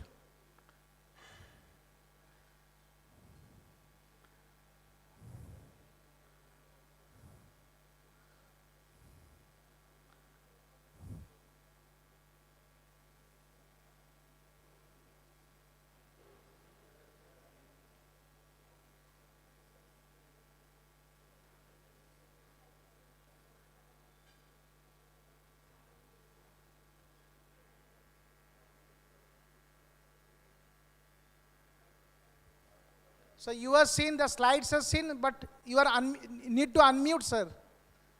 You need to unmute. Yeah, okay. Right, sir. Please. Okay, so good afternoon, everyone, and thank you, Dr. Ghanshyam, for this opportunity. So I think this is the last pre-lunch session, as I'm told. We're going to discuss a very important development in the field of adjuvant therapy of early breast cancer for patients who are hormone receptor positive. So the session is divided into 3 parts. I'm going to speak first, followed by Vamshi, and then we will have some brief panel discussion. So can I have the next slide, please? So I think as has been explained, CDK4/6 inhibitors are extremely crucial these days in the management of patients with breast cancer who are hormone receptor positive and HER2 negative. Can I have the next slide? So this is a sort of unmet need which we have, which I'm going to explain to you in the HR positive EBC setting. Next slide. So, this is what has happened very recently across the globe, including India, that in addition to metastatic disease for HR positive, HER2 negative breast cancer in the metastatic setting, Remiven or abemaciclib was approved, and now you have the approval for early breast cancer high-risk patients. Next slide. And that high risk is defined by 2 things which we will come to in detail. One is, of course, the tumor size or the lymph node positivity, more than 4 nodes positive, or if 1 to 3 nodes are positive, then the tumor size and the grade of the tumor has to be high grade. So just, trying to introduce the risk factors for recurrence in breast cancer. They, as I said, are related to the tumor size, the grade of the tumor on histopathology, the number of nodes involved, the Ki-67, ER/PR, HER2 positive or negative, age of diagnosis, and so on. Next slide. So these are various sites of recurrence, as we all know. Bones, lung, liver, and brain, and of course the locoregional nodes. Next slide. So these are very preliminary, and now we understand the biology of the disease much better than before, and the luminal A and B, as you can see in this slide, have a high propensity to spread to bones as compared to triple negative or HER2 positive. And similarly, there are differences in the CNS involvement, which is relatively uncommon in luminal A and B, and most common in TNBC and even in HER2 positive. And liver involvement is also uncommon in the HR positive breast cancer. Next slide. So I think we need to understand that there are subtle differences in the biology and the behavior of the breast cancer depending upon the intrinsic subtype. Next slide. Okay, so although we have, made tremendous progress in the management of early breast cancer, but I think we still have a huge burden of relapses, especially in high-risk situations and depending upon the intrinsic subtype. And as we all know, triple negative and HER2 are the worst. And of course, HR positive do better, but still it remains an unmet need. Next slide. So, this is a very important slide. I think that is where a lot of pharma companies also focused based on this particular curve, because depending upon the stage, you see this hump, which is maximum in the first 2 to 3 years. So, and as you see on the other side of the slide, if the node positivity is there or the tumor size is big, that difference is even stark. So the idea is to bring down this hump or this recurrence rate by attacking the tumor cells, which are, sort of in a dormant stage in the first 2 to 3 years. Because as we understand from tamoxifen and AI, there is likely to be a carryover effect also. So this understanding of maximum relapses happening in the first 2-3 years has driven physicians and pharma industry to join hands and decide on the drug duration and the type of drug to be given. I think that is very critical to understand, and that is more so in high-risk individuals who have more than 4 nodes positive or patients who are in stage 3. Next slide. Next slide, please. Okay, so again, you can see depending upon the histology grade and the tumor size and the nodal status, the relapse rates, they continue to, go higher, especially if the number of nodes are more than 4 or if the tumor grade is high. So, those are very important factors which will help us in designing protocols to which patients should be included in an adjuvant study. Next slide. So I think this is where we are at this point in time, because we use tamoxifen, AIs, LHRH agonists, and use 8-9 year or, instead of 5 years therapy. But still, as we know, as I showed you in high-risk patients, it still remains an unmet need because the relapse rates are fair. Next slide. Almost 20 to 30% patients will relapse. Current trials in EBC setting would include, next slide. So we're focusing on the HR positive, HER2 negative subgroup of patients. And as you can see, the last trial for 2 years Palbo, Penelope B, 1 year Palbo, and Natali for Ribo, 3 years. And I think what we're going to focus on in the next few minutes is the Monarch E. So the idea is to make you understand a little bit on these 3 inclusion criteria and some results of the trials. Next slide.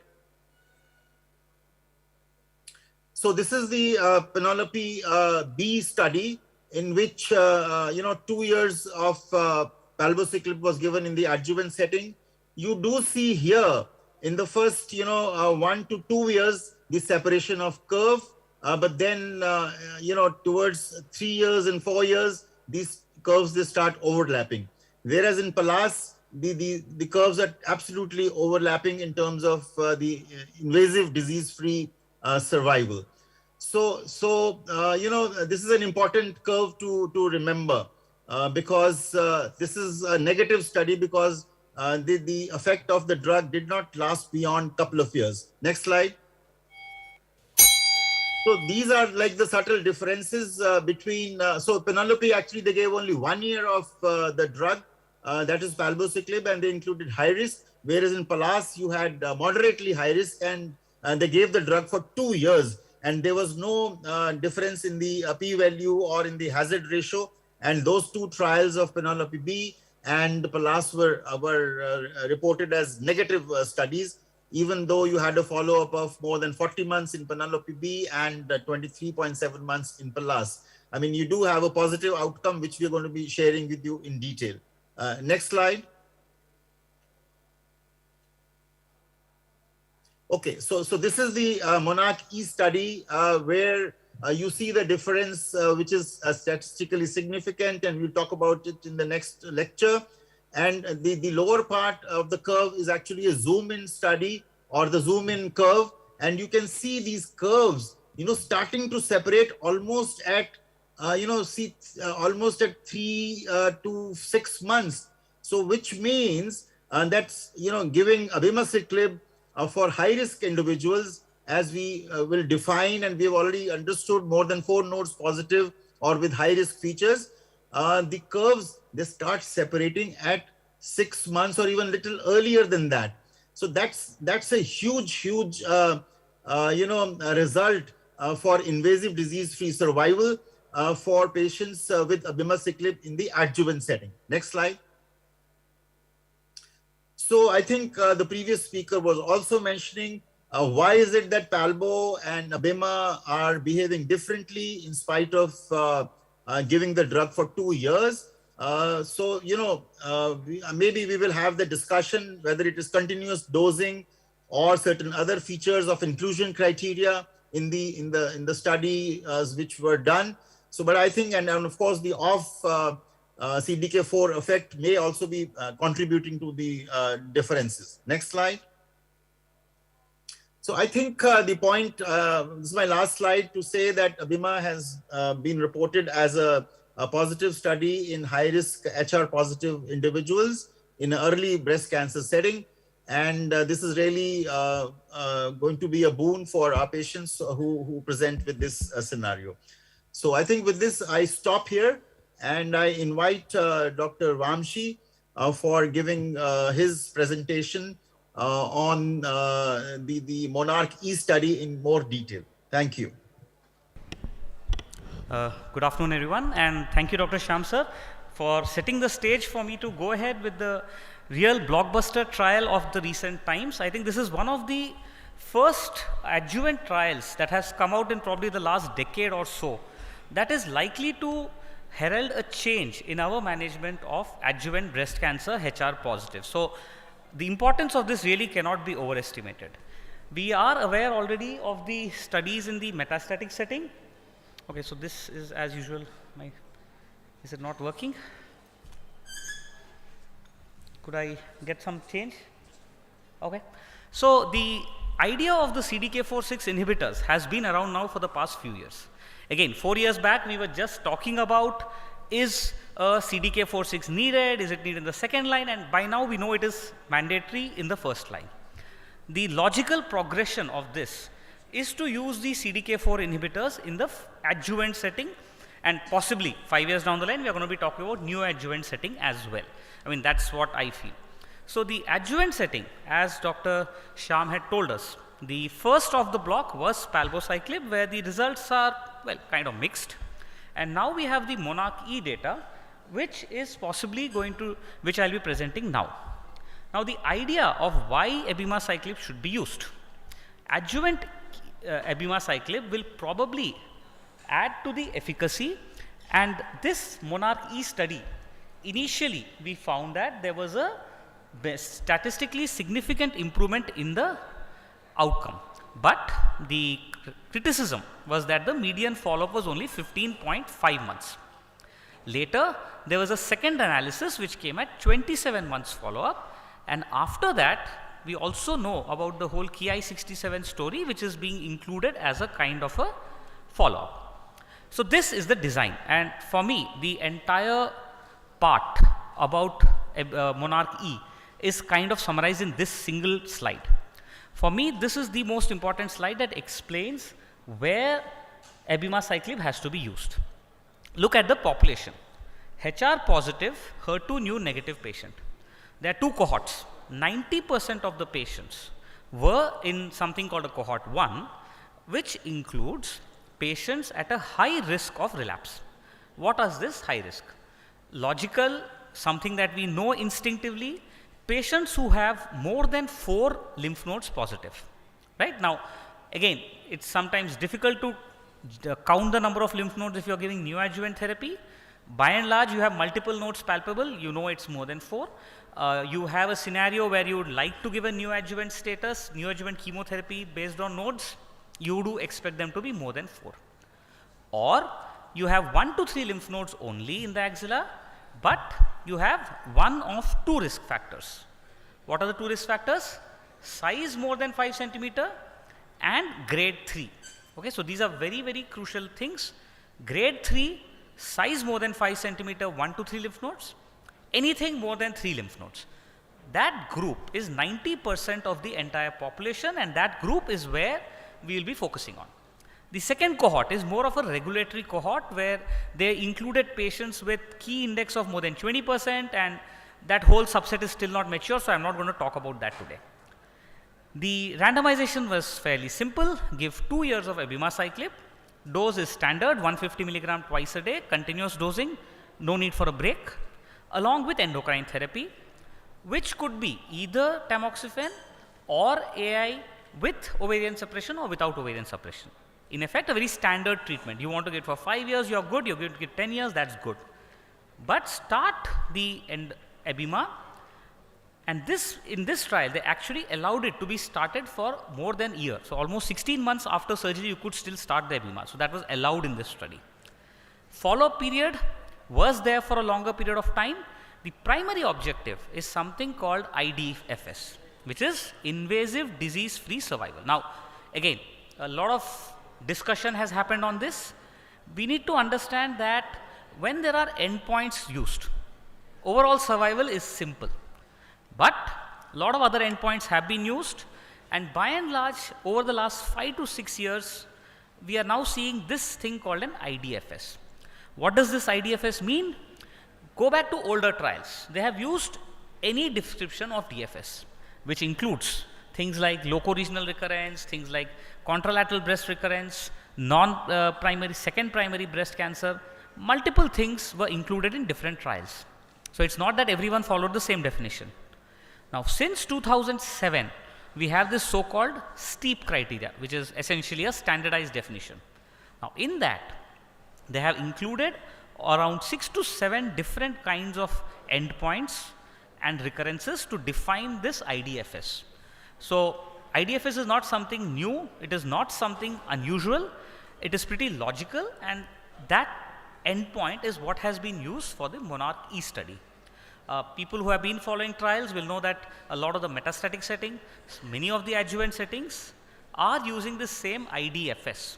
So, in fact, all our immunotherapy trials have kind of gone into the IDFS criteria now. So, IDFS is a pretty standard endpoint, and again, as an endpoint, I am pretty confident about the IDFS. So, with this IDFS, when the trial was done, this is the way the trial progressed: an interim analysis, then a primary analysis, and an additional follow-up. Time of follow-up 15, 19, 27 months. We could argue that you would want a 60-month follow-up or a 100-month follow-up. You know, you can keep on talking, but end of the day, we need to have some result somewhere. You can't simply sit on data without getting a result. And for me, this additional follow-up seems reasonable. You had 27-month median follow-up.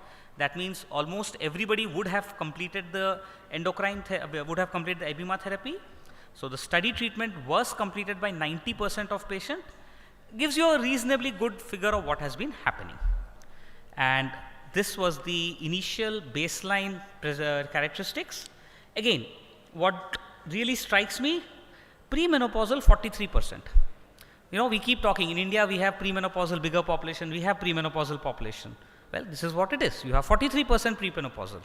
Then number of lymph nodes, 1 to 3 in 34%, more than 4 in almost 65% of patients, which is again possibly over time in elderly you are not going to see this, but in the younger population certainly this is what we are seeing. So a higher nodal burden. Then coming to the grade 3 in 40%, And then pathological tumor size, more than 5 in 24%. So by and large, forget about the trial definition, any of us would say that these are high risk patients. You see a T3 and a T4 disease, you see a grade 3 disease, you see a more than 4 lymph nodes, all these are patients where we would say let's go and give chemotherapy first, that's our reaction. And precisely a high risk population where the drug has been studied. So this is what happened when you had a median follow-up of 15 months, a 2-year IDFS rate, 92.2 versus 88.7, 3.5% absolute difference. Again, along expected lines, you give adjuvant endocrine, we know that 90% will do well. But as we keep telling our patients, 3.5% is not small. It's a big number. When you compare thousands of women, 3.5% is not a small number. It is a big number, and it is significant clinically if you are able to address that thing. Now, over the next time, the next follow-up, the number of events is still 230 versus 313 with a HR of around 0.69. In this trial, everywhere it's around 0.6, 0.69, 0.7. That's where you're getting. The absolute benefit is 5.4% in 3 years. 5% is significant when we talk of adjuvant therapy. 5% is significant when we talk of hormonal therapy. So 5.4% difference at 3 years cannot be scoffed at. More importantly and more interestingly, look at where the curves are diverging. They start off almost together. Within that 6 to 8 months, they start moving apart, and then they keep on moving apart. That tells you that logically, the relapses which occur in 1 to 2 years in endocrine positive patients, that is being prevented. So that's an interpretation. I mean, I'm not saying this is what is proved, but that's an interpretation. These relapses which we see after 1 or 2 years are the ones being prevented by abemaciclib. So it is doing something there. And remember, you're giving it for only 2 years here. What about the subset analysis? Now, difficult to keep arguing this, and this is a busy slide. By and large, what we notice is that all the subsets seem to benefit. So any subset which is a high risk particularly is shown to benefit. And your hazard ratios, again, 0.7, 0.72, it's in that range, which is what we expect. So in this so-called cohort 1, finally, when you saw the relative risk of an invasive disease is reduced by close to 30%, absolute number wise, it's pretty standard. The difference is maintained at the 2 follow-ups. We take this ahead to the next 40 months or 60 months, I think we are going to see a continuation of this. Again, that's a guess. We have to wait for the results, but that is what I feel is going to happen. What about the clinically meaningful disease distant relapse-free survival? Now, this is a slightly convoluted topic. You say IDFS and say that's enough, and then you say no, a new thing called DRFS. Essentially, you're looking at distant relapses and saying that, okay, it can control both local and distant relapses. Even in that setting, the benefit seems to be clinically significant, 4.5%. And again, your hazard ratio is coming to that same 6.5, which is in the range of what we get. More importantly, what are the relapses which are being prevented? You have bone which is reduced, you have liver which is reduced. Not a surprise to me, liver is somewhere we know that abema works. They're shown in the metastatic setting, so that's what we are seeing here as well. One thing we are not seeing here is the CNS, but I guess the numbers are too small, and then CNS relapses do not occur so commonly in the early stage. So probably that's something we can wait for in a few years, but otherwise, there is a reduction in the distant relapse in multiple places along expected lines. Side effects. Again, the side effect profile is there with diarrhea. It cannot be wished away. It is there. 17% discontinuation rate, which is significant, but again, in putting with the trials that we see. So over time, all of us know how to manage diarrhea. We are not very uncomfortable with it. With dose reductions, by and large, they are managed pretty easily. Something that we have to look at. Other side effects, not so significant. Slightly increased risk of thrombosis, slightly increased risk of ILD. Again, clinically I have not seen it personally, but in the trial it is there. Dose reductions were seen in 43%, which is a bit on the higher side, but by and large it is acceptable. Personally, the way I look at it, most of our patients are going to be younger because they are the ones we see all these higher risk features, and in them I think it's going to be not that difficult to manage. So from the monarchy, if we conclude, the adjuvant abemaciclib combined with ET continues to demonstrate meaningfully significant benefit for this group of node positive high risk EBC. IDFS and DRFS both are maintained beyond 2-year period, and the safety data is pretty mature. So though we can question the safety, we have issues on that, but it is still a manageable thing. The interesting point is about Ki67, which is prognostic, as of now not predictive. So as of today, we are not going to use Ki67 as a predictive marker, we are going to use it only as a prognostic marker, which means if you have high Ki67, you are likely to do worse, which is something we already knew. So that's the data about the abemaciclib, and of course, we need to do what we can for these patients. So if there are any questions, I would take them at this point. If anyone has any doubts or any questions, and I think Dr. Shyam is still there, we can. Thank you, Vamshi. Since you are physically there, if there are any questions, they are most welcome. Otherwise, we have a couple of case scenarios which we can discuss. Sure, anybody has any doubt, we can always talk, because this is again not a topic which is very straightforward. We need to look at the groups, and that is for me the most important subset. Every patient is not going to go in for adjuvant abemaciclib. I think that's a lesson we are very clear about. You have an early breast cancer with no nodes. As of today, we are not going to give abema in that subgroup. We are going to give it for the high risk patients. I think that's the biggest takeaway as far as I have seen this trial. So let's go to the first case scenario, Vamshi. So this is, I think straightforward. Can we have the slides? So this is a 38-year-old premenopausal lady who has undergone bilateral mastectomy, and the tumor is T3, more than 4 nodes. Lymph grade is 3. So all the high risk features are there. We don't know the Ki67. Oncotype DX is done, which is 32, and the patient has received standard adjuvant chemotherapy of dose-dense AC followed by docetaxel. So, are the slides shown? Not visible here, sir, but please, I think it's straightforward. You can. So I think to sum it up here, a very high-risk individual with T3, more than 4 nodes. So the question is on Monday morning when you go back to clinic, what is your, for this premenopausal lady, what are you going to do? The options given to me are tamoxifen, AI with ovarian suppression, tamoxifen with abema, or AI, ovarian suppression, and abema. So I think we can we have a audience here, some of whom are still eager for lunch. So basically the idea is for such a patient, sir, I think all of us would agree it's a high risk patient. And this is a patient where we need to be strong in our endocrine therapy. That is really going to be the reason or the driver for the cancer.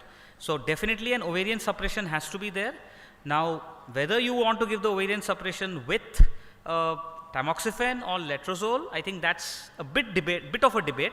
Personally, I use AI. Tamoxifen is perfectly fine. But in this patient with high risk features, certainly I would want to add my abemaciclib. So definitely this is a patient where you would want to add abemaciclib. So Dr. Shyam, your thoughts on this? Yeah, great. So I think you did make a fairly relevant point regarding the selection of whether it should be an AI or it should be, tamoxifen in a premenopausal lady. Maybe the house would be sort of divided, but whatever you do is perhaps correct here. So I think an ovarian suppression is essential because this is a high-risk lady. So you have to use an LHRH agonist, this premenopausal lady, and this lady is definitely on for abemaciclib. So are there any comments from the house? Sir, one question from the house. One question. Yeah. You have divided it into early breast cancer and metastatic breast cancer. No, for the monarch E? There is a subset of LABC also. Okay, and LABC, yes. And what your high risk defines, 3 node positive, 4 node positive, T3 tumor, they come into LABC category. And we don't operate LABC upfront. Yes. So in this scenario, how to consign this patient for adjuvant treatment? So the monarchy allowed neoadjuvant therapy. So in a monarchy allowed a neoadjuvant, almost 30 to 40% were neoadjuvant. So again, the idea is you're not changing your therapy and substituting it with abema. You continue your standard therapy, that is the neoadjuvant chemo, surgery, radiation, and then along with the endocrine you have to add EBIMA. So definitely a LABC you will offer neoadjuvant as of today. The EBIMA So, comes Dr. later. Vanshi, Yeah, Vanshi, his question is, how do you decide whether this patient is 4-node positive because you have not done the surgery before the, and the neoadjuvant chemotherapy can bring down the nodal number at the end of 6 cycles of chemo. So for me the answer is very simple, sir. I think the doubt which Dr. Sham is asking, the same thing which I addressed. How do you know that you have more than 4 nodes? So luckily, if you have a risk factor, you have T3 that is more than 5 centimeter, or you have a grade 3, automatically whether it is 1 node or whether it is 4 nodes, they are going to go into your abemaciclib protocol. So I think that is the answer, and nobody is going to sit and count the nodes in a PET or anything, but that's how we look at it. Grade 3, size bigger and node positive, you will be putting them on the EBIMA any which ways. So that's how I would look at it. Right. So I think let's go on to the second case. So we have 30 seconds, so let's just, yeah. Yeah. So we'll finish this case, This is contentious a little. 68-year-old postmenopausal, a lumpectomy with sentinel node biopsy done. It's T2, 1 node positive, grade 3. A patient has had chemo and radiation. So what is your adjuvant treatment for in terms of hormonal? Whether it is simple AI or it is AI plus ABIMA.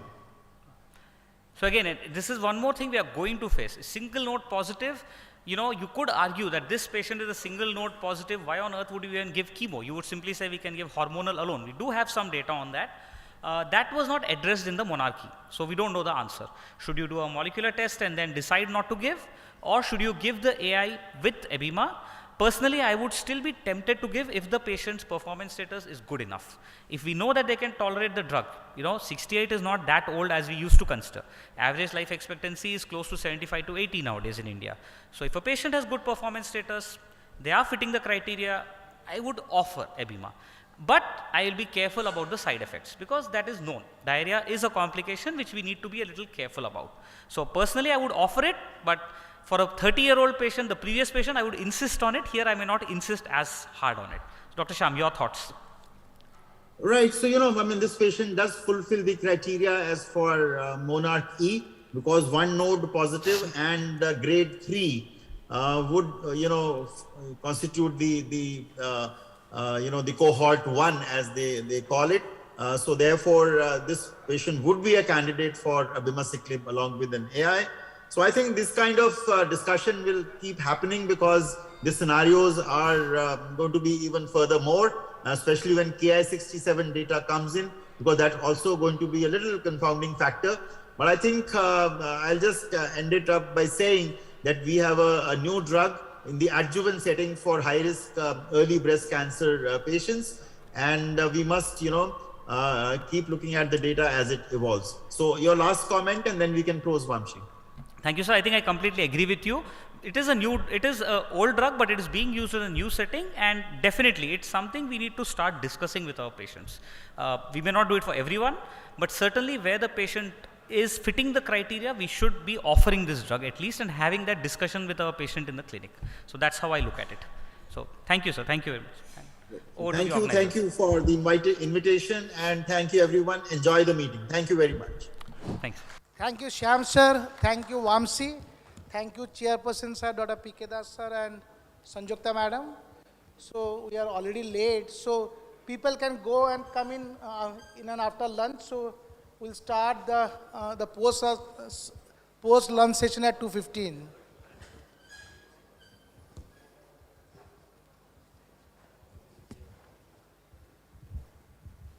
So lunch is served upstairs. So where there are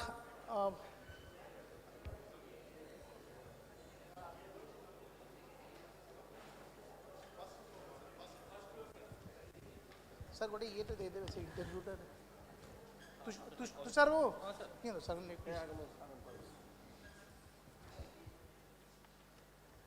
So next year, next ready to रखना. A moment तक आगे दिया ला नहीं तो. Sanjay madam सफाई वामसी भाई थे ना इतना वामसी भाई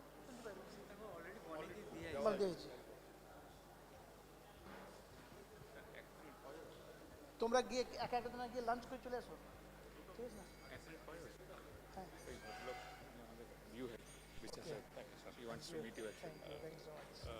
Very good conference because you are on the center stage actually.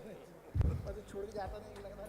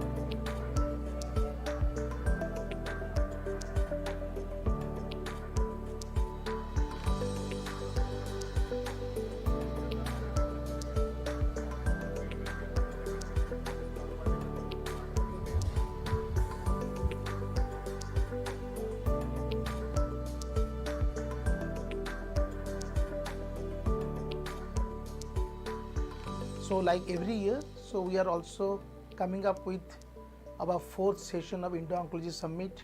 So last 2 years, everybody has been affected throughout the globe with COVID. So that's why we could do only the virtual one. So this time we are coming up with the physical also and the virtual. So it will be hybrid mode. The theme of this year's conference will be Cancer Care Era Precision. So last month in the ASCO 2022, so there was a buzz about cure in cancer in rectal cancer, and that was MSI high rectal cancers, where out of 18 patients, so 41 had no evidence of disease, and that made a huge impact in the whole society. So that is what about precision. So we want to discuss it out with you all and bring out what's new in this cancer field.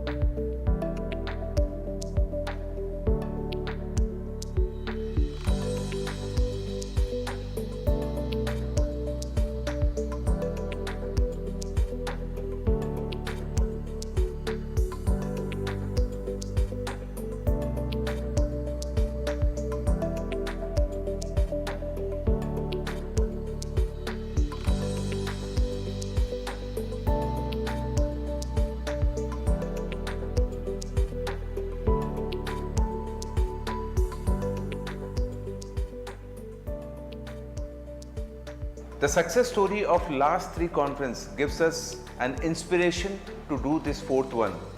Yes, this conference will be a unique one because we are meeting physically at Bhubaneswar. After so much of restrictions of the COVID, this conference will be having enough things for the entire oncological fraternity, which involves the radiation oncologists, medical oncologists, surgical oncologists, young oncologists, research, PhD peoples and industry people, those who are with the new technology.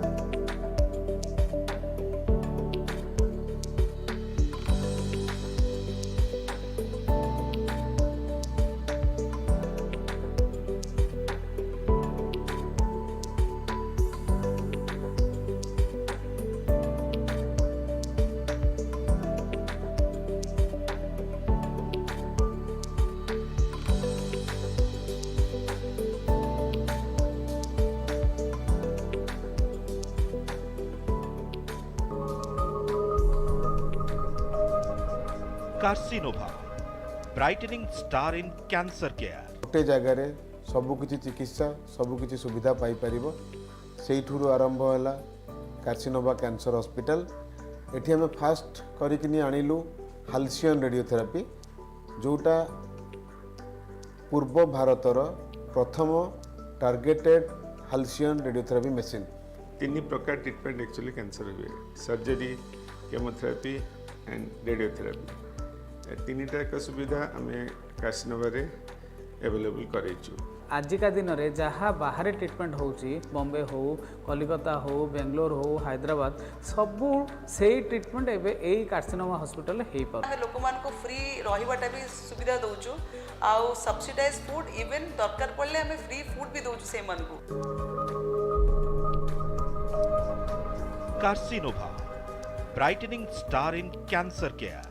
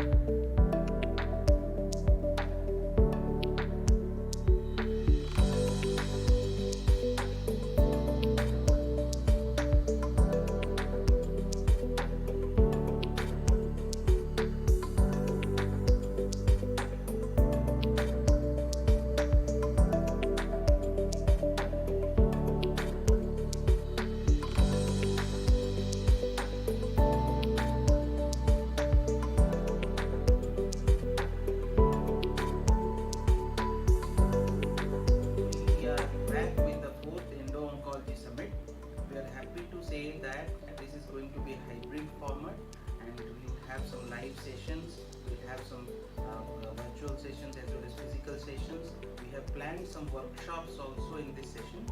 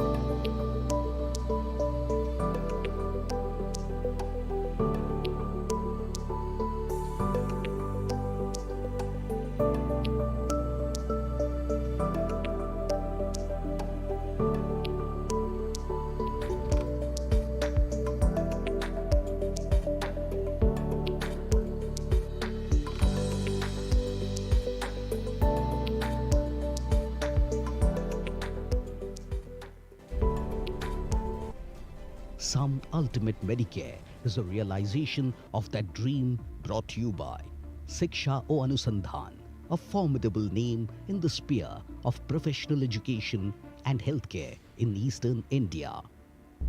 Some Ultimate Medicare promises a new dawn in the healthcare landscape of the region and is another step in a healthcare journey that began with the opening of IMS and SUM more than a decade ago.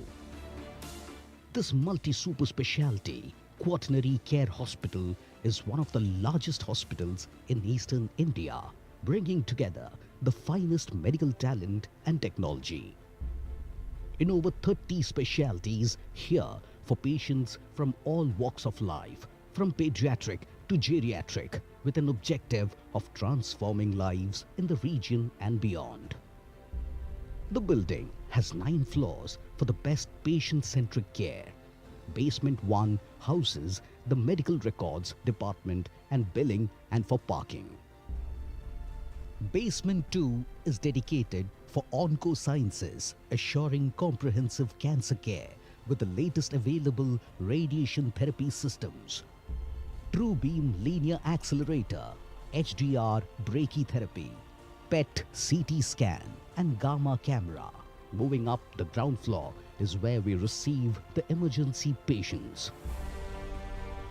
It has the emergency OT, OPD, trauma ICU daycare, the physiotherapy and executive health checkup, the radio diagnostics and imaging services, and the Center of Excellence Department of Cardiac Sciences. First floor has the administrative department and the OPD, critical and sensitive departments of laboratory services, dialysis, transplant unit, transplant OT, TICU. Second floor is the zone of silence, 9 OT complex, a cardiac intensive care unit, 2 medical intensive care unit, 1 surgical intensive care unit, a high dependency unit, 2 cardiac cath labs, and the central sterile services.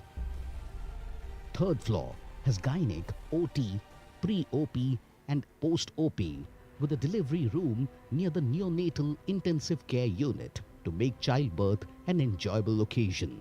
Our patients have the option to choose from room types available as per the requests and convenience. Third, fourth and fifth floors have comfortable twin sharing rooms specifically designed to accommodate 2 patient beds. We understand the need for comfort, tranquility, luxury as much as safety and security. Comfortable executive and single rooms and the presidential suites provide the most restful experience. The sixth floor houses the kitchen, from where a variety of nutritious food is offered. Some of all care, some ultimate Medicare. In our commitment to truly transform healthcare across the country, as the hand in our logo symbolizes care and lotus with energy circles reflects perfect healing care. We stand with one goal, one passion. Every patient, anytime.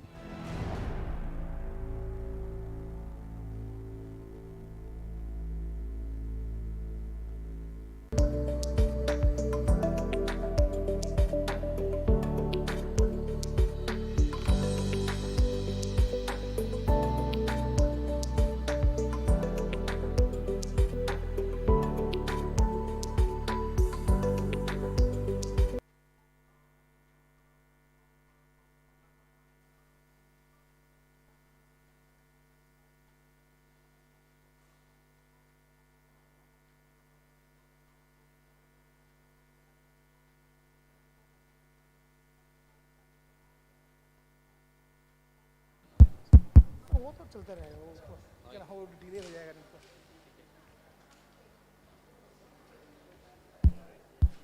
we just join waiting for Reena madam to join. Hari has already joined. Welcome.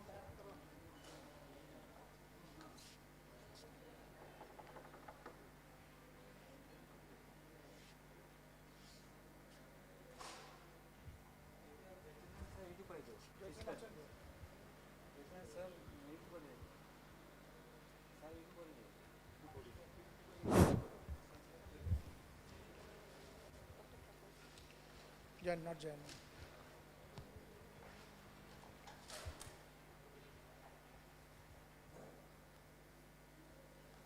एक संगे पठे तो जाएगी जो बारी बारी नहीं जाओगे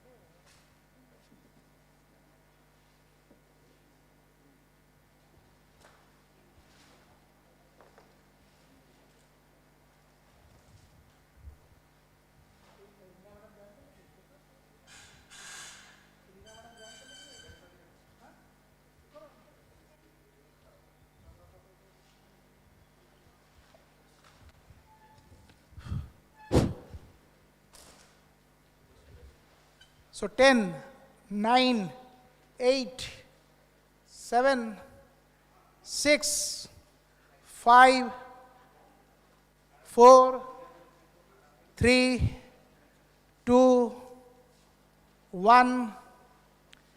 Good to start? Yes, sir. So welcome back after lunch. So we have two back-to-back hematology sessions, and we have chairpersons, so none other than my teacher, Dr. Reena Nair, so presently from TMC Kolkata. So she will be on the chair for the next two sessions. And the first one is a debate. So for a Hodgkin's lymphoma, ABVD versus ABD. So Dr. Hari Menon has joined from Bangalore virtually. So he will be the expert. And so for the motion, so will be Dr. P.K. Jayachandran from Chennai. He is there with us. He will be joining physically. And Dr. Lingaraj Naik from TMH, so he will be joining virtually. So over to you, Dr. Hari Menon and Reena madam.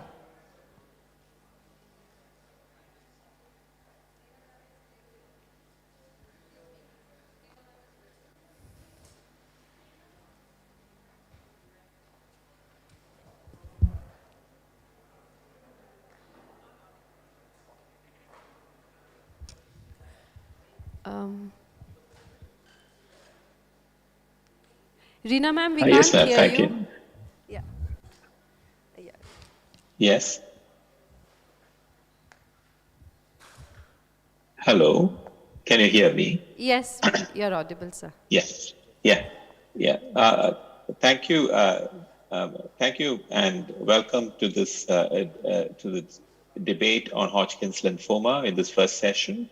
An important topic, debated all around, but still the pros and cons of the newer modality of treatment for Hodgkin's lymphoma is still good enough for debating further. So I think we can have a discussion after the debate is completed. And for speaking for the motion, I invite Dr. Jayachandran, who is a senior associate professor in the Department of Medical Oncology at the Arya Cancer Center, and that will be followed by, against the motion, by Dr. Lingaraj. Yes, I invite Dr. Jayachandran to come on and make his presentation.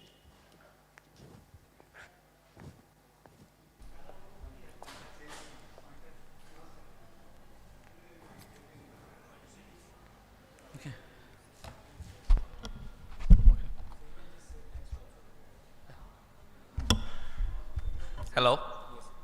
Am I audible, sir? Yes, you are. Yes, very much, very much. Yes, yes, Dr. Can I have a slide? Okay. So, good afternoon to everyone after lunch. I am going to speak on the notion for ABVD in first-line Hodgkin's lymphoma. So, I think, next slide, please. So, ABVD is the current standard of care and will be the current standard of care in advanced Hodgkin's lymphoma. I can easily convince this audience because more than 95% of the audience who would be here virtually or physically would accept the current practices ABVD, and about 99% of the newly diagnosed fit patients in India receive ABVD only. So, next slide.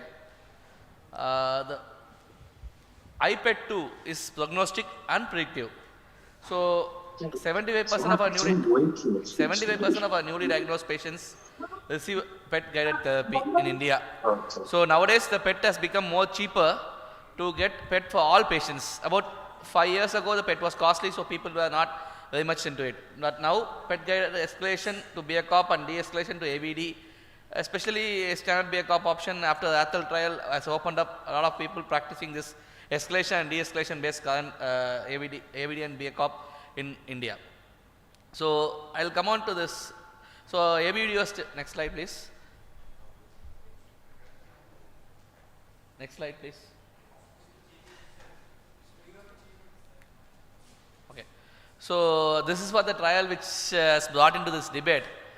So, I have data. I am just going to pull down the legs of Echelon-1 study. I am going to pull down the leg of the Echelon-1 study. That is how I am going to speak my debate. So, issues with the study design.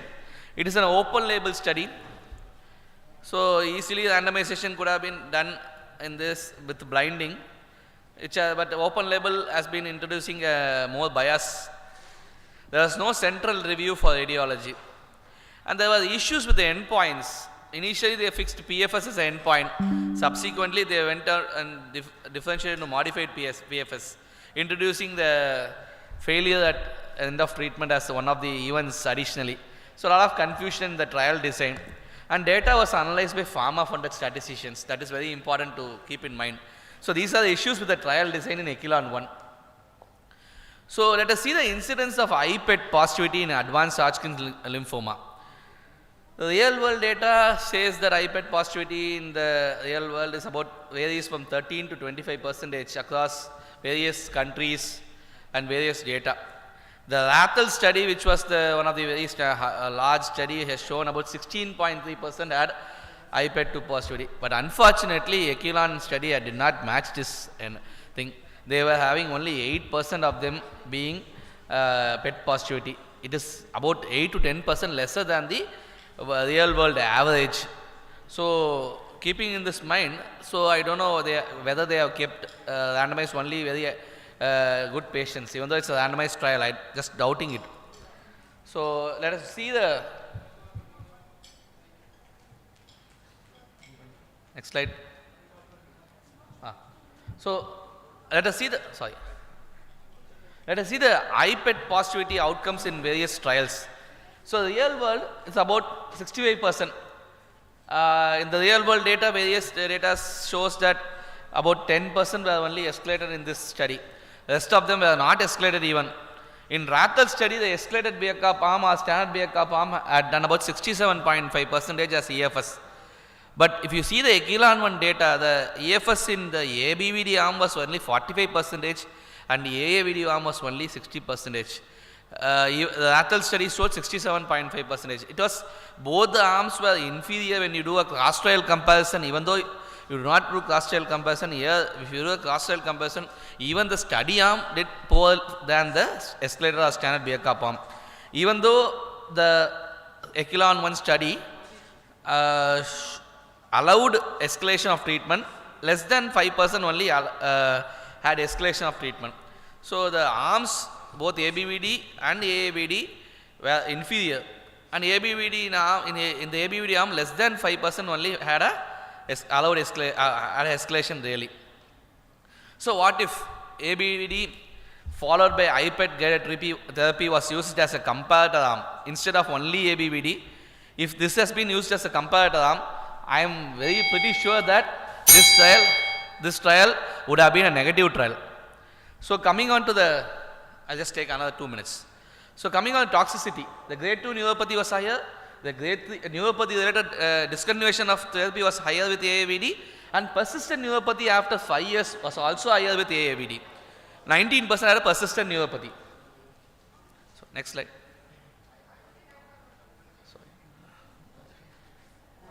So let us dig into the Echelon 1 results. So let us see the number needed to treat. If you look at the first primary PFS, 2-year PFS, the number needed to treat was 1 in 20. If you treat 20 patients, only 1 would have benefited with AAVD. And if you treat in a 5-year OS, the absolute benefit was 4.5% and the number needed to treat was only 1 in 22. If you treat 22 patients, 1 would benefit with the AAVD arm. So let us see the cost effectiveness. So ABVD is just, per cycle is about 6,000 rupees.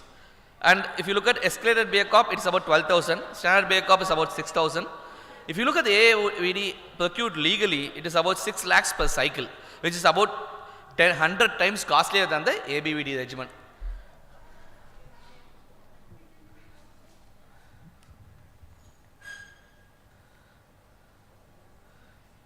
So let us put ourselves in the policy makers' shoes of policy makers. Sorry, the slides are moving. Sorry. Yeah. So if you look at the ABVD arm, if you take 22 advanced lymphoma patients and ABVD arms, the cost is about 7 crore 92 lakhs for treating these patients. If you take AAVD, about 7 lakh 92,000 if you take ABVD. About only 1 patient is additionally alive if at the end of 3 years if you give AAVD, and you spend about 7 crore 84 lakh additionally spent to keep 1 out of 22 alive in this group. So let us go into statistics. About in Globocan 2020, 9,221 patients were newly diagnosed Hodgkin's lymphoma. Let us assume 50% of them were advanced stage. To give AAVD to everyone, the government or the policy makers have to spend 1,645 crores to keep 200 patients alive additionally for 5 years. So this is what the amount of revenue which will be wasted if you are going to use this.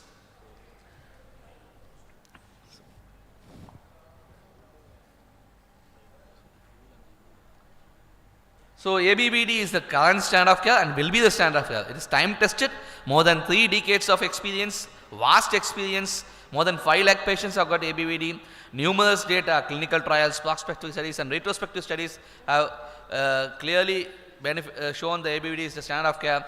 ABVD with iPad based escalation and de-escalation approach is feasible and less toxic and will be the standard of care, and it is very cost effective, I have showed clearly. Thank you. So, can I please request Dr. Lingaraj Naik to put his arguments Next slide. against what Dr. P.K. Jayachandran told? Dr. Lingaraj Naik, do we have you? He's supposed to be here. Yes, I have my presentation recorded. I think I request organizers to play the presentation. Okay.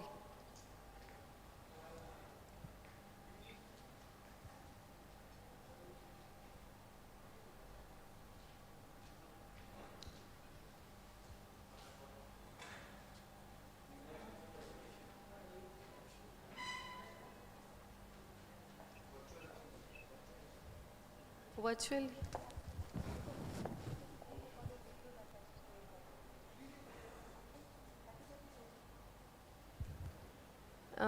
Dr. Lingraj, do we have a pre-recorded video or are you going to go live? So I have sent the video, ma'am. Okay, fine. I'll just figure it out. Yeah.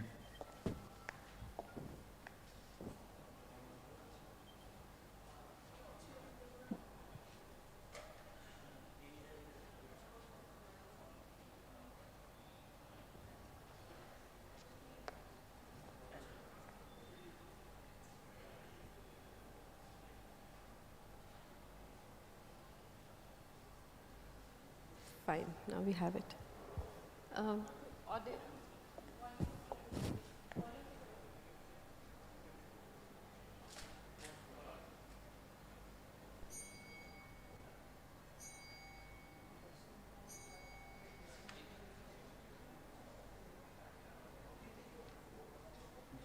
That AAVD is new standard of care in advanced Hodgkin's lymphoma. Good afternoon. At the outset, I wanted to thank the organizers for inviting me to this meeting. I'm here for a debate on advanced Hodgkin's lymphoma. The debate is about AVVD or AAVD. So I'm here for debating AAVD. So in next 7 to 8 minutes, I will convince you all that AAVD is new standard of care in advanced Hodgkin's lymphoma. I have nothing to disclose. So before I move on, I wanted to show some Indian data of outcomes of Hodgkin's lymphoma, and this is the first data from a multicentric registry that is called OncoCollect. You can see almost 900 patients with good median follow-up, and the results look promising in terms of overall event-free survival and overall survival.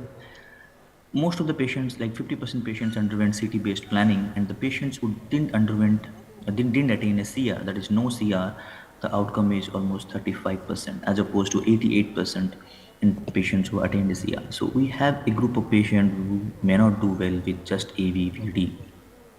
This is the data from our institute, that is TMH. And this data is more for patients who are in the age group of adolescent and young adults. Close to 220 patients. All patients underwent a PET-2, that is, after 2 cycles, a PET response. And those who attained a CR, the outcome was excellent as expected. But look at the outcome of patients who are PET-PR after 2 cycles. That is close to one-fifth patient, patient, and you see the outcome is around 50 to 55%. So you have much work needed in the group of patients who didn't achieve a PET CR after 2 cycles of AVBD. So how can you improve the outcome? You have 4 approaches. You can use escalated backup in a response-adapted manner. You can add endorentuximab to AVBD. You can use checkpoint inhibitors to AVBD, and you can use upfront transplant in few group of patients who are progressing as a primary progressive disease. So I'm here to debate about brentuximab. So before I go on to brentuximab data, I wanted to show some data of accelerated backup. Most of you are familiar with this 3 study, which were published in last 4 to 5 years from 3 different centers. So UK RATHEL study is from UK group. Now SD18 is a German study, and AHL2011 is a French study. So basic design was similar. The only difference was whether you start with AVVD or you start with accelerated backup. After 2 cycles, every patient underwent a PET response, and based on the PET Deauville score, they either underwent escalation or de-escalation approach. So I have summarized the results of all the three studies in one table. You can see that RATHEL approach was AVVD first, and rest of the 2 studies started with backup. Now you see the PET positive outcomes. So I've enlisted the 3-year progression-free survival to compare all the 3 studies, and you see that 3-year PET positive outcomes were close to 68 to 70%. SD18 may look better, but there is a probability of stage migration there because Deauville 3 was taken as positive as opposed to RATHEL and AHL2011 studies. So you get 15 to 16% absolute gain in PFS if you escalate to backup. But important to note is that you still don't have an overall survival benefit at the end of 5 years. So if you do a cross-trial comparison, either you start with AVVD or backup, both are valid options, but is it okay to expose to backup to everyone? Because we know that most of the patients will be cured with just AVVD. So can we use baseline IPS to determine which is the best approach. So we are doing a study on that in TMH. So you got the outcome what you needed with escalating to BACOP, but what is the price the patient has to pay? So if you see the toxicities, so I've enlisted the acute toxicities of BACOP, and this is 10-year follow-up data of German Hodgkin study group ST9 study. You can see the grade 4 leukopenia, 19% versus 90%. Grade 4 thrombocytopenia, 2 versus 47%. Infections, mucositis. If you want to replicate this kind of protocol in Indian setting, the toxicities will be much more than this. And risk of secondary AML and MDS. Now coming to some important toxicity of BACOP is infertility, and this is an interesting data from Rathel study where they have compared the anti-Mullerian hormone level, that is AMH level, after each cycles of ABVD or BACOP, and they compared it till the end of 1 year. And what they found was that good number of patients have recovery of AMH level even after ABVD, but if you use BCOP, little recovery was seen at the end of 1 year also. So these patients are going to develop permanent infertility or severe or premature ovarian failure on the long run. Now coming to the study that I am going to present is Echelon 1. So this is a study on advanced Hodgkin lymphoma. You can see the number of patients, 1,334. It's a US cooperative group study done, it's a multi-center study. The experimental arm was addition of brentuximab to AVD, that is omitting bleo and adding brentuximab. Comparison was with standard ABVD, and the primary endpoint was modified progression-free survival, which was defined by disease progression, death, or something called as modified progression. That is, the patient who didn't achieve a CR or they received a next line of therapy because of inadequate response. Now, the earlier data was little controversial because of this particular endpoint of modified progression survival. But when they analyzed the investigator assessed PFS, that is death or progression, and they gave an update at the end of 5 years, and you can see the difference in terms of PFS in the overall population, that is 82 versus 75, almost 7% improvement in the progression-free survival. And you look at the subgroups of PET negative and PET positive, close to 6% gain in PFS in PET negative group and 15% gain in PFS in PET positive group.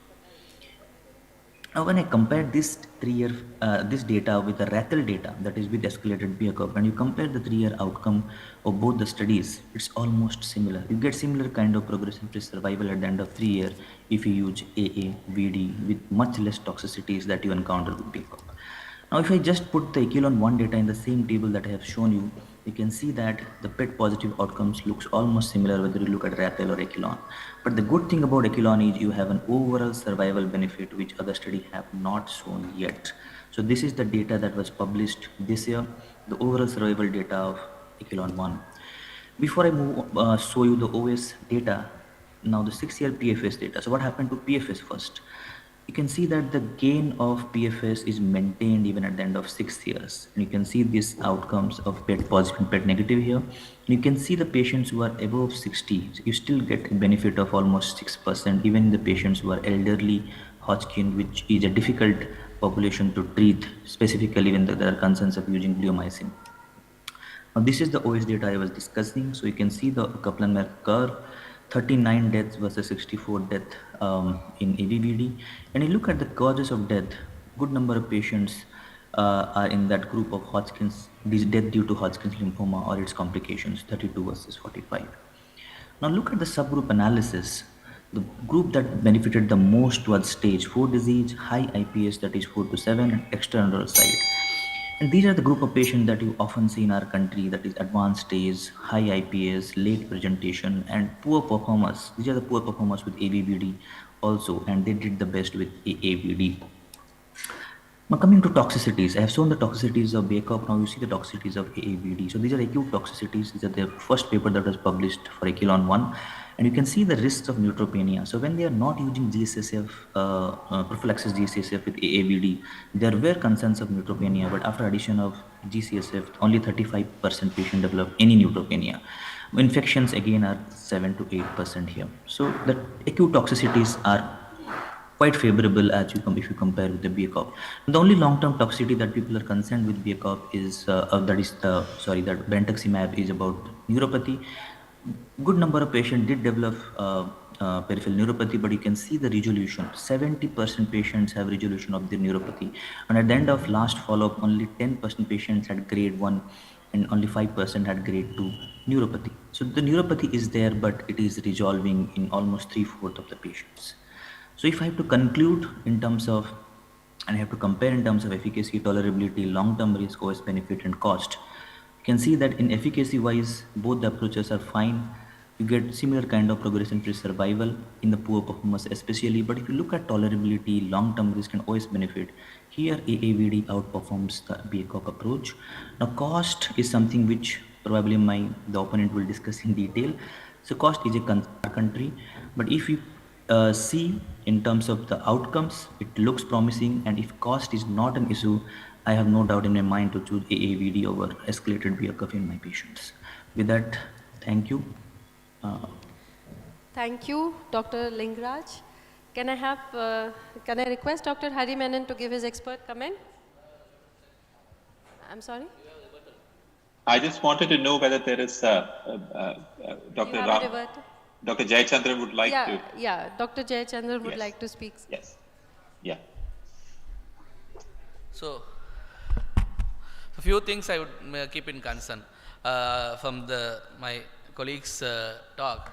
So, one thing is PFS is a very poor endpoint of choice in Hodgkin's lymphoma. It misses out few events like patients who are stable disease or a partial response at the end of treatment are not considered as an event in PFS. So, any lymphoma, we consider these patients as failure. If the patient has a stable disease at the end of treatment, or the patient has a partial response at the end of treatment, we don't consider them as a successful treatment. So, those events are missed by the PFS, whereas other studies included as EFS. So, only they are a confusion. So, PFS I don't buy in any lymphomas. PFS is not a good endpoint. It is for metastatic solid organ tumors. Second, so before the Rathal trial was published, people were very much concerned about the toxicity of the treatment, escalated BACOP. It's a nightmare. But once the Rathal trial was published, it had a standard BACOP option in that. And standard BACOP is very well doable, and a lot of patients, even 45 plus patients, do tolerate standard BACOP beautifully. So, toxicity is not a concern when you are going to use standard BACOP. If there's a young patient less than 25 years, you go and use escalated BACOP. If you can use, if you have older patient who may not tolerate escalated BACOP, go and use the standard BACOP. So, still BACOP is doable in India. After the publication of the Rathal trial, a lot of people have started using escalation and using standard BACOP in various even second tier towns also. They started using standard BACOP as an option. And again, this neuropathy is a persistent neuropathy. What I mentioned is 19% of the patients have persistent neuropathy at the end of 5 years, which is bothering for any lymphoma patient. So, which is not together. This is what, from my side, I would rebut on my colleague's talk. So, Dr. Hari Menon, your expert comment, please. Thank you. Thank you. I really enjoyed both the discussion on for and against ABVD, for ABVD and for AAVD over here. And thank you for that, both Dr. Jayachandran and Dr. Lingaraj. But as a reviewer and also as an expert over here, what I would like to consider is not an applicability for all patients, but to review what the data has to tell us as far as ABVD and the AAVD is concerned. And we are looking at a pretty large study, which has also got long-term follow-up, and the more recent 6-year follow-up has been published also over there. I will agree that it's very difficult to move away from ABVD, which has lasted for close to 50 years, for 45 years in terms of its existence and in terms of its effectiveness in treating patients. But we also are always grappling with a 30% population who are not likely to do well with standard therapy. And we are talking about advanced stage Hodgkin's lymphoma. We are not talking about early stage Hodgkin's lymphoma over here. So it may be well worth for us to be discerning about what is the kind of treatment we want to use rather than saying one is better than the other. So what would be the merits of using ABVD? It's got an excellent,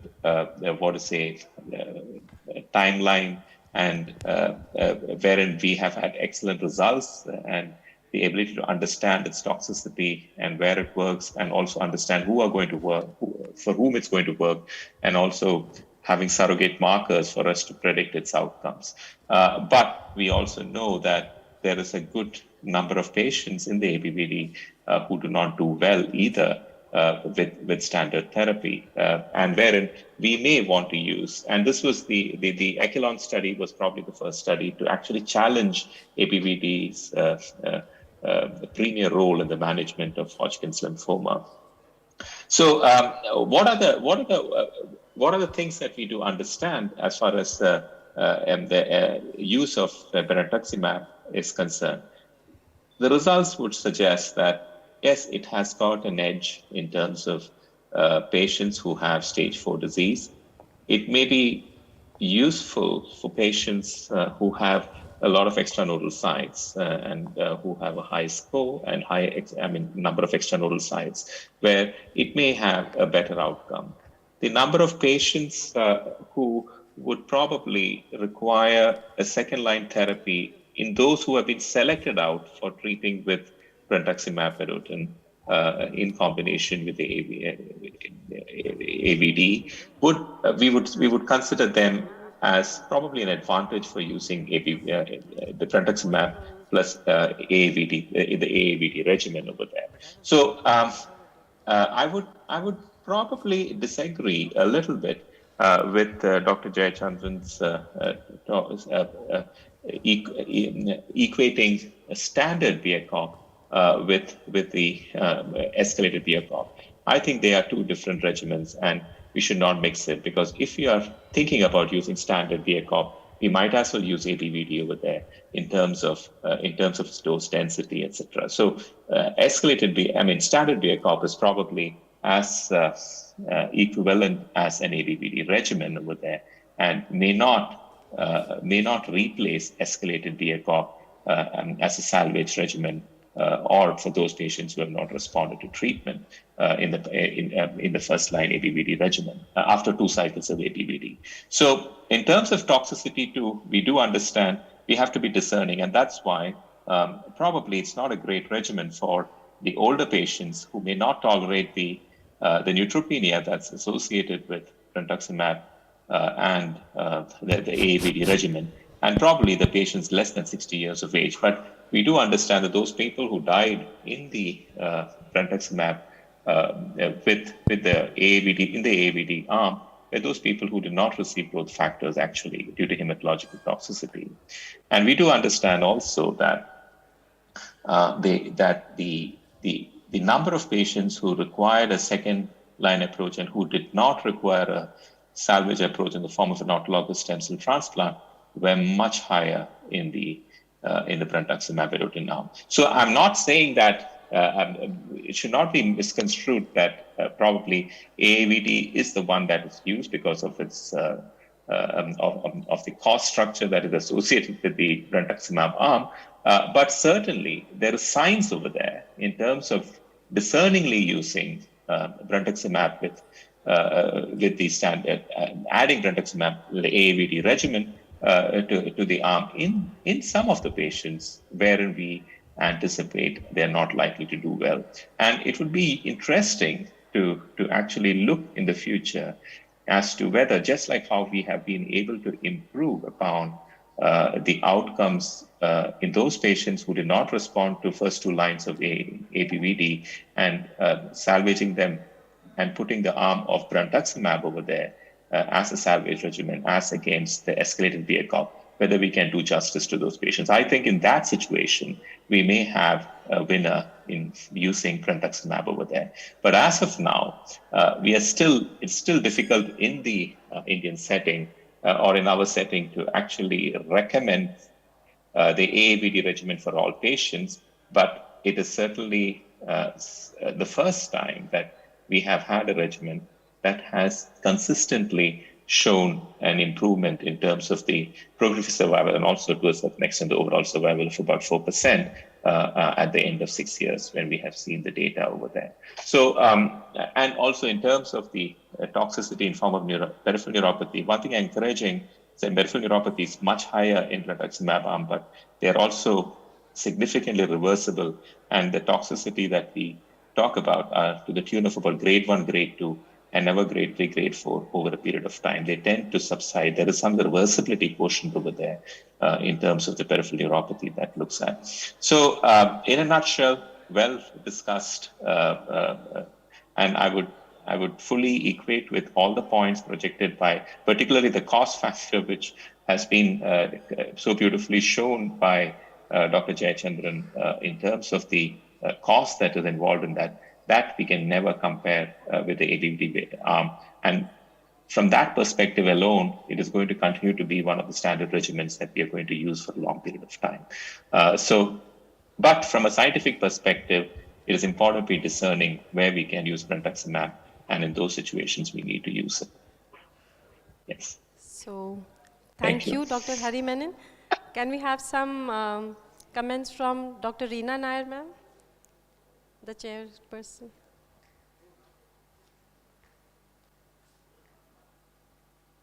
Ma'am, do you have to say something? Yeah, so I think Hari has very beautifully discussed both the aspects and has summarized it also. And like he says, you know, it's not a yes-no debate. I think it is times of precision medicine. And so we have to actually pick up on the patients which would benefit maximum and then actually give the newer treatments.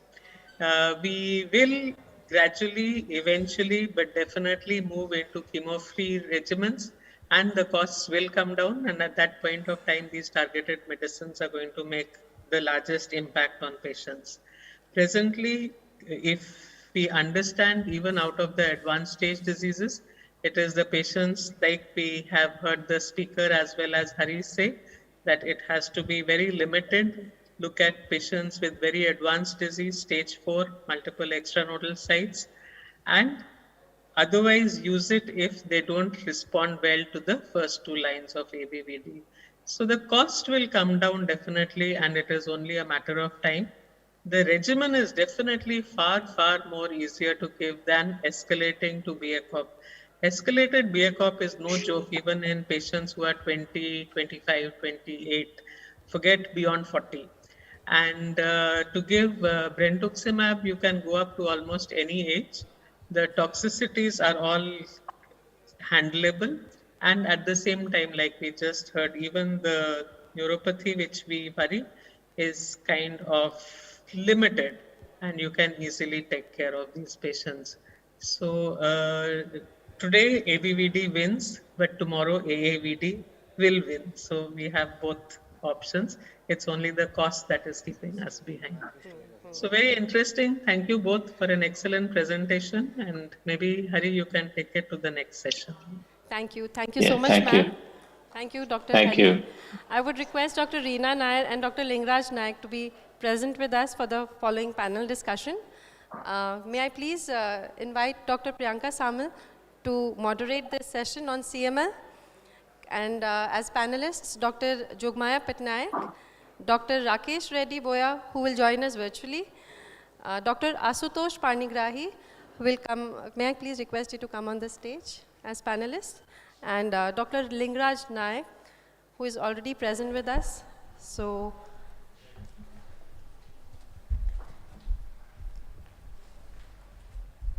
over to you, Dr. Priyanka Samal.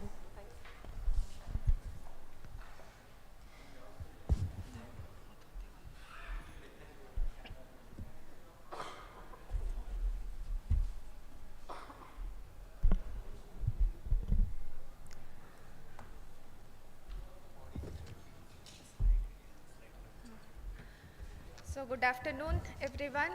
After the lunch, I think the panel discussion should be interesting enough to have a break. And thank you to the organizers at the outset. Thank you to our most beloved elder brother, Ghansyam bhai over here, and I welcome to my panelists, and thank you chairpersons for chairing the session. Reena ma'am will be there, and slides are not.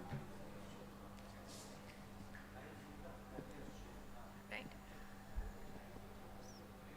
So we'll start with, this will be a case-based discussion. I'll introduce my panelists, and the discussion is on CML. We'll be going through 2 cases, and I request the panelists to be very brief and precise so that we have time a little bit for more of discussion along with the chairpersons. So my panelists today are Dr. Jogmaya Patnaik. He is a medical oncologist at KIMS Hospital, Bhubaneswar. Dr. Rakesh Reddy, he is at Visakhapatnam, medical oncologist. Dr. Lingaraj Nayak, he is at Mumbai TMH Hospital. Dr. Ashutosh Panigrahi, Associate Professor, AIIMS Bhubaneswar, and Dr. Pritish, he is joining from Delhi. At presently, he is undergoing a stem cell transplant training program at Delhi. My slides are not clear.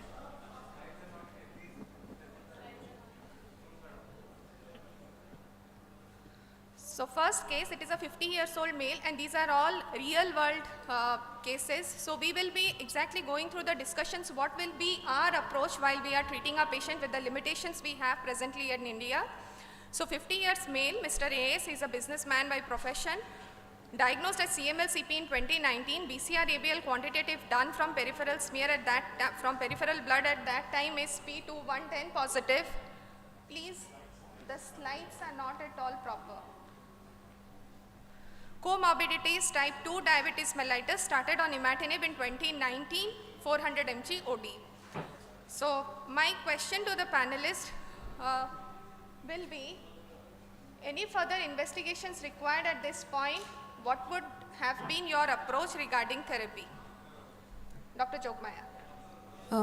My approach will be, I also would like to do a bone marrow study for this patient, a bone marrow aspiration and biopsy with a cytogenetic study from the bone marrow aspirate sample. That will be first. Second point, because he is 50 plus and has diabetes as comorbidity, I'd like the whole cardiac checkup to be done. Right. So we have FISH RT-PCR also. Earliest is by FISH, so many centers also ask for FISH. And what is your opinion regarding RT-PCR? Would you like to do a qualitative or a quantitative PCR at the outset? I definitely like to do a qualitative RT-PCR at the baseline. So, Dr. Ashutosh, what are the advantages of having a qualitative PCR and not having a quantitative PCR, and what are the current guidelines? What do you suggest? So, and how would you approach for your patient? So I usually do a qualitative RT-PCR because that is quite effective in identification of the disease. Quantitation till now is not recommended as a routine practice, but obviously definitely when we are targeting a early molecular response or that type, so we can consider, but in my regular practice I usually do not do a quantitative PCR baseline. Dr. Lingaraj and Dr. Pritish, would you like to add anything to it? Yes, I agree with Dr. Ashutosh that initially we have to identify the protein BCR-ABL, whether it is P190, P210 or what is the type of it, and because the monitoring is standardized for P210 only, and apart from that, quantitative, though it's not recommended by the guidelines, but still if we want to know the speed of decline of the BCR-ABL status, then it will definitely help us in monitoring. Right. Apart from the fact that we are doing it from a peripheral blood, that there is an update of 2022 written by Jabbar and your Kantarjinian, where they have mentioned that bone marrow aspiration is now being mandatory for patients because it not only provides what is the actual blast percentage and whether the patient is in progression, but apart from that, we have a cytogenetic sampling done and we can look into what are the additional chromosomal abnormalities in order to say whether the patient is in progression. So these are the investigations, and baseline RT-PCR is needed to identify the rearrangement. That is also important, that if a patient has a P210, apart from the P210 mutation, P190 or P230, for which we do not have quantification as of now, we need to do the qualitative RT-PCR to know these subsets of the patient.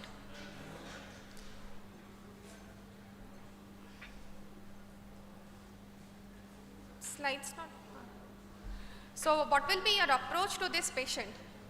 Now that the patient is positive, would you like something else, or you would like to start directly with a TKI? And which will be your TKI of choice for this patient?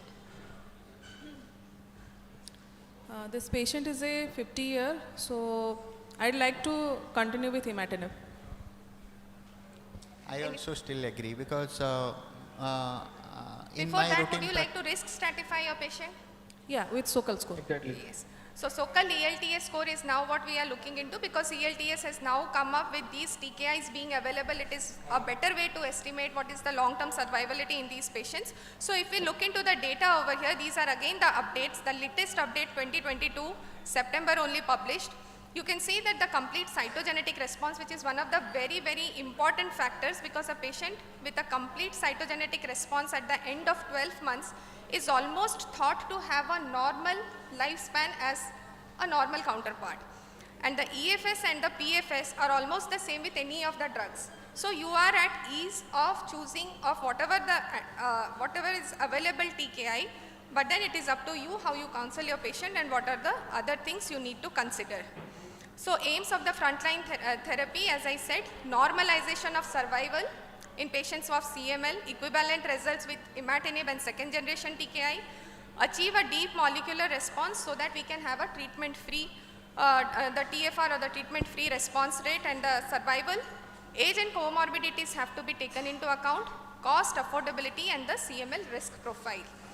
So kinase domain mutation, how many of us would do a kinase domain mutation at the outset? Dr. Rakesh? No. You have to unmute yourself, Dr. Rakesh. Yeah, I don't do a kinase domain mutation at baseline. I agree with the rest of the profile investigations, and I would do a bone marrow aspiration and biopsy. I would do a quantitative RT-PCR, but not a kinase domain mutation at baseline. Yes. So only in patients who are high risk, having an accelerated phase or a blast crisis or in the relapse setting, it is only indicated. So that is to be kept in mind. Toxicity spectrum, I won't go through it. All of us almost must be knowing how we choose our patients, and since this is a type 2 diabetes mellitus, which is the drug you would not like to prescribe to your patient? Nilotinib. Right. Nilotinib. Okay. So next to Dr. Rakesh. Yeah. How frequently would you monitor your patient or ask to follow up? Any other suggestion you have for this patient at this point of time? Your opinion regarding dasatinib 100 mg versus the low dose dasatinib of 50 mg, if this patient would have been high risk. Yeah, so first I would do the ELTS scoring, the risk stratification of the patient, and suppose if the patient is high risk, my initial discussion with the patient will be imatinib versus dasatinib, keeping the toxicity profile that you already mentioned of type 2 diabetes among the options that we have. My counseling will be regarding the disease, the duration of treatment, the long-term duration of treatment, the need for taking the tablet continuously, as well as following up for side effects clearly. So one of the very important goals that I'm going to discuss with the patient is a treatment-free remission.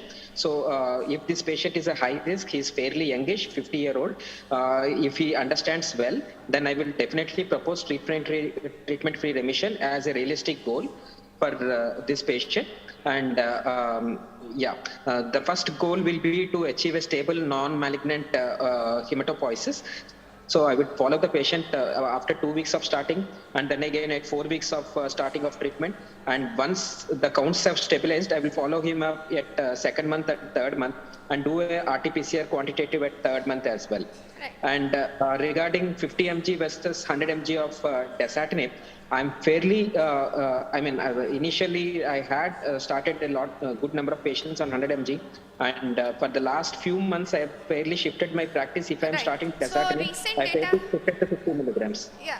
So recent data regarding the low dose dasatinib, there is again an update, and this is by the MD Anderson Cancer Institute, where they have been practicing as upfront low dose dasatinib, and in those cases you can see with the low dose when compared, low dose 50 mg and 100 mg, almost the MMR, the complete cytogenetic response, the OS and the response are almost comparable. The p-value was highly insignificant, and the EFS and OS, there was no difference, and the grade toxicities, if you see pleural effusion, it is 10% with that of, it is 10% with that of the 100 mg OD dose, but it is only 3% with the 50 mg OD dose. So for them, it is now MD Anderson they have taken up as 50 mg OD dose as an upfront therapy. But I think we have less of data as of now, and still 100 mg remains the standard. So dasatinib, another study, just I want to mention, this is again an update, 20 mg OD. There is a small data coming up where more than 70 years of the patient, they had less of cytopenias and pleural effusion, and that is also being studied, although the cohort is only up to 120 patients. So, yeah, that was it. So continuing with the case, 2019, post that in Jan 2020 when the patient has come, the BCR-ABL is 0.041%. May 2020, you can see the TLC has gone up 32,000. Patient was then advised 600 mg imatinib. In June 2020, again he complains of blurring of vision, headache and generalized weakness. And 5 days of his visit, when he came to us, the patient has diffuse tenderness of the abdomen along with, on CNS examination, there is right third cranial nerve palsy. So in this patient now, the MRI brain was done, which was normal. Flow cytometer of the CSF study showed there was blast in the CSF, and the bone marrow also showed there was blast crisis with a BCR-ABL of 20%. So what next investigations would you ask for? What I mean to say, this is a patient who has relapsed with cranial nerve involvement, and the patient has a blast percentage high in the bone marrow. So this is the usual scenario that most of the patients who are on TKI, they usually go into a lymphoid blast crisis, and definitely it will be dealt just as a new case of ALL, that will do a bone marrow cytogenetics. Then we'll do a mutation analysis, because we have to change the tyrosine kinase inhibitor, and it will be better if we will target, if we will choose a TKI which will be specific for the mutation. And third thing, I will choose a TKI which will have a CNS penetration, because it is a CNS disease also. So that means I will definitely do these investigations including bone marrow and all other comorbidity assessment for this So process. investigations done showed 95% atypical cells, conventional karyotyping, 922 translocation, and it was complex karyotype with few more additional aberrations, and the kinase mutation domain study was negative. So now with this diagnosis, how will you manage your patient, and would you follow the same guidelines for monitoring this patient as it was when the patient was in a CML-CP phase? So my management will be, I will prefer Yes, you spoke about ALL. that. So we started, would you like to go for an intensive chemotherapy, or what will be your approach for this patient? I will definitely try with the intensive chemotherapy, try to put the patient to CP or into remission, and I will go ahead with transplant. Because complex karyotyping, CNS disease, so that will be my approach. So we started the patient denied for an intensive chemotherapy regimen. Patient was started on dasatinib and steroids because the data suggests that even with this you can have at least a 70-80% remission, but the chances of relapse is still 40 to 50%. And he had also a younger sister. We had counseled that even if the patient enters into remission, we might go for an allo-SCT without going for an intensive chemotherapy. And day 86, you can see BCR-ABL of 0.3098% with less than 5% atypical lymphoid cells, which came out to be hematogens on flow cytometer.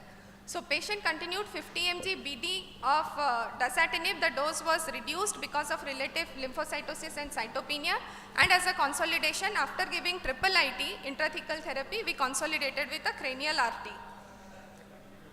So this was the management we did for the patient.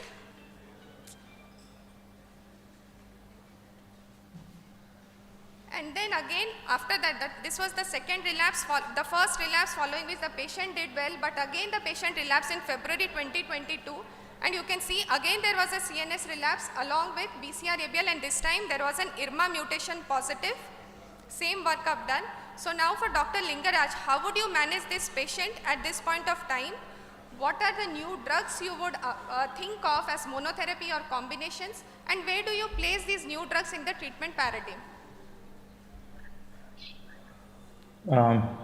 Thank you. Am I audible, Dr. Priyanka? Am I audible? Yeah. Yeah, okay. So I think coming to the last question first, I think both the drugs are not available to us currently, but I think we are getting ponatinib and asciminib by compassionate access, and we have a couple of experience with both the drugs. And I think asciminib data is promising and the drug tolerance is quite better. Now there is issue with ponatinib in terms of tolerance. So you have to place both the drugs and choose one of out of the two. I think probably I will be more comfortable with asciminib unless there is a T315 mutation where probably ponatinib may outweigh the asciminib. Now coming to management of this patient, it will all depend on whether we can put this patient into a CR and preferably at least a cytogenetic response. Then only you can think about going ahead and doing a transplant. But of course, doing a transplant in CML-BC and CR3 is the outcomes are not very great even with allogeneic stem cell transplant. But that is the only thing that is we can do for this patient. And my goal will be to choose a better TKI, put into MRD negative and cytogenetic remission, and take this patient as soon as possible for transplant to have a good post-transplant strategy as well, because this patient has high likelihood of developing a relapse within on post-transplant. So maybe a post-transplant TKI maintenance or a DLI prophylactic DLI will be okay for me. So next, Dr. Pritish, what would be the transplant conditioning regimen if at all the patient comes into a remission with ponatinib or asciminib being used?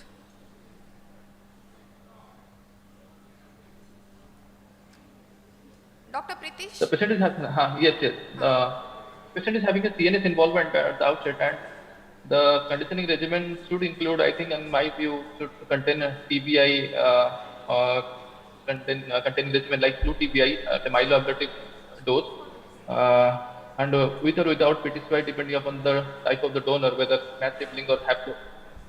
So I think I should include, or otherwise some may think about thiotype also. But I think the TBI, flu TBI would be a preferred regimen targeting the CNS apart from PTCY as per the donor type. So right, so for this patient what we did, we started him on ponatinib, though it is not available, but on compassionate ground asciminib was also obtained. First we got a response with ponatinib, and because of the affordability issues the patient was shifted on asciminib, though this should not be the real practice, what I am discussing regarding what have been done to the patient. But ideally this patient should have been taken up for an upfront transplant because he has a sibling, and that since their finances was an issue, we were not able to do it. So the slides are not moving, but I'll just discuss regarding my second case. It is actually a 20-year-old female presented with CML-CP in 2019, and post imatinib she was a low risk patient, counseled regarding all the drugs available. Patient was started on imatinib because he denied dasatinib or nilotinib because of the financial issues, and post 1 year of her imatinib, patient was in complete cytogenetic response, and she had a major molecular response of approximately 0.38% of BCR-ABL. In the meantime, the patient has undergone a marriage, and after that she is inquisitive regarding having a child. So my questions to the panelists now is, how would you approach a patient who is a young female, unmarried, presents to you in CML-CP phase, and then how do you counsel, and what is your way of going ahead with the disease, and what do you discuss with them in the OPD? Dr. Jogamaya. Patient is married? Yeah. She comes to you when she is 22 years of age. After 1 year, she gets married. So at 22 years of age, when it's your first visit, what are the things you would like to discuss with your patients? Yeah, we definitely, because younger patients, we need to counsel them related to TFR, whether we can achieve a good response, good deep molecular response, and we can try to take them off the TKI. So definitely in younger patients, we would like to use the newer generation of TKIs like nilotinib, dasatinib, etc. So this is most important, that even if the data show that the OS is similar in both, it is the same in both imatinib and the second generation TKI, the young patients are the ones where we think of the TFR, treatment-free remission, and second is to achieve a deep molecular response so that a TFR can be attempted at the earliest. So next is, if the patient now, she wants to conceive, So what will be your suggestions regarding how long she will take her medications and what are the steps she should know when she is opting for a TFR? Whenever we start the patient with TKI, we always try to achieve deep molecular response. After achieving deep molecular response only, we can tell that she can plan for pregnancy if she wants. Because after achieving the best response, then if any discontinuation or anything will be there, that can be again we can get her back onto that. Yes. So now that has to persist for at least 2 to 3 years. Yeah, so there are specific criteria to which when you can ask a patient to go for a TFR. It should be at least 5 years of exposure to a TKI. Some study, there are 2 groups, some say that it should be 8. The Europeans actually go for a longer exposure. The Americans, they go for a shorter exposure. At least 2 years of undetectable BCR-ABL level by the Americans. By the Europeans, it is at least 3 to 5 years of undetectable. But do you think that it is possible in our setting where we have a little bit of, there are peer pressures and from the maternal, the in-laws side, they come that I want to take up a pregnancy. This is what actually happened with the slides are not moving at all. So this patient also had similar, she was undetected for approximately 6 months and then she herself opted to undergo a pregnancy. While trying, we tried to counsel her that every month we will be doing a BCR-ABL. For 2 or 3 subsequent months, it was undetected, but 3rd month when she comes, the CBC, it has jumped up, the levels have gone to 30,000 or 70,000, and the BCR-ABL has again jumped up. So now at this point of time, what would you suggest? Would you ask her, she has not conceived yet, would you like to start the TKI, or you would ask to continue with her pregnancy? It's actually very difficult. Very difficult. So this is what we face in the real world scenario, though there are a lot of guidelines and we discuss a lot about them.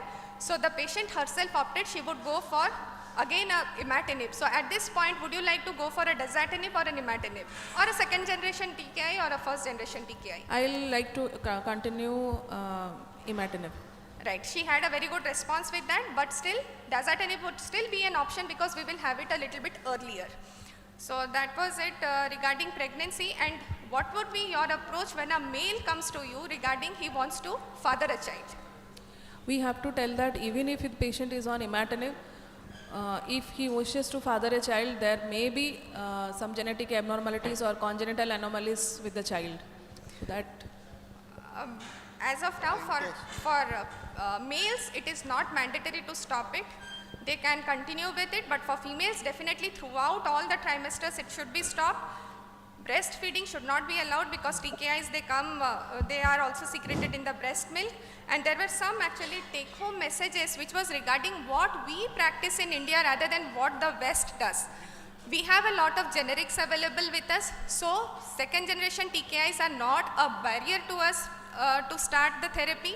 Second, we should have a lot of centers to take up transplants so that this disease, which has a lifespan of almost the same as that of a normal human being, patients, we are seeing a lot of failures nowadays to TKIs, isn't it? So these are the ones, they are not the ones who are in blast crisis. Patients who are in blast crisis or accelerated phase, they may again come up with the disease. But patients who are not able to, or failures of second generation TKI, at least 2, they should be given an option so that they can have a normal life. So that was it. I'm very sorry the slides didn't move and it was not a smooth session. But thank you to all my panelists right out there. Pritish and, yeah, you can add up something.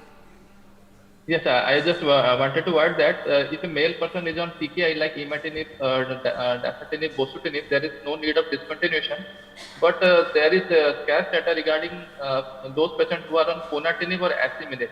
So in those cases, we are not very sure whether the male need to discontinue or continue with the TKI. And apart from that, in all cases, we have to make sure that patient strictly adheres to taking the TKI from the very beginning, because compliance is a definitely matter of concern whenever we want to change the TKI. So many times we see that patient is not taking the drug properly, in the proper dose. And third thing I would like to know from Dr. Lingaraj that what conditioning would he prefer for this type of patient what was presented in the first case. I agree with you, Dr. Pritish. So any regimen which includes a TBI with some flu and PTCY depending on whether it's haplo or not. But my more important thing will be the post-transplant strategy that is more important Yes, for yes, that exactly. I do patient. agree with your I will not point because intensify But the the initial conditioning case, much. he got the cranial artery. So I don't think TBI would be possible to give 12 gray in that sitting. He already got a cranial artery. Probably Thiatiba based should be the way to go in that particular case. Otherwise, I really agree with you. Flu TBI would be my go-to. So thank you to all my panelists. Reena ma'am, I would like to have your inputs regarding the cases and a gist of it. These are like, the real world cases also. We all have these problems daily, and patients can't go on to second generation TKIs. They very quickly start showing progression of disease, and we need to think quickly for these patients. Our patients are younger. We have a lot of young patients. Pregnancy becomes a very important thing. So I think all the way it is counseling, counseling and counseling. And once we keep discussing with them and take them through treatment, by and large, all CML patients must lead a normal lifespan, no doubt about it. So good cases, good discussion. Most of the points have been covered, and I kind of congratulate both the panelists as well as the moderator for putting the whole session together. Thank you, ma'am. Thank you, Reena ma'am. thank you, thank you. So there is a saying, so we are near, Thank but you. yet so far. So that is story of Pritish Patra and Priyanka Samal. They work in the same department, but again, physically and virtually at two different places. So really Priyanka brought out certain issues, though the slide did not move, but the essence was important. So thank you so much for joining as a panelist. Thank you, Reena ma'am, as always. Need your blessings. So we move to, moving away from hematology session, so we are moving into session number 9 on the day 2 of the Congress. So gynecological cancers. So our chairpersons will be Dr. Bhagyalakshmi Nayak, gynecologist from Acharya Hariyar Institute, and Dr. Jaya Ghosh, colleague of mine from Medical Oncology, TMH Mumbai. Next. So the panel discussion will be, the first will be on advanced ovarian cancers. So we'll be focusing on a BRCA positive because that's the essence. You can take the chair. So it will be moderated by none other than Dr. T.P. Sahu. So we know him as Tarini Prasad, but the whole oncology community knows as TP or TP Sahu. So Soumya, if he can join, Sofis is going to join virtually, Dipti Madam, Ashok Padi, surgical gynecologist from Regional Cancer Center, Dr. Amitabh Jena, surgical oncologist, and Dr. Amit Barma, molecular person. He'll be joining straight from Delhi. So over to TP. So, over to you, Dr. Tat. Please take it ahead. Thank you.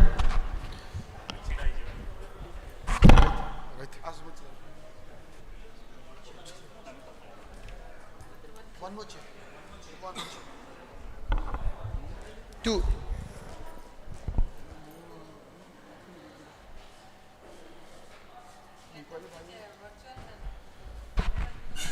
That's okay.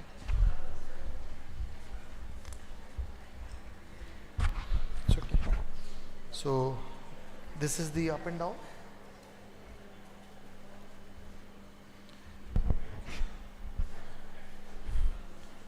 Okay, thank you organizers. So let's, the chairpersons want to say something before we move on? Nothing?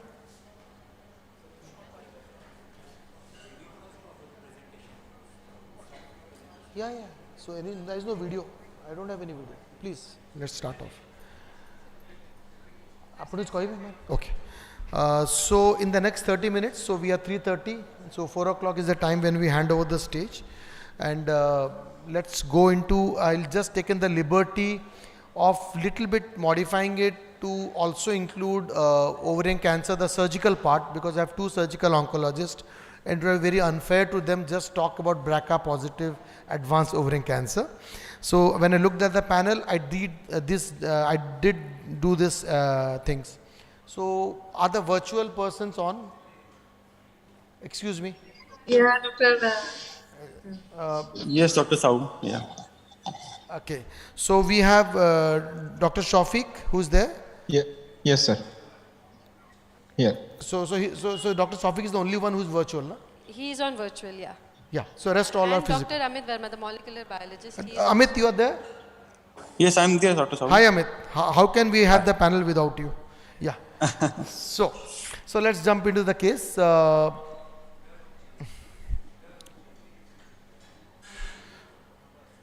Okay.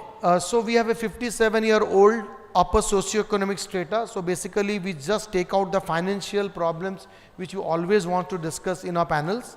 And it is the patient who had abdominal distension for a month, ECOG, PS1, ascites positive, pelvic mass, and we have a serum albumin quite adequate of 3.5. The CT scan showed moderate ascites, adnexal mass, omental thinking, liver surface deposits. For my surgeons, I would like to make them very clear what I am looking at, because for my medical oncology, I know they will tell it's all about chemotherapy. So these are the pictures. So Amitabh, would you think of operating this patient first? The CA is normal, the CA of 25 is quite high, above 1000, and the CA 90.9 is borderline up. Yeah, please. Tarin? Yeah. What I feel, this looks like 3C. So because of omental technique, liver surface deposits, I still think of giving some neoadjuvant followed by So surgery. you are thinking to refer to a medical oncologist for this. Is there a difference of opinion? Yeah, I need a little more evaluation because say 19.9 also raised.